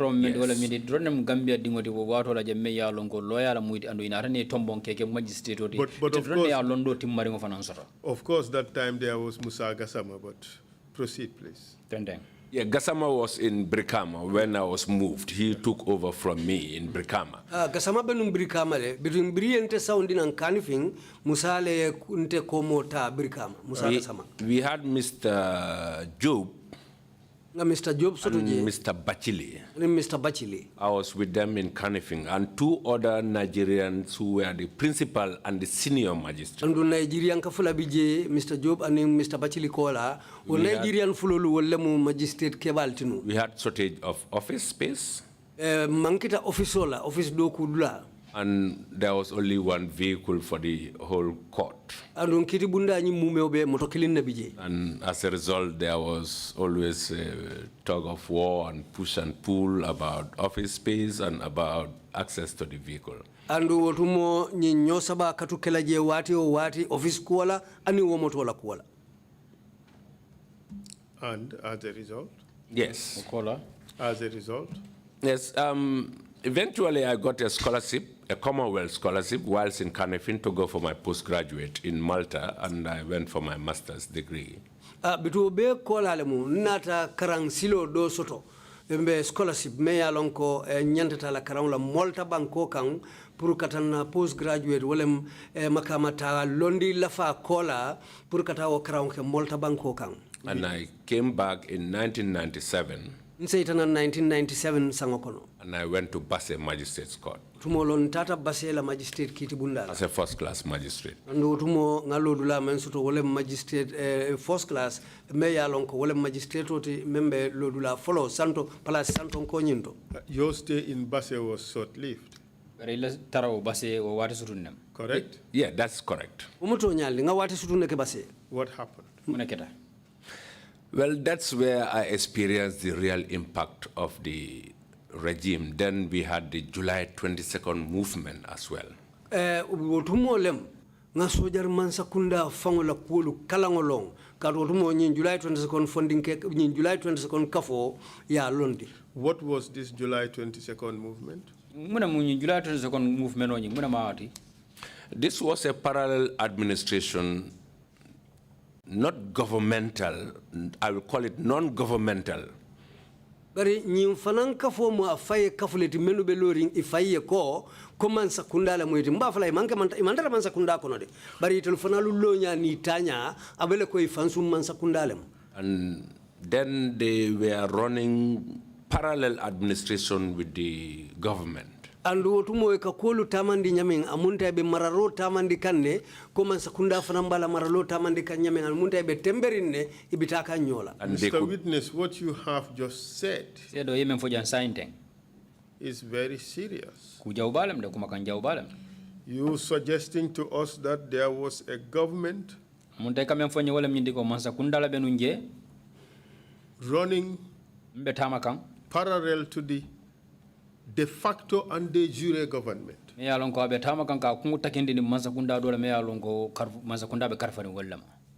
would you say that the July 22nd movement was the de facto government and the lawfully elected government of Yahya Jammeh was the parallel, de jure government. Was the de jure government? Is that what you're saying? July 22nd kafo nyi membe loren wala masakundari ya jamme me alanko ala July 22nd movement onyi carte fay men wala masakundari me alanko karafara masakundala. Yes, I will agree with that because of what was happening. Ha mbeson nela okumakangola le katu kuolle be kekanu me ya sabu mbeson nela kumwa. But before that, what was this July 22nd movement? How did it come about, if you can tell? Janni wo nyin July 22nd ning ayatara yalo nyin July 22nd movement kafo nyin akeno ra nyaade le fo a londe nota ni ara londe so ta ko ba. All right. The July 22nd, for all those who were in the jurisdiction in the Gambia, utumo July 22nd la okafo pour molu men bebe Gambia banko kan utumo all know that it was headed by the late Baba Job. Mo be ya lonko me ya nyaton kaya nungutumo wole mtala Baba Jobti. And because of his training in Libya, he was feared. And what kind of training? Well, I cannot say for certainty, but what I made to understand was paramilitary training. Nta fono la ka londi la. Bari nata men fahamu akuwo kono wala nyinti ay kule karang me ya lonko anin sojariya do ko be dendi nyobalale.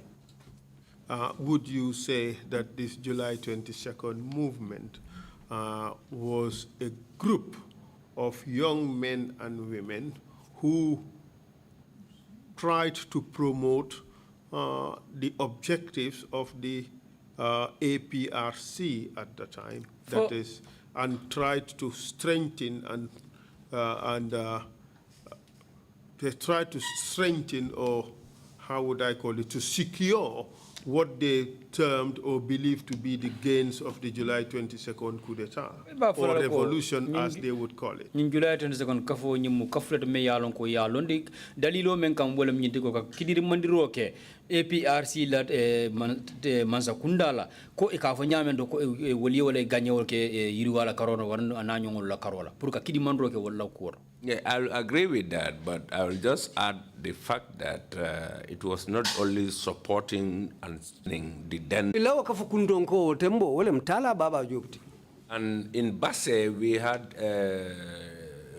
this regional chairman called, he's also late, Alhaji Banta Kamara.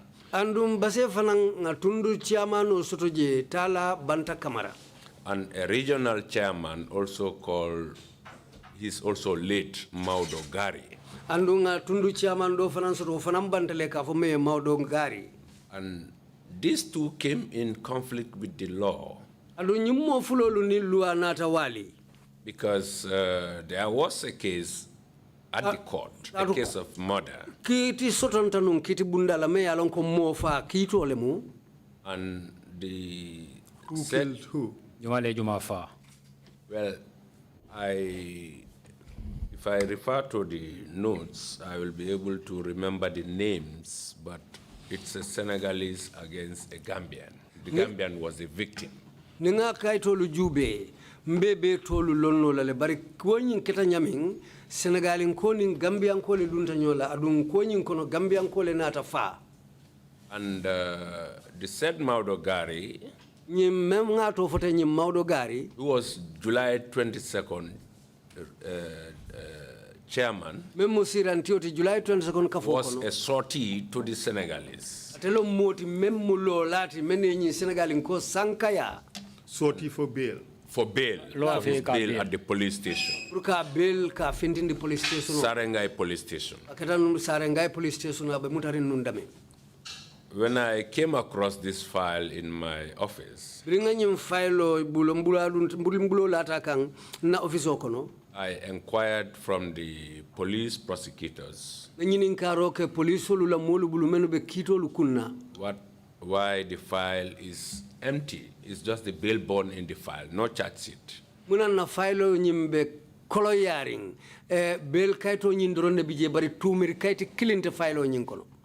Well, I can recall the prosecutor who I asked was Sergeant Gay.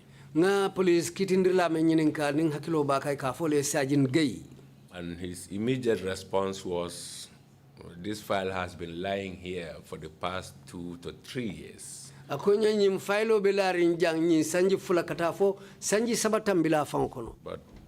there is nothing they can do about it. And I asked why. He said then there was a Nigerian magistrate in Basse.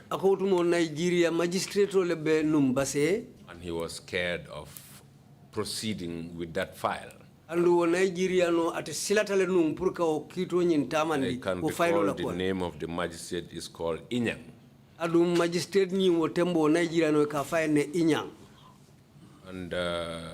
I said, but why should the file be here and nothing is done about the file? Said,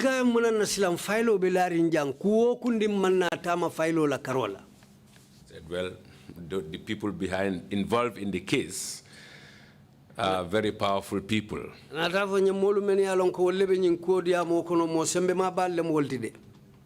I asked how, and then he explained.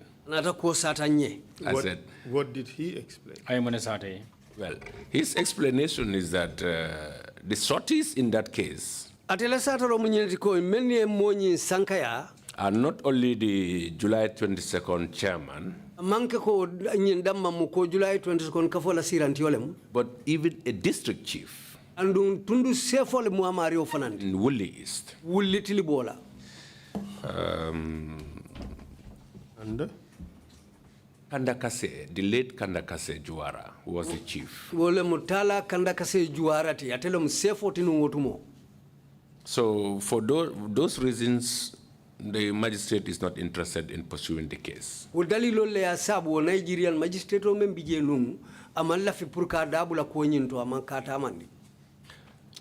I picked up the file and invited the sorties to come to court. And invited the police prosecutors to at least file a charge in the file. But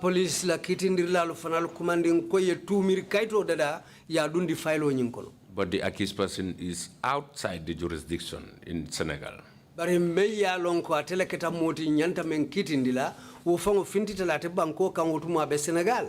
But because the accused is outside the jurisdiction, we cannot make headway. So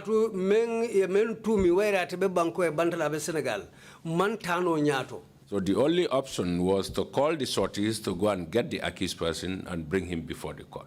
Well,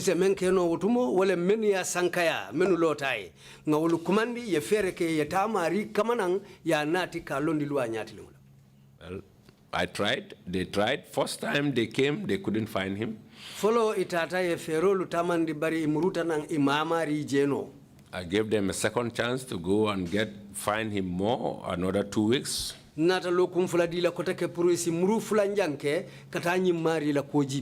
And still they cannot find the accused person.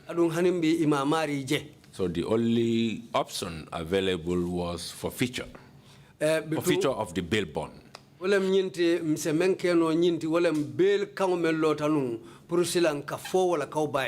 that led to a big conflict between myself as a magistrate and the July 22nd.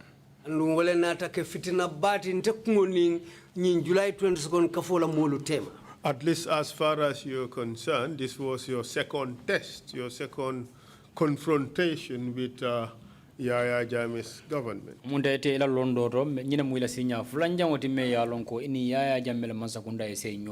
Yeah, exactly, but this time at a more difficult level.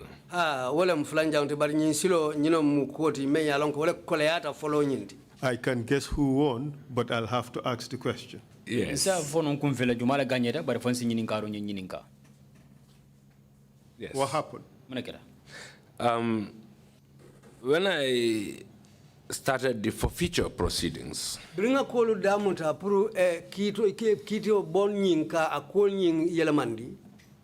at first they refused to pay. The regional chairman, late Banta Kamara,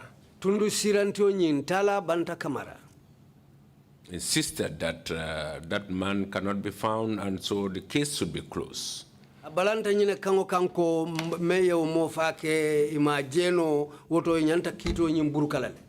And then the report came from Basse to the State House. And then the press secretary at the State House, who was also from the URR, is called Batata Juara. And wotumo membe kibaro bunda la State House o tembo ate fango kungo bota Basse banko le kang ika fae Batata Juara. And through them, they were able to file reports at the court through the master of the High Court. And we tell la karola ya katano ka kibaro ludundi kiti bunda ba nyento High Court purunyin kamala isi quota mandi ninjela. So that they can get me transferred from Basse. And that was a real difficult test. Because I also insisted on forfeiting the bond to the state.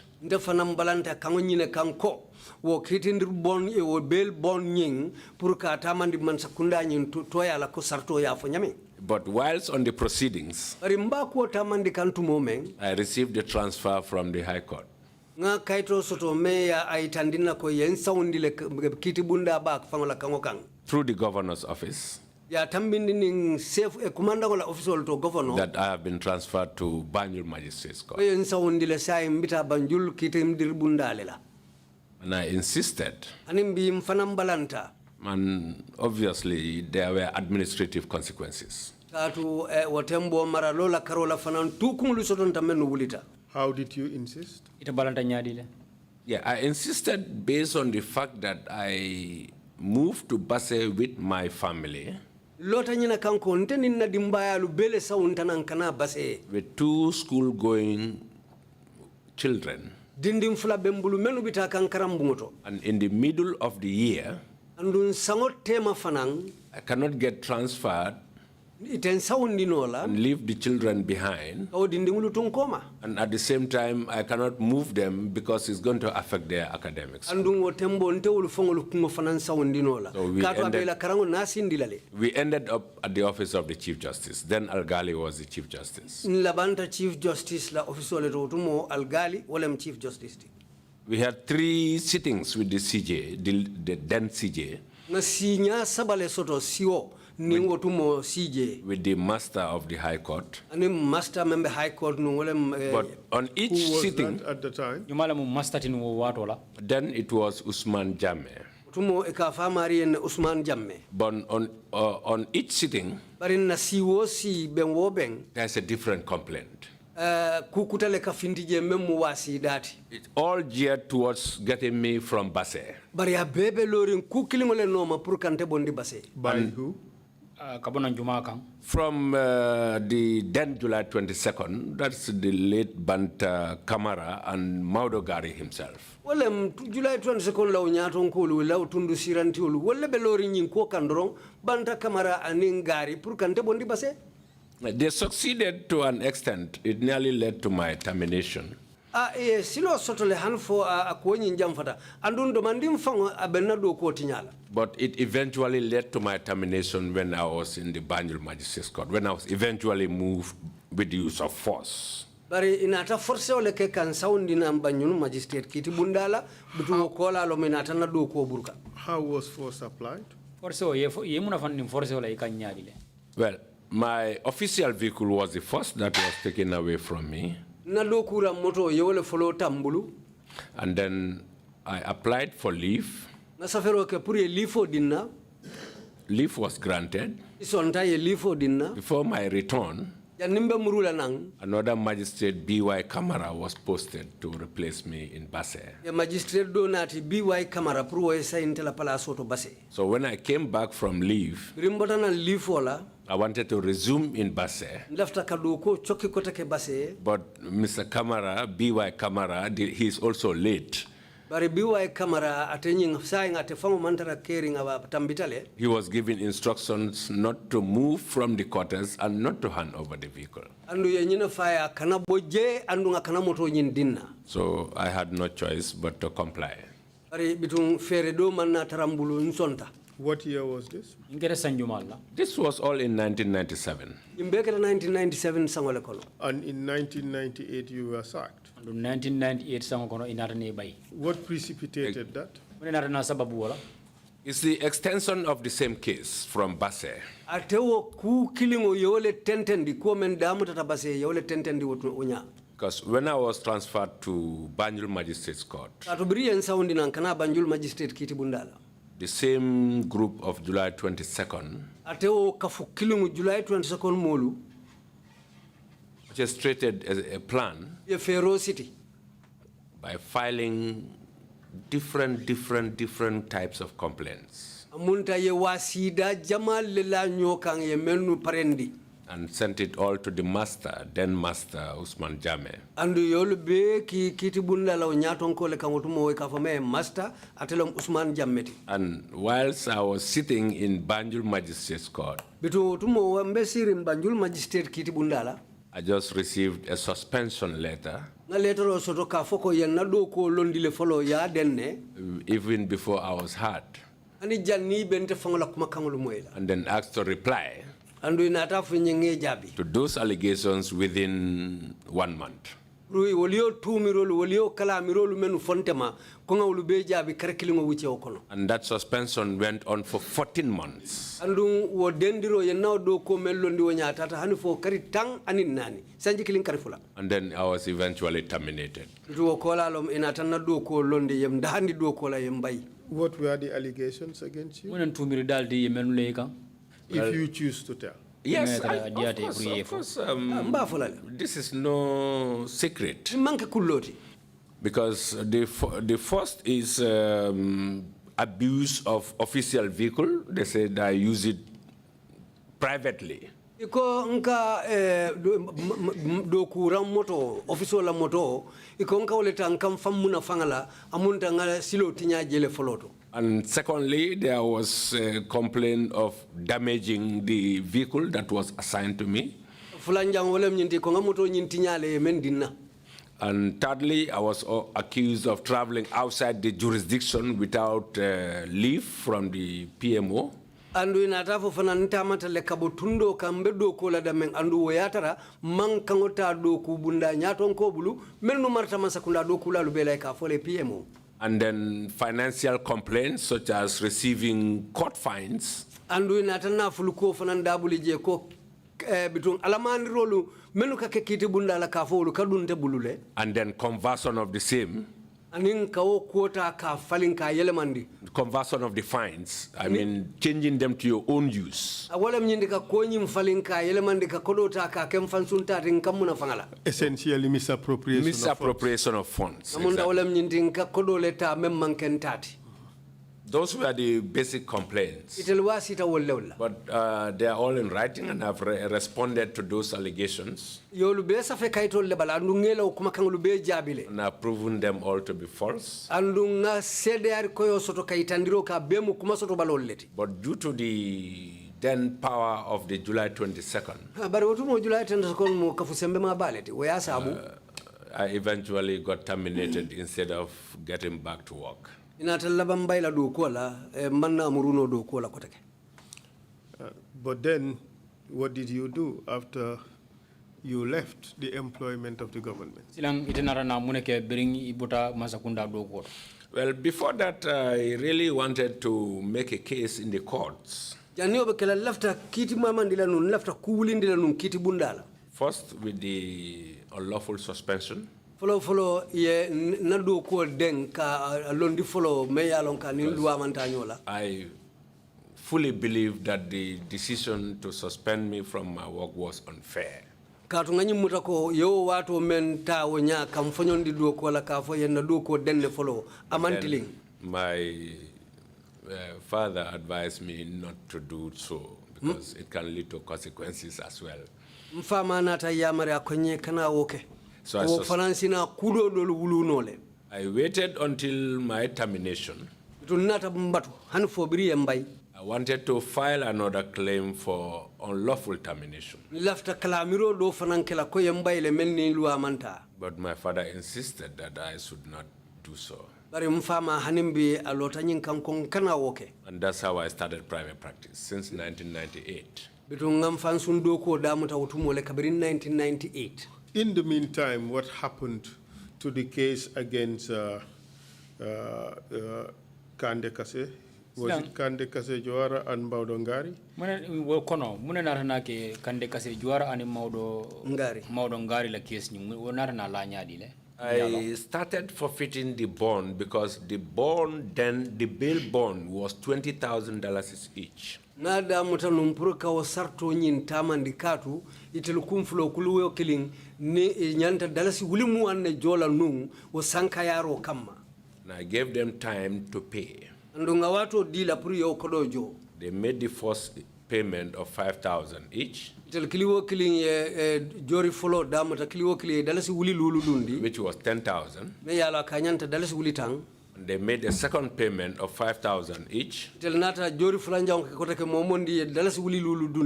making $20,000. And then they filed another report Bitung inata kibar do fanan safe. that money was also converted to my own use. Iko wo kodo ntenga wota mfango yenne. And that was another case before Justice Algali.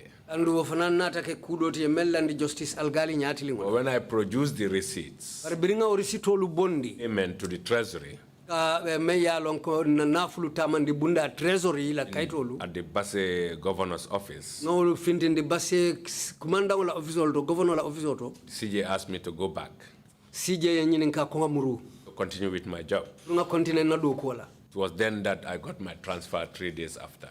Tumolem tilisaba kola nganna sawundiro kaito soto. I could not complete the case. I left it pending. Mankito nyimbano ngatu dendi njele. Do you know what was the ultimate outcome? Case nying we yalo na nyala ba nying muna na ka ala kuntru nyati ya londi nyamemba. Well, since I left Basse, I didn't follow up from BY Camara to know if the case has been completed. Rimbota base manna ko nyin no masata wala ka BY Camara nyininka anatala ba nyamin. So then you went into private practice. Yelto minata na damu ta purka dogo ko ifanwe. Exactly, yes. And during your long career of a private practitioner, you have come across egregious rights violations.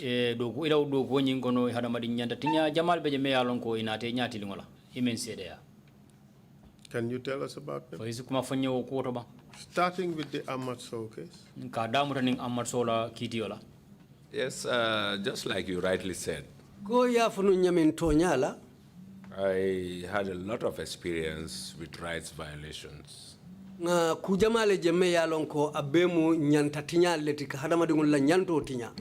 Because starting with the case of the ID Sow, this is an illiterate man who is doing cattle business. Resident where? In Nyomi. I can't recall the name of his village, but in Nyomi. And he used to supply cattle to the president and gets paid for it. Which president are you? President Juma Ebemen. The former president, Yaya Jammeh. But after 2 successful transactions, the 3rd time, according to my client, the president gave some money up to 1.3 or 4 million, but it's more than $1 million. President Kotona atakodo mendundi aseke million killing wuli keme saba wala wo mafang wala bara siata million killing utile dal. And gave it to his direct aides. Di ala doku lalle la meni alon koy bate fango bala doku wala. He mentioned 2 names, Solo Bojang and Pa Bojang. Solo Bojang nim Pa Bojang. But then the money never reached my client. After a while, the president asked for the cattle. And they said they paid the money to the accused. And he failed to deliver the cattle. Would you say Hamadi Sow is from Ndofan? Ndofan, exactly. Exactly. His arrest. And refusal to grant him bail. But this was a case of either theft or fraud, or obtaining by false pretenses. All of them were bailable offenses. I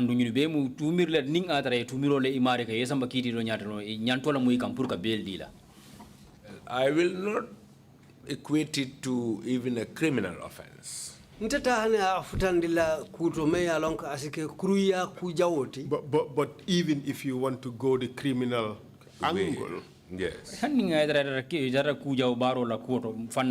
And that is all based on the assumption that the allegations were true. It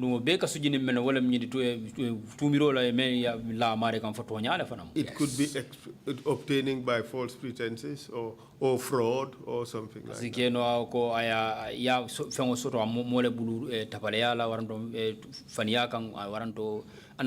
Of course, it could be a straightforward breach of contract. Failure to deliver. But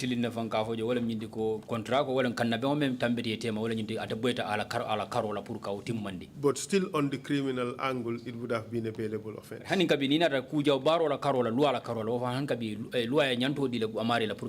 Why was bail not granted? Yes, there were so many things that were happening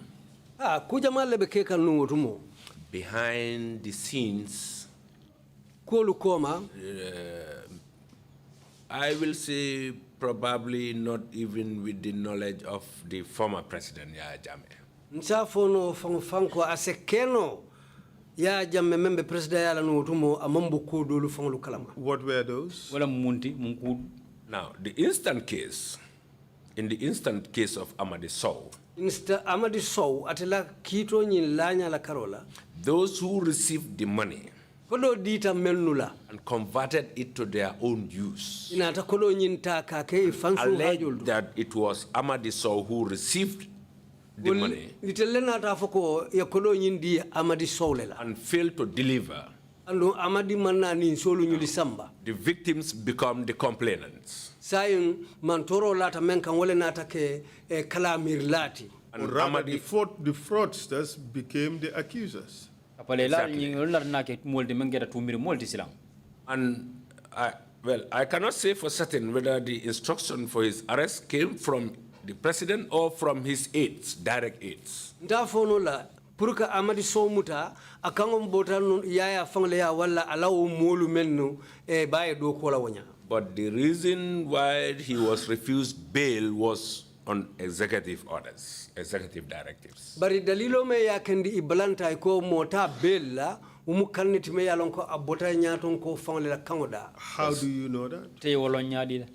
From the police. I went there to secure his bail. Police ole ofonye nte fango kumule tata je puruka bail. But there was no way that he could be granted bail. He was under investigation for more than 1 month.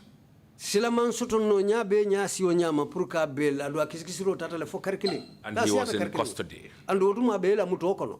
And what do you mean when you said there were executive orders to not grant him bail? Let's try to understand this executive order.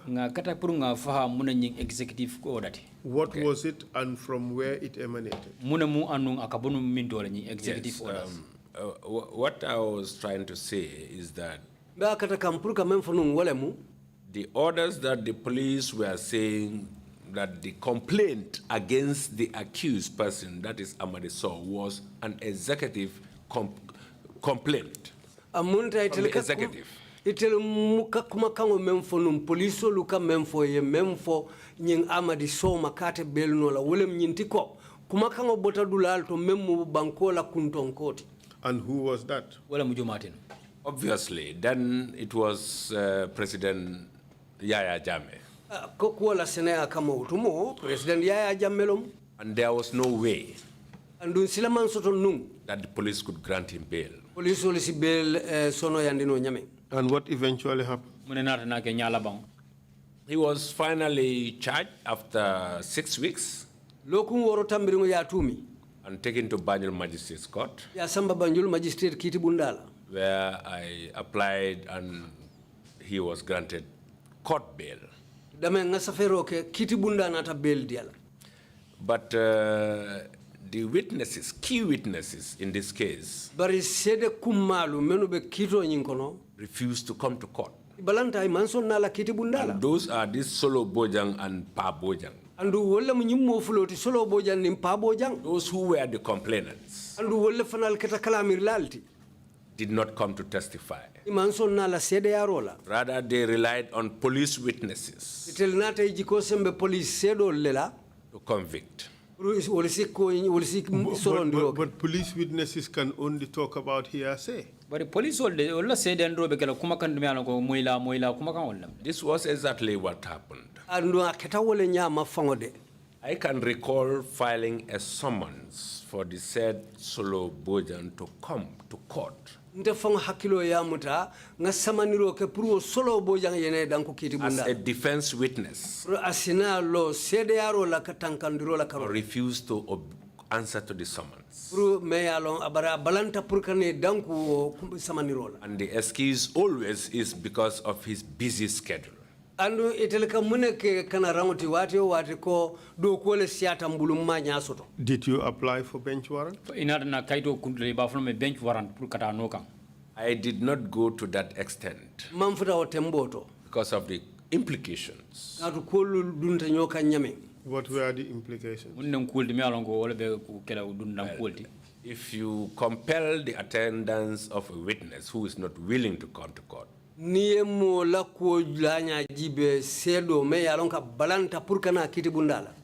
he becomes a hostile witness. Akana ke sede jawoleti. So I let it go and proceeded and closed my case. Ntenda woto nga kito nyintama ndi onyale nga da sorong. Well, there's a way out. You declare them hostile and you cross-examine them. Silo be jere siktano ni menna yi fanga ko sede jawol dem si sa da soro na je isi natino le yena yi nyininka ni. It's a nuclear bomb. You are afraid that it will detonate on you. That is the risk. It's risky. Not only that, I know that it was practically impossible for any officer to arrest these two, any of them, and bring them to the court.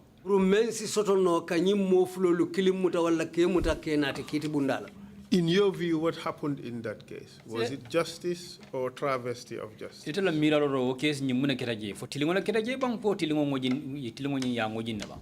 I'm coming to the end. At the judgment stage, the magistrate sensed that this is an innocent man. And during the proceedings, there were officers in plain clothes coming to monitor the proceedings and report back to the two officers who were the fraudsters.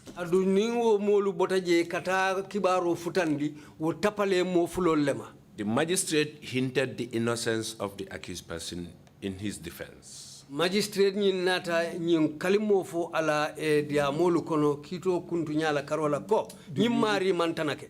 Do you recall what he said to hint, to suggest that this guy was innocent? Ya kilo samura no kiti ndirla nying ay muna fo nyintu mir mo nyinna ka fo ko nyimmo mo senangolati amam fenk. Yes, when we filed summons on Solo to appear, bring a samanir kaito da pour Solo ene danku. We failed to secure his attendance. Amanson na la kane danku.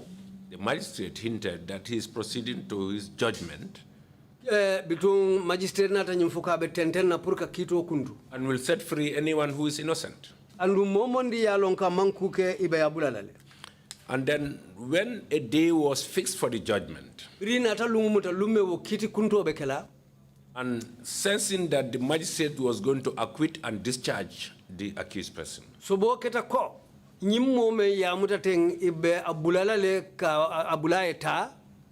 he was fired a day before the judgment. And do you believe that was coincidence or it was designed? For itala miralo ro mo kula me ya lonko atombeta fele ban fo kula me ya lonko ya parendi akamale. That was designed specially for that case. Yo parendi o kito da manne kamma yo ke wala kamma. Of the implication of the innocence of the accused person will bounce back on others who obviously will bear the brunt. Gatu ya jako ye nyimme mutateng ninga natake moti ye membula ku aseneata nataje ko amankuke wo kuoduno bina murula molle kan men yalon ko wolle mo tapale wolde. Who signed the dismissal letter? O bayri letter o nyen jumale ya sign. I did not see the letter. Ndema letter o njede. But I can recall the magistrate calling me Bari hakilo ya nyimuta magistrate nyi yenkumandi to come with my client, runinna kiliano nyi yena deliver the judgment before he leaves office. pro kito kuntu jannabe bola office. And unfortunately, it was not possible. Bitun kola sai komo kama mangana keno wonya. Because of the fact that the accused person lives in the North Bank. Kato ya nyimmen tumiten abe sirin krewan tundole ka. And it's difficult for him to get to the court. Ando akoleata bulu purka futa kiti bunda la wato. Next day, he packed his luggage and left the court. Woso molem magistrate ni ala kiti ala fengulu kafunyo mabota kiti bunda. Finally, after 1 month, Bere konyin la nya birin kar kilin tambita. he appeared again back to the same court.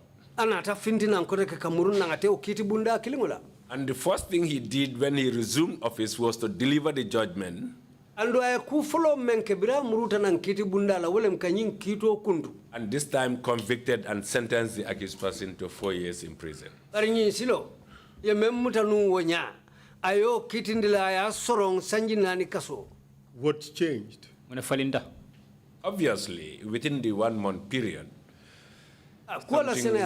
something transpired that warranted a change from his acquittal to his conviction. Wo kiti wo kar kilimo uche nyinkono ko lu falinta wole kono me yalon ko nunto nyanta bulalale bari sila ina tayele ma ya sorong. I was not privy to that. Mambo kalama nunde. But I could sense that there was a change in circumstances Bari nata sobi nyina ko lu la nya kono lem falingo keta woldo due to the demeanor of the magistrate while delivering his judgment. kato magistrate nyim fango be kito kuntula tumo men akalango be nu nyami. Loss of one's livelihood and regaining one's livelihood. Exactly. I could see the Who was change. that magistrate? Then it was Magistrate Emmanuel Nkia. Magistrate Emmanuel Nkia. He started as a magistrate in the Banjul Magistrate Court before going to the High Court. Follow Banjul Magistrate Kiti Bundale la Jannabita High Court. How did you feel when you saw that? I knew automatically what happened, although I was not privy to it. Because the only condition for his return to office was to get the accused person convicted so that other people will be deemed to be innocent.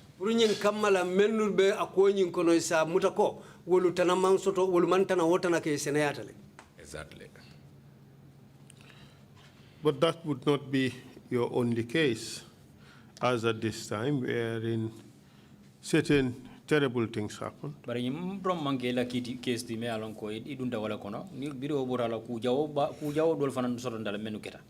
us about the case of Njoguba, Bakari Jame, and Lamin Jobate. Sorry, it's a typographical error. It's Pahari Jame, not Bakari Jame. Pahari Jame? It's Pahari Jame. Savero le filoketa savero dale Pahari Jame lom Bakari Jamete. This was a very difficult case. You can say one of the most difficult I have.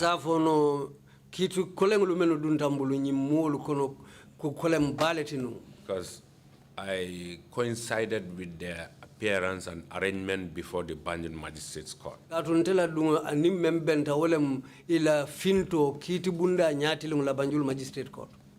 arrangement. Appearance.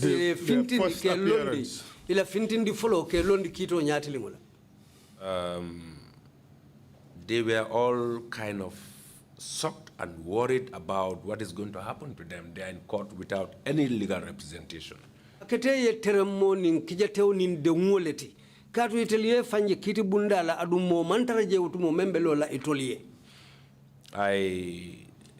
called Njogu aside He explained to me that, well, he just find himself in court. He did not have time to prepare for a lawyer. Because they just came to report at the police station and they were forwarded to the court.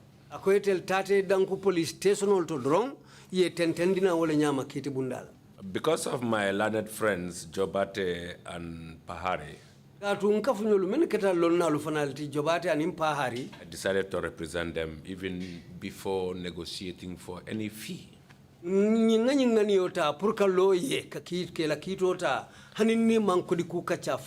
But then the economic crime decree was like an offense that was not bailable. Economic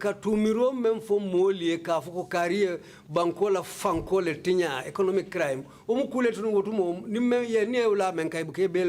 That was one of the charges against them. They were also charged for abuse of office.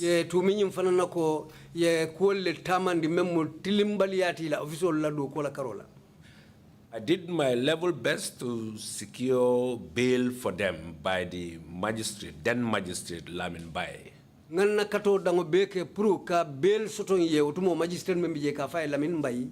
for the first time, bail was granted by a magistrate in cases of economic crimes. But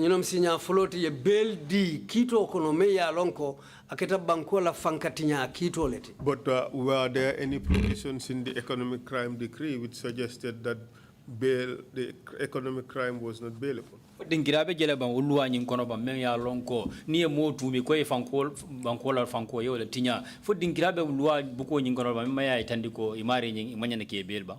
There is nothing in the decree which says that economic crime is not bailable. Femfente wo sarto nyin kono ulwa nyin mensa me ya foko nyin banko fankatinya tumiro imanyan na mari bail. But those who are charged with that offense are mostly political offenders. Bari jama ikamenu tumi wo tumiro fasongola ulukake molleti men ya lonko politiko ye inoma sata wala la ka politiko and they are mostly remanded in custody. Adun jama ke be sambari manle yetara muto kono. Why do you think that was the case? Mune ya sabu ite yamra wala ku wala nyati. Sorry, I didn't get that. Why do you think that was the case?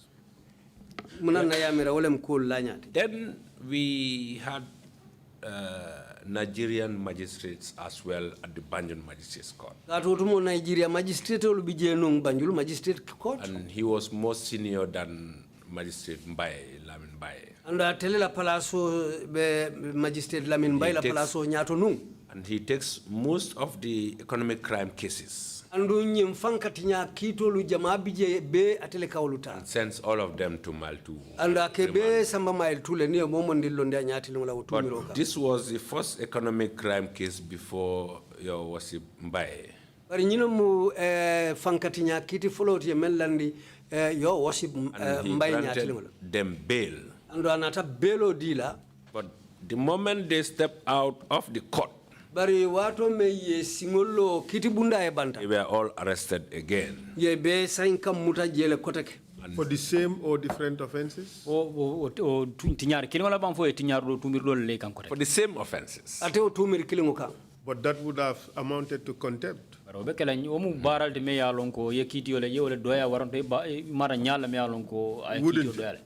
Certainly that is a contempt of court.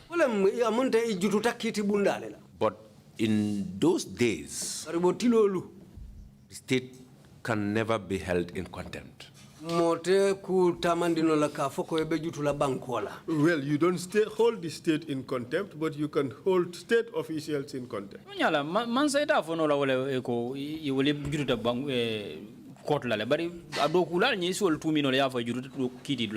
It is a cumbersome process.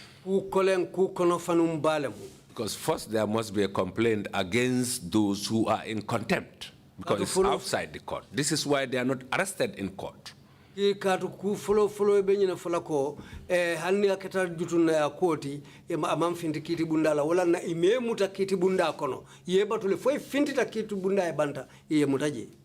Those who were committing the acts of contempt are legally advised. Men ya lon ko kajitin ya kulu tamandi ke ya marile jama jama luala karola. Because this is not the first time that accused persons are arrested outside the court. Katu nyimanke sinya foloti molu menu ye tumi ike mutakiti bunda e bantala.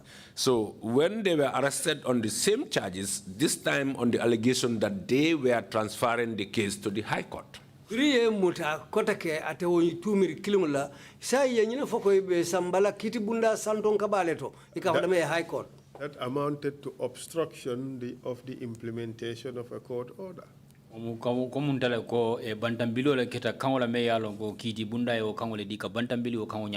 Certainly, I know that is criminal because that's an interference with court processes, court orders. Ngalon ko famu kruya ko di kato amunta dabulo le moti ke dabula kiti bunda la kanta mandoto. But then within a short time, Bari wati sutun kono whilst others are languishing in prison, waiting for their cases, dolu be dendi nkaso kono be la kito lu batukang. the face appeared before the High Court. Ina ta finti follow ke High Court na kiti santon kabunda. Remember, in 3 days. Ili saba kono ni manyina. And then, Yo wotembo the magistrate who was in Banjul magistrate care, magistrate membe Banjul magistrate kiti bunda la magistrate nkia. appointed as a judge, Ya tombo nka ke kiti telati George. and was assigned to hear that case. Andu ye nyindo ko dia tela pride hao kito ta. I don't know whether it's Coincidence or by a design. Yeah, Malon exactly. fo ko le benta bang fodun ya wuli akamale kotake. But of course, the outcome could easily be Determined. predicted. Certainly. But Mr. Chair, it's almost 5 o'clock. Let's leave it at that for today, and the witness would finish tomorrow. I hope, Mr. Mboj, that would not interfere with your schedule. Yes. There is no prospect, there is no likelihood that we can finish today. Yeah, I believe that. So give the commission some priority and appear tomorrow morning and finish your testimony. I will advise myself when I leave here and see how. Mr. Mboj, you cannot leave this to advise to yourself. Absolutely. You would act accordingly and do the necessary and inform all other courts that you have an appearance before the commission. I am sure they would understand. No, it's not about appearing before the commission. It's about the arrangements for my Other program cases. tomorrow. Indeed. Yes, So make the necessary adjustment and commit to be here tomorrow morning at 9. At 9? At 9. Okay. Thank you very much. You're welcome. Is that fully confirmed, witness? He would be much obliged, I Mr. will be Chair. obliged, Absolutely. Mr. Chair. I'll be obliged to come to the commission. Thank and you very finish my much testimony. for your attendance this afternoon. Thank you, Council. We will resume tomorrow, 10 o'clock sharp in the morning. Meeting is adjourned. Thank you.